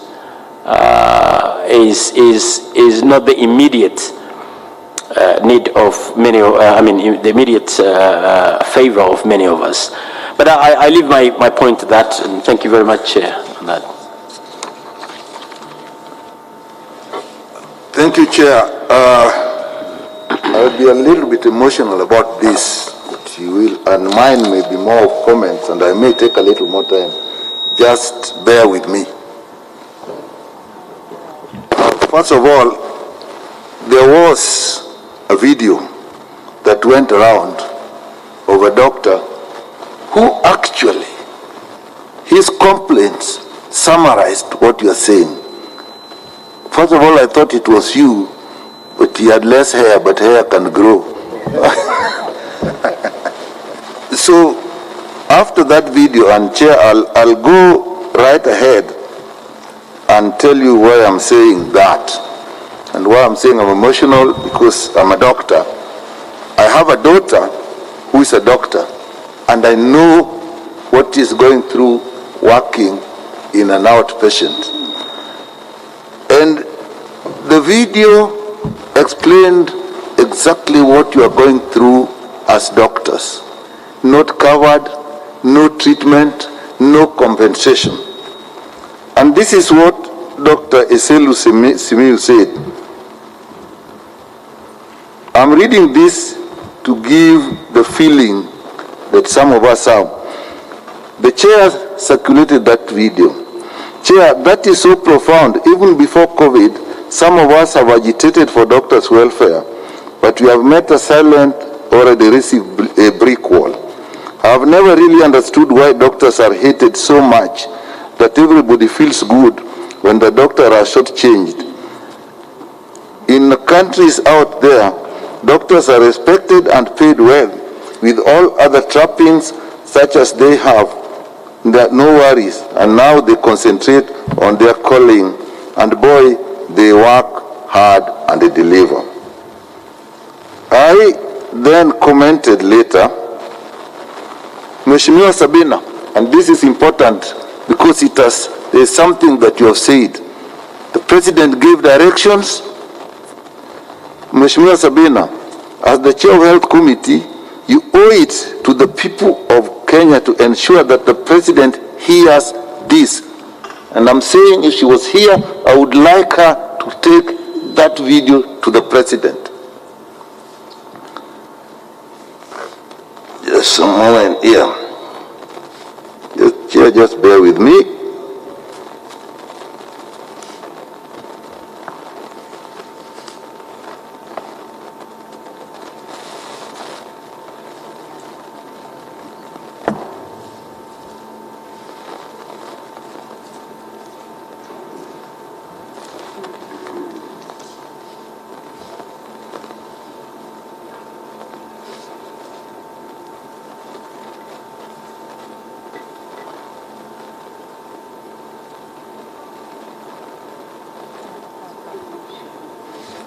Don't worry, we will get there.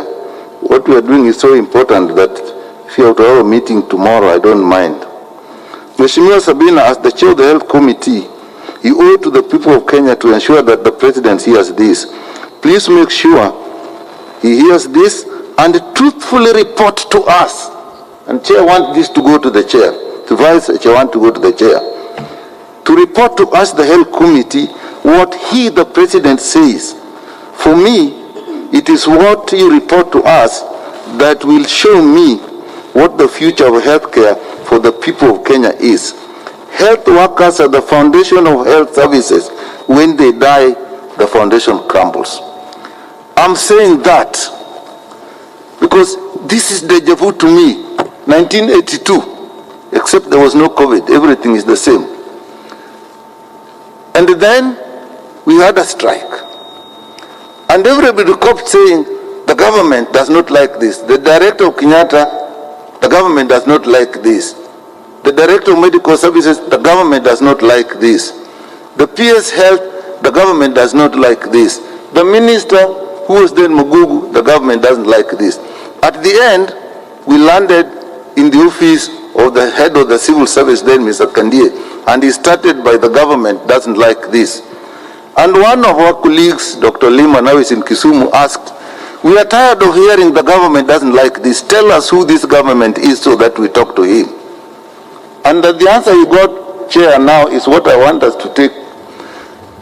He was told, the government is the president and the people he listens to, whether those people hold official positions or not. I think we are there one more time. And why am I bringing these things and sounding off? A lot of the things the doctors have said are systemic. And I'll go one by one. I won't take as much time as you did. University lecturers were not included in the cover. Chair, we have said here again and again, it is time that the teaching hostels are part of the university, and that is what we wanted for Kenyatta University. And our colleagues here, a gazettement was done when we were on recess. Otherwise, it would have been one staff. The people who work there as doctors are registrars. And here, Dr. was saying, if you're going to train them, they have to leave their places. And then the counties don't want to pay. We have said again and again here that what needs to be done, we need training position that is paid for by the national government as per their mandate. Again, the problem of just the functions being done by the people they have. Chair, this risk allowance, extraneous allowance, all these compensations, this is the origin, Daktari. You will pursue this even after I've died from what I'm seeing. Because I pursued it at your age, you are pursuing it again. This was the original of the allowances. We wanted doctors to be paid better. Everybody said, like you are hearing now, the problem is SRC. Everybody said the problem is the Public Service Commission, because if you pay the doctors better, they'll distort the structures of the salaries. And we said, then what do we do? Then we said, because they work longer, because they are at risk of disease, at that time we couldn't even explain that doctors, nurses, and all other health workers are at risk of disease. COVID has now proved it. 40 years later. And that is why the risk allowance was being paid. Extraneous allowance, because doctors cannot leave a patient on the table during surgery because 5 o'clock has reached. So he has to do, and I'll tell you, at one time somebody retorted in the government before we went on strike that we employ you as all civil servants to do 8 hours. And we said we are going to do a program, we are going to do a schedule for 8 hours, and we did in Kenyatta, and we were doing 8 hours. It was a big strike countrywide. That is where those allowances came from. Why are they being seen now as something you should bargain for? In fact, Daktari, what you now go for is not that this risk allowance are paid, but these risk allowances now, we want them to be computed and put in your salary upfront. Why? Because as allowances, we are being shortchanged. You are being shortchanged as doctors because they will not be part of the negotiation when you retire or part of the gratuity. Because that is where they came from. Okay, other people then came and said, we are also doing this risk allowance, fine. All the health workers, all the people who work in hospital, the cleaners, sure, they also have a risk allowance. But you have said the level of the risk. If they were listening to you, even PPEs, level 2 and 3, you mentioned. We have that list in the ministry, what level 2 does, what level 3 does, what level 4 does, and the risk they have. And you have done exactly what kind of protection they need. Chair, it took us in 82 to get a scheme of service for doctors and health workers. What he has done is not his duty. That is the duty of the human resource in the ministry to work out and go and negotiate with the government. It's not the doctors to go and put a scheme of service. That's not their duty. Their duty is to go in theatre and work. Why should they work out the scheme of service?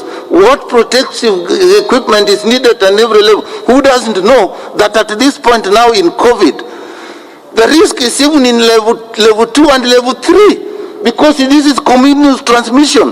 80% of the people are asymptomatic, but they transmit the disease. I know. Yes. Otherwise, I'll just have to leave. No, I really agree. We also focus on way forward as members of parliament. I'm giving. Do you realize I'm giving way forward? I hear you. Do you know I'm giving way forward? I hear you. Yeah. If you listen to my statement, each one of them ends with a way forward. Chair, everybody says this is your calling, medicine is a calling, you have to be patriotic. Who says patriotism is suicide? Patriotism is not suicide. You cannot ask a person to jump into a river that is running because they are patriotic. You must help them. You must help them. We can't do this to health workers. So, again, I'm saying if you want way forward, these allowances for risk has to be paid not only to doctors, but even to other health workers. And these doctors have even done for you. They can do the level of risk. You pay people at that level. Now, lack of collective bargaining agreement.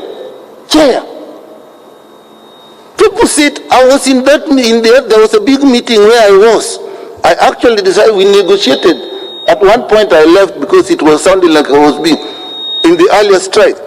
And people, Dr. Thuranera, I think you were there. Yeah, you were there also. And you were there, yeah, you guys were all there. If at that time, when I was in the last term of parliament, people agreed on something that it should be paid, and on the basis of that, the strike was called off. Why is it that today that thing is a subject of discussion? Health workers do not know how to lie, because if you lie, the patient dies. So they trust everything you tell them. 2 years down the line, you are not paid. If they go on strike, you want another. How do we know that this new negotiation will again not be a part of a negotiation 5 years later? Use of courts. You know, people go for the letter of the law and manipulate the law to get people sacked. The truth is, when those people who are sacked are at home, there are people who are dying who could have saved if we don't go for the letter of the law. That is the truth. We make public statements that we are going to employ doctors. I know doctors who have come to me looking for work. Why can't we go and employ those doctors immediately? So, Chair, we just have to do what is happening. Now, when you come to money that was given, contracted workers are not compensated. Honestly, tell me, if you are working for 6 months with COVID patients, why are you not at risk? Why are you not being compensated? And we were with you, Chair, Vice Chair, when we visited. We also asked, you give this thing for 3 months, COVID is going on. What is going to happen in the next 3 months?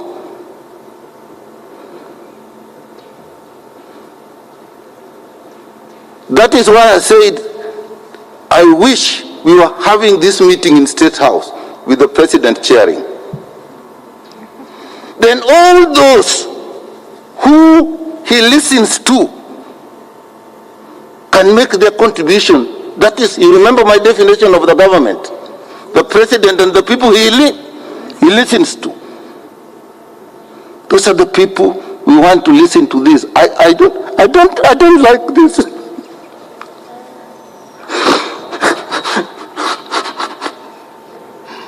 All right, easy. You can do that to your doctors and your health workers. It's not fair. Take it easy.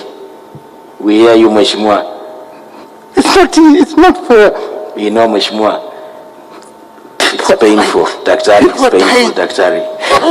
Health cannot be business. We hear you, Mheshimiwa. We hear you, Mheshimiwa. Now, Health Services Commission. Yes, it can be statutory, it can be constitutional.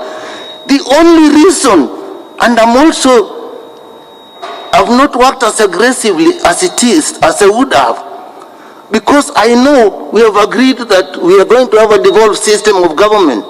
And I know that a person who is running an institution will feel disenfranchised if the people that he's working with are being employed, promoted, disciplined by somebody else. That's also a reality. The governors are also not wrong to be reluctant. But what is the reason why the doctors are insisting? Say whether I'm wrong. It is because one element of the constitution in this country has never been implemented. The national government, the ministry has policy and standards. Are they able to go to the counties and say, this is not according to standard, this is not the policy, we want it to be done differently? What will be the answer? This is a devolved function, therefore you can't come here. So what is the point of a national government that cannot enforce standards and policies? And that is why the doctors are insisting. Dr. Turanera, I called you when we were in Naivasha.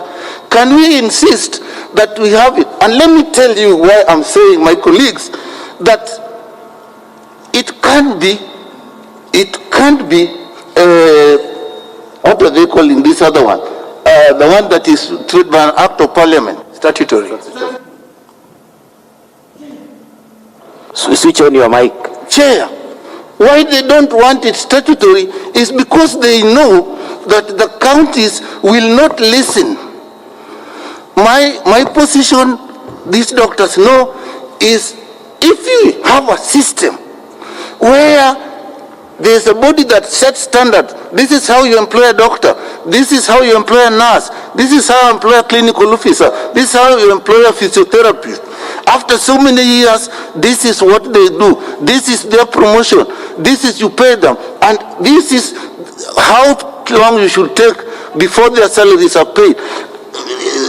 Statutory deductions are not remitted to NHIF, and so doctors are not being, health workers are not being covered.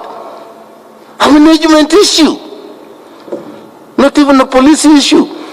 But if you had somebody, so what, Chair, in my view, this country needs is that the policy and standards function of the government, we must find a way where they can be enforced. So a governor can be told, yes, these doctors or this nurse has worked for 3 years, why has the nurse not been promoted?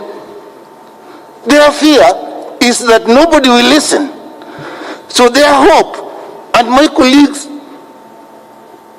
I know your hope is that when it's in the Constitution, it will be reinforced.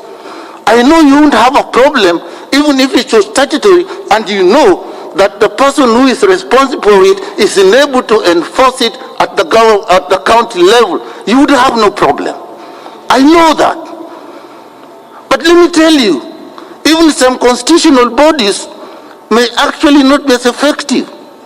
So what this country needs is the standards and the policy functions to be enforced. Who will enforce it?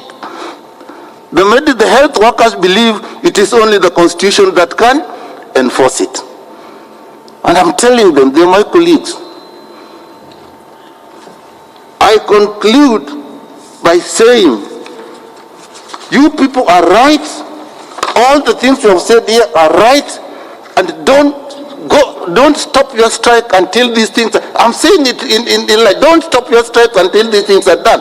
On the Health Services Commission, I think what we should do is make sure it's not only in health, it's in agriculture, it is in water, it is everywhere. The standards and the policy function of the national government is not being done because there is no way of enforcing it. The intergovernmental relations structure is a cordial thing. People talk nicely over a cup of tea and governors go back and the national people remain here and nothing happens. So I would say, when you negotiate that, even if it is not in the Constitution, but what then must be done, what is already in the Constitution, which is not being implemented, is the standards and the policy function of the national government is not being implemented.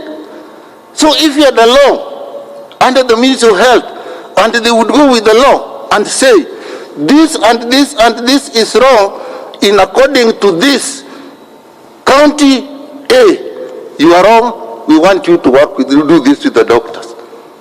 Training, if the doctors were in Kenyatta or in Moi, and the national government is paying for them, the counties would have the money over that 3 or 4 year period to get another doctor in place. What is wrong with that?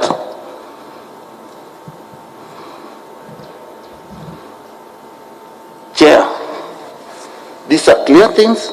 They are policy issues, and we must just go back as this committee and implement the issues. The structure between the training institutions and the hospitals.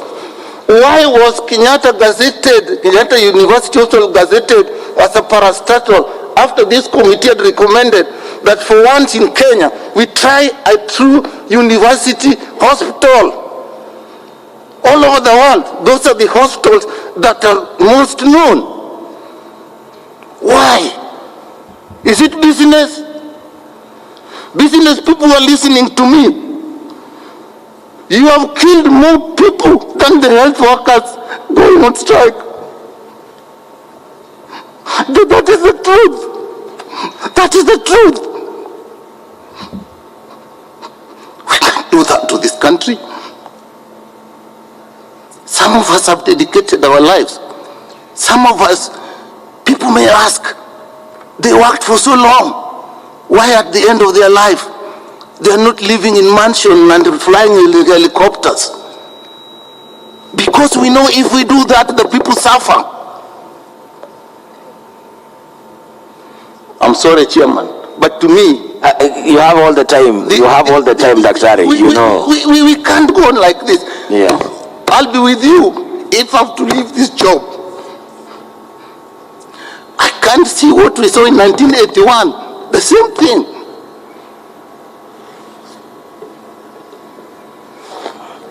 Thank you, Chair. Thank you, Mheshimiwa Daktari. I had to give you enough time because of your experience. Kindly, our team to check on the doctor, give him some water. Yeah. So I'll give it to Dr. Mulgor. Thank you, Chair. Chair, I'll start by saying what the medical union, the doctors' union has presented is nothing, is the truth and nothing but the truth. And actually reminds me, Chair, it reminds me of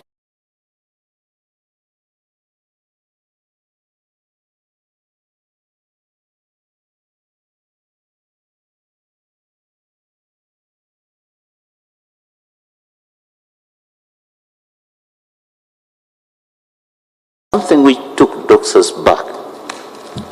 Can you imagine somebody, one of the presentation was that as doctors, we work around the clock. And the answer he gave is, when you decided to be a doctor, you knew you were going to work for 24 hours. So you cannot demand anything. And that is why Nikal was saying, you see, a doctor has no time. If you are in an operating theater, for example, you don't just stop and hand it over in the middle.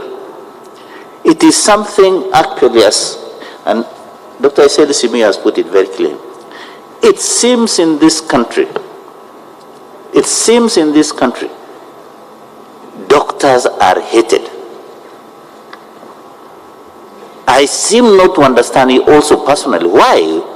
Somebody who saves people's lives are hated that much. And Chair, I would have liked, the observation I've seen here, I would have really liked that when they were presenting today here, I would have liked to see the ministry here, the CS and the PS and those technical guys, leave alone the doctors in the ministry. They are also suffering there. We would have liked to see the other guys who actually advise even the CSS.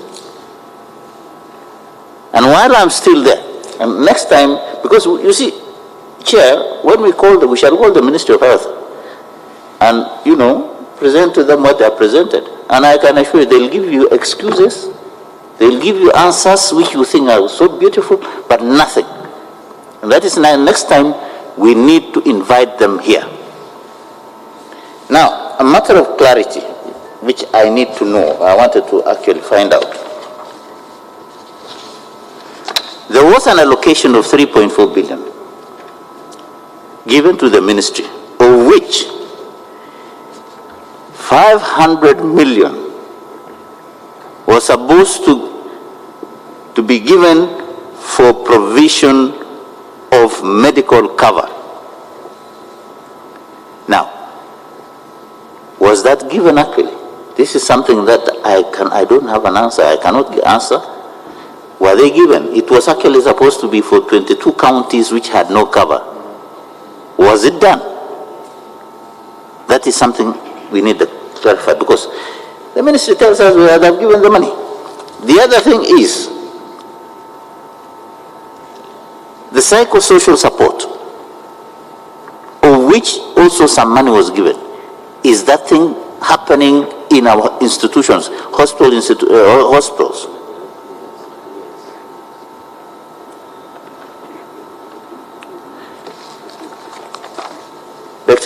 The other thing which has been coming on every now and then, and I saw it actually, and I think I asked even the CS or SRC when they were there, the question of risk allowance. Whom are they giving? Are they giving only for those who are in national referral hospitals?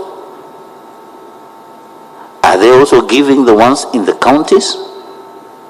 And are they giving also our lecturers who are in the university? Because being a lecturer of medicine, you are actually working, you are treating, and you are carrying also that risk. I want clarity on that, because I don't see why somebody in Iten who is a doctor does not get that risk allowance, and somebody in MTRH gets the risk allowance while they're handling the same thing. I would like that clarity, members of the union. On the remission of deductions to NHIF, I really don't know. It's criminal. It is criminal. And the biggest culprits are the universities as well as the counties. What are these fellows known as, even NHIF itself? Why don't you sue those areas? Or just because they are doctors or whoever, or staff who are in those institutions, you don't care?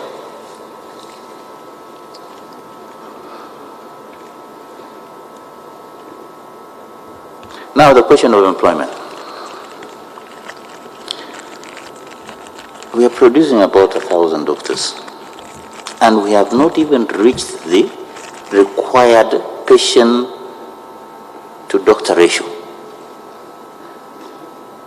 And you find doctors after graduating, and I say, I know we know these things, they are sitting at home while actually we don't have enough personnel. I don't know what is happening, and I can assure you, the whole thing is, there's something somewhere, I don't know, I don't want to go there, but somehow I don't know, was it competition in school why doctors are hated?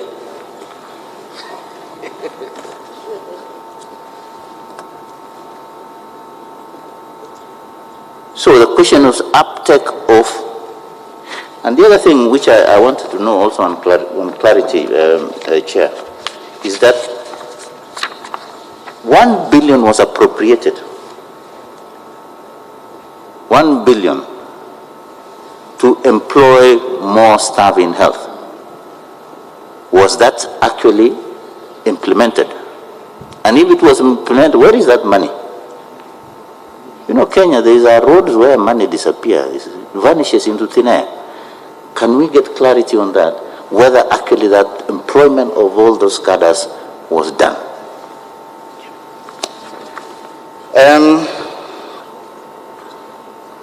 Now, PPEs. It is very sad that actually you go to KEMSA,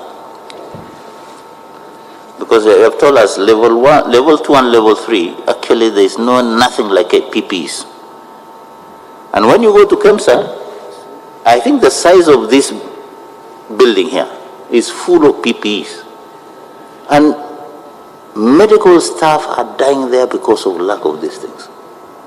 What is wrong with this? What is wrong with this, with us as Kenyans and as a government? Just because you're investigating, you're doing what, you'll have things, and actually, Chair, the likelihood of those PPs expiring there is there. And then you lose even more, and you have lost health personnel because you're not giving it out.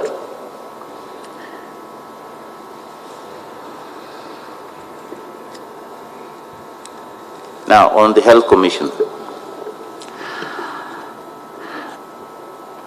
I think last Parliament we really worked hard as members of this committee to see that a Kenya Health Commission was established.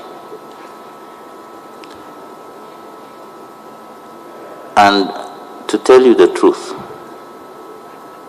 unless there is a political will,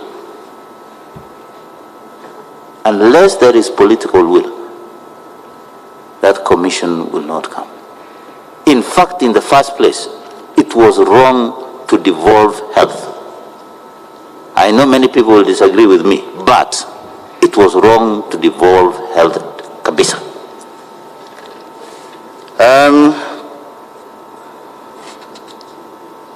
The other thing which I wanted to say and finalize is the question of, I don't know, just failed, but I think as you say, perhaps we are maybe rather come later. emotional on this thing. I know. And I think I'll come back. Yes. Members, yes.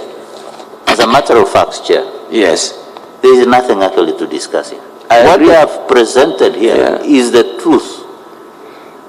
And as a committee, we should follow it to the end. Not question of just discussing this thing and discussing. We have to get an answer on this thing. Thank you. Members, just before we take another round, you will allow me, because I had to give the doctors an opportunity. And you can, members, tell clearly the way it is a motive, the way this issue is so sensitive.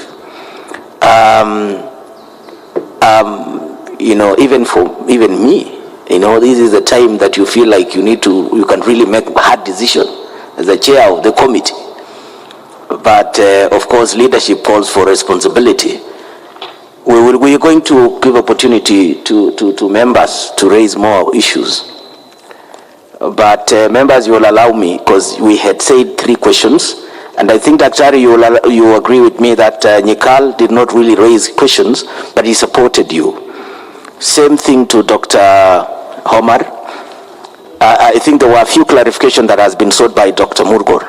Maybe 1 or 2, so then you can give also opportunity to other members. But then before, there are members who've just come in. Let me give them an opportunity just to do an introduction. Then you respond to that. Then, Chair, I will give it to Korere. I think there was I had promised the women rep from Lamu, and then I'll come to Koros. Oh, yes. Then we can take 4, and then yes, our good representative from Turkana. Yes. Just go ahead and do an introduction for those people who had not done introduction. Thank you.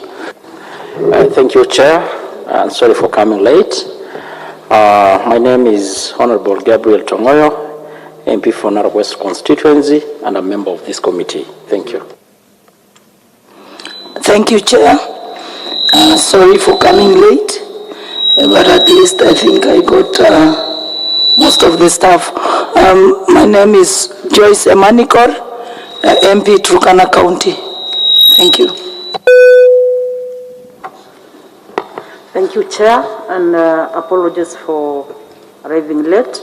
I'm Sarah Korere, MP for Laikipia North Constituency, Laikipia County, where all the doctors were, kicked out like they don't mean anything. So respond to the few concerns from Dr. Murgor, and perhaps maybe any other clarification. And I guess the CEO NHIF you can also react to a few issues that have been raised by these people. Thank you. In fact, Chair, can you answer actually whether you received the 500 million for the cover of these fellows? Okay, okay, good.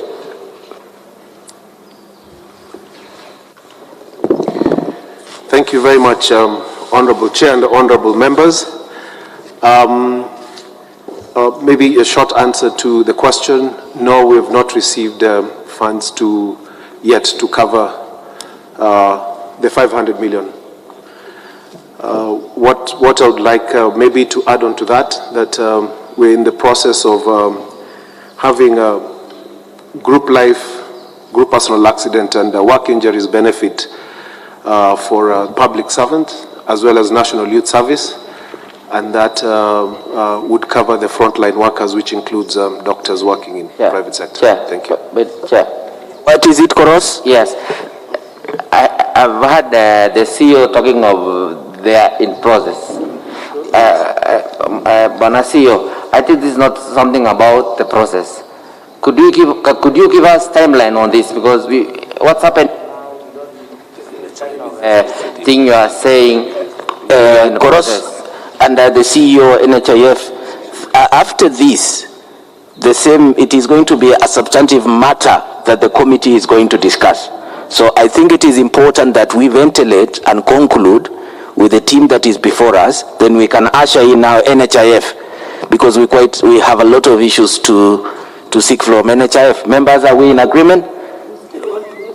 Yes. So, but we want to focus on what it is here. Thank you. So yes. You can go ahead and respond to Dr. Mulgore and any other concern before we take another round from members. Thank you. Yeah, thank you, Chair. I think before I respond to Dr. Mulgore, the Chair, Honorable Sabina, before she left, had asked a question on the counties that are not prescribed to NHIF. The data, I'll mention those that have never prescribed to NHIF. Meru, Kwale, Kilifi, Tana River, Mandera, Nyeri, Turkana, West Pokot, Samburu, Trans Nzoia, Uasin Gishu, Nandi, Laikipia, Narok, Vihiga, Busia, Siaya, Homa Bay, Migori, and Nairobi City. And there are two counties that are in the process of renewal, Isiolo and Garissa. And then there are counties that are currently not active, which means our members in these counties cannot access treatment. I'm mentioning them. Okay, thank you. Marsabit, Tharaka-Nithi, Kitui, Makueni, Nyandarua, Elgeyo Marakwet, Baringo, and Bomet.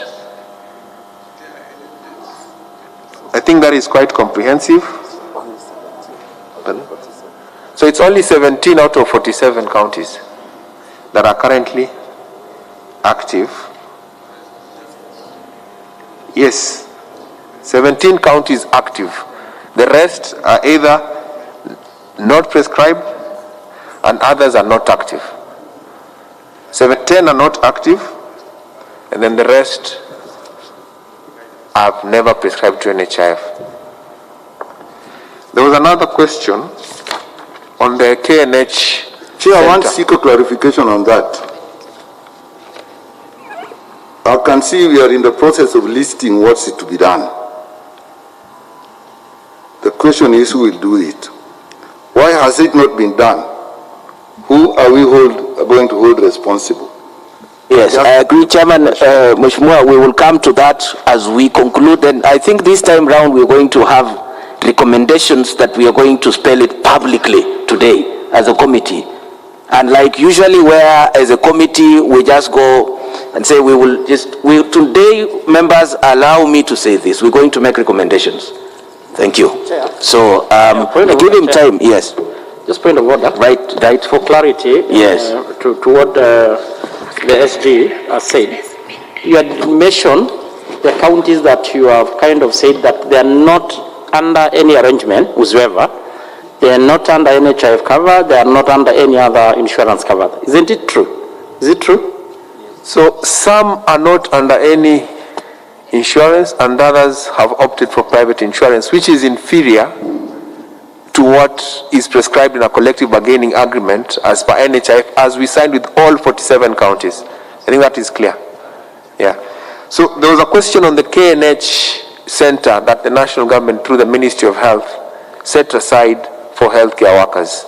Yes, it is true there is a center there, but it only has 30 regular beds, so there is no ICU space there. So if a doctor or any healthcare worker becomes or gets severe COVID, they will not be assisted there.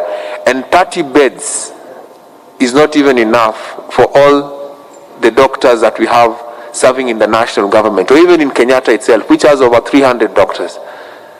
So I think that is also quite clear. There was the question from Dr. Murgo on psychosocial support. One, that was the first question. So psychosocial support, I'll be honest, myself, being in the technical advisory committee of the health committee of the COVID fund, which, and through Equity Group, which gave 85 million for psychosocial support to be run through the associations, Kenya Medical Association, Kenya National Nurses Association of Kenya, Kenya Clinical Association of Kenya. So it is the associations and the union that is running the psychosocial support actively.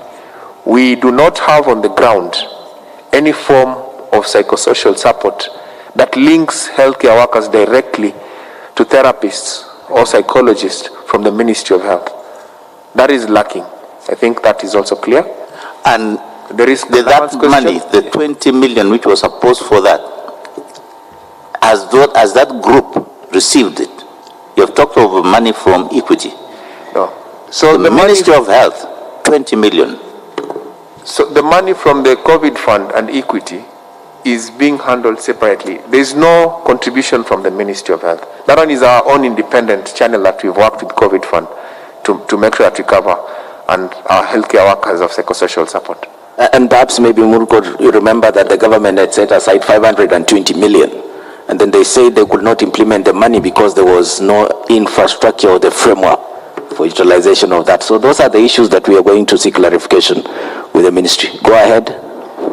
The issue of risk allowance that Dr. Murgor asked, in fact, as we speak, there is a letter from SRC excluding payment of this allowance, even the COVID-19 emergency allowance, to all the university hospitals. The university teaching and academic staff, that is the clinical specialists, they're not receiving, and SRC has stood its ground that they should not receive. And equally, the doctors in the university health services units, because each university has a clinic or a health center that the staff of the university get services from. They've also been excluded from this risk allowance, even the call allowance. And I'd like to say that for the universities, after 3 years of pursuing this issue post the CBA, in the month of June, we finally got that money dispersed in arrears. It wasn't the full amount, it was 60% of the odd amounts from the National Treasury to universities.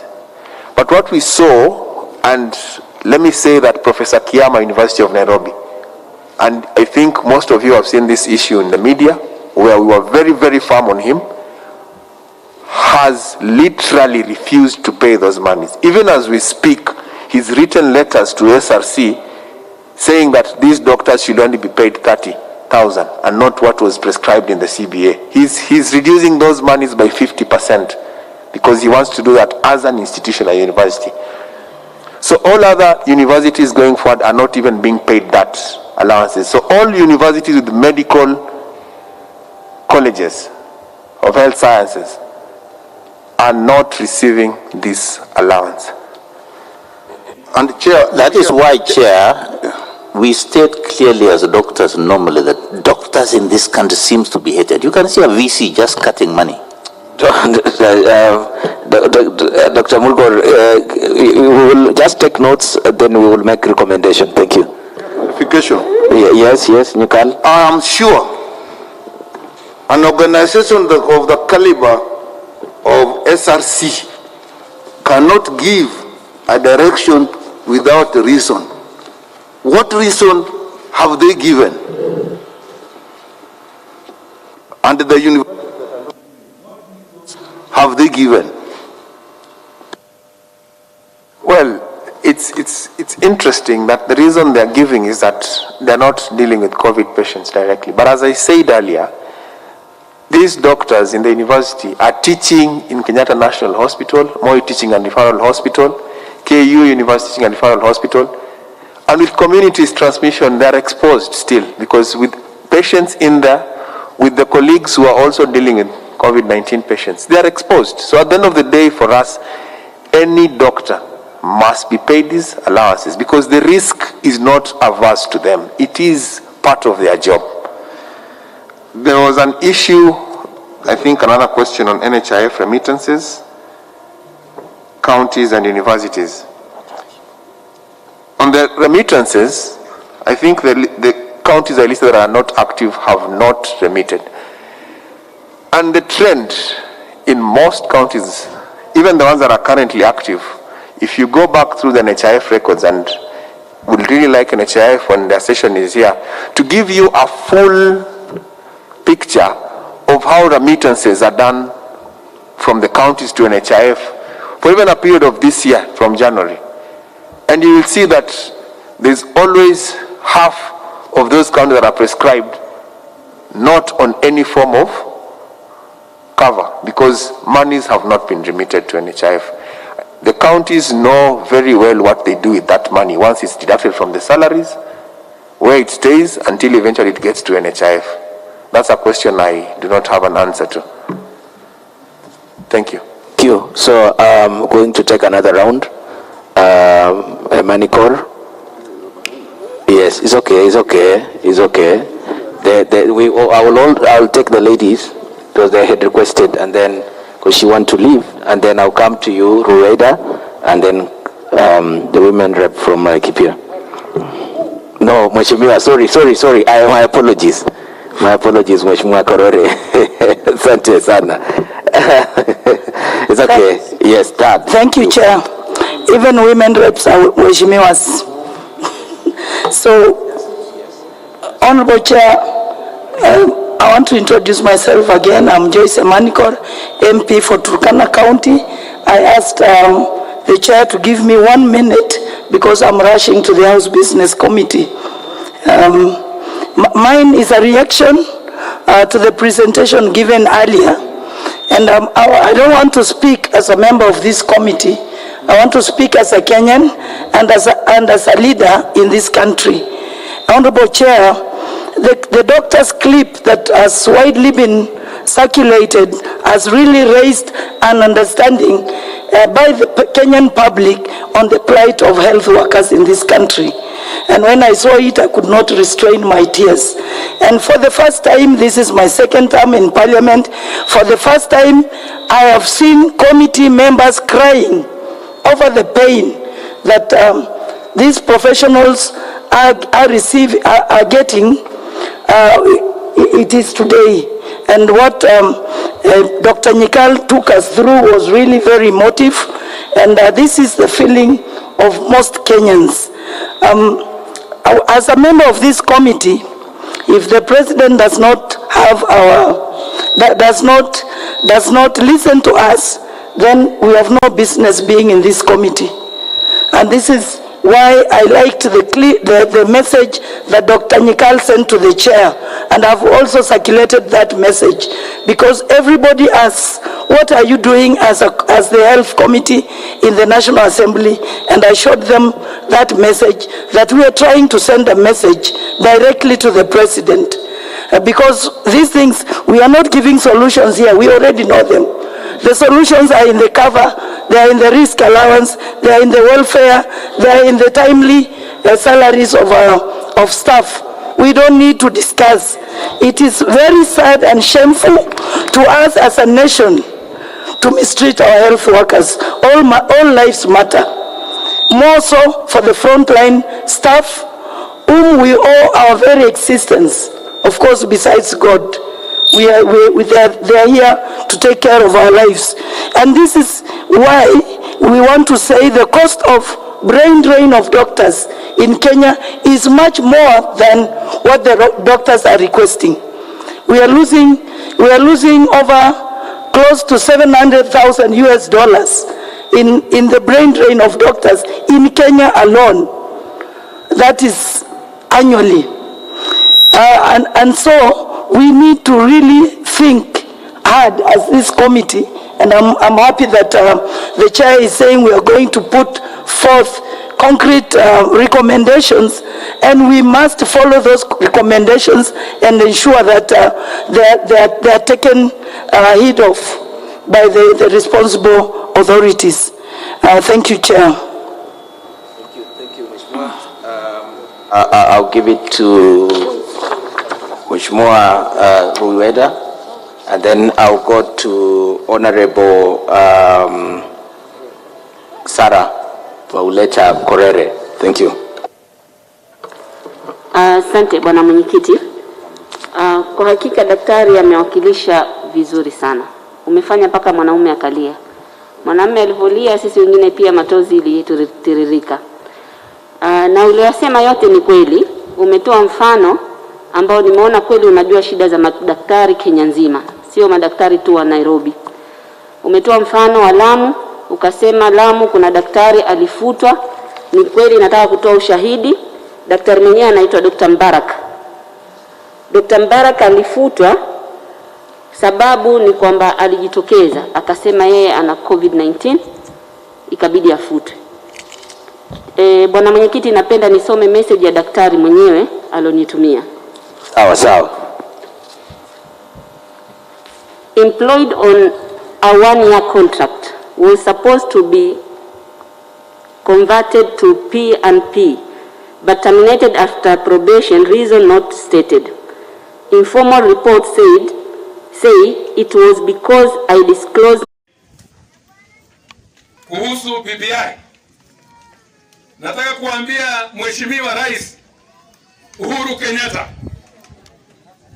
it is only a wrong person that can do any other duty when the nation is suffering from corona. BBI suspended in 3 years ago your goal vision of Agenda 4.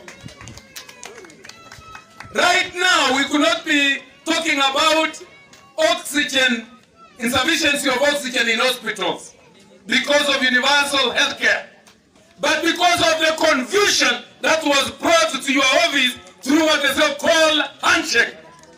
Your Agenda 4, which could have become your legacy, is gone with a confused Raila Odinga. So it's that now you're talking of BBI, you want signatures with Raila when people want medicine in hospitals. You're talking today about handshake when the current health situation requires that no more handshake. Things are bad because of corona. Leave handshake away, leave the satanic reggae away, concentrate on this very 1 year. It's only 1 year, my friend.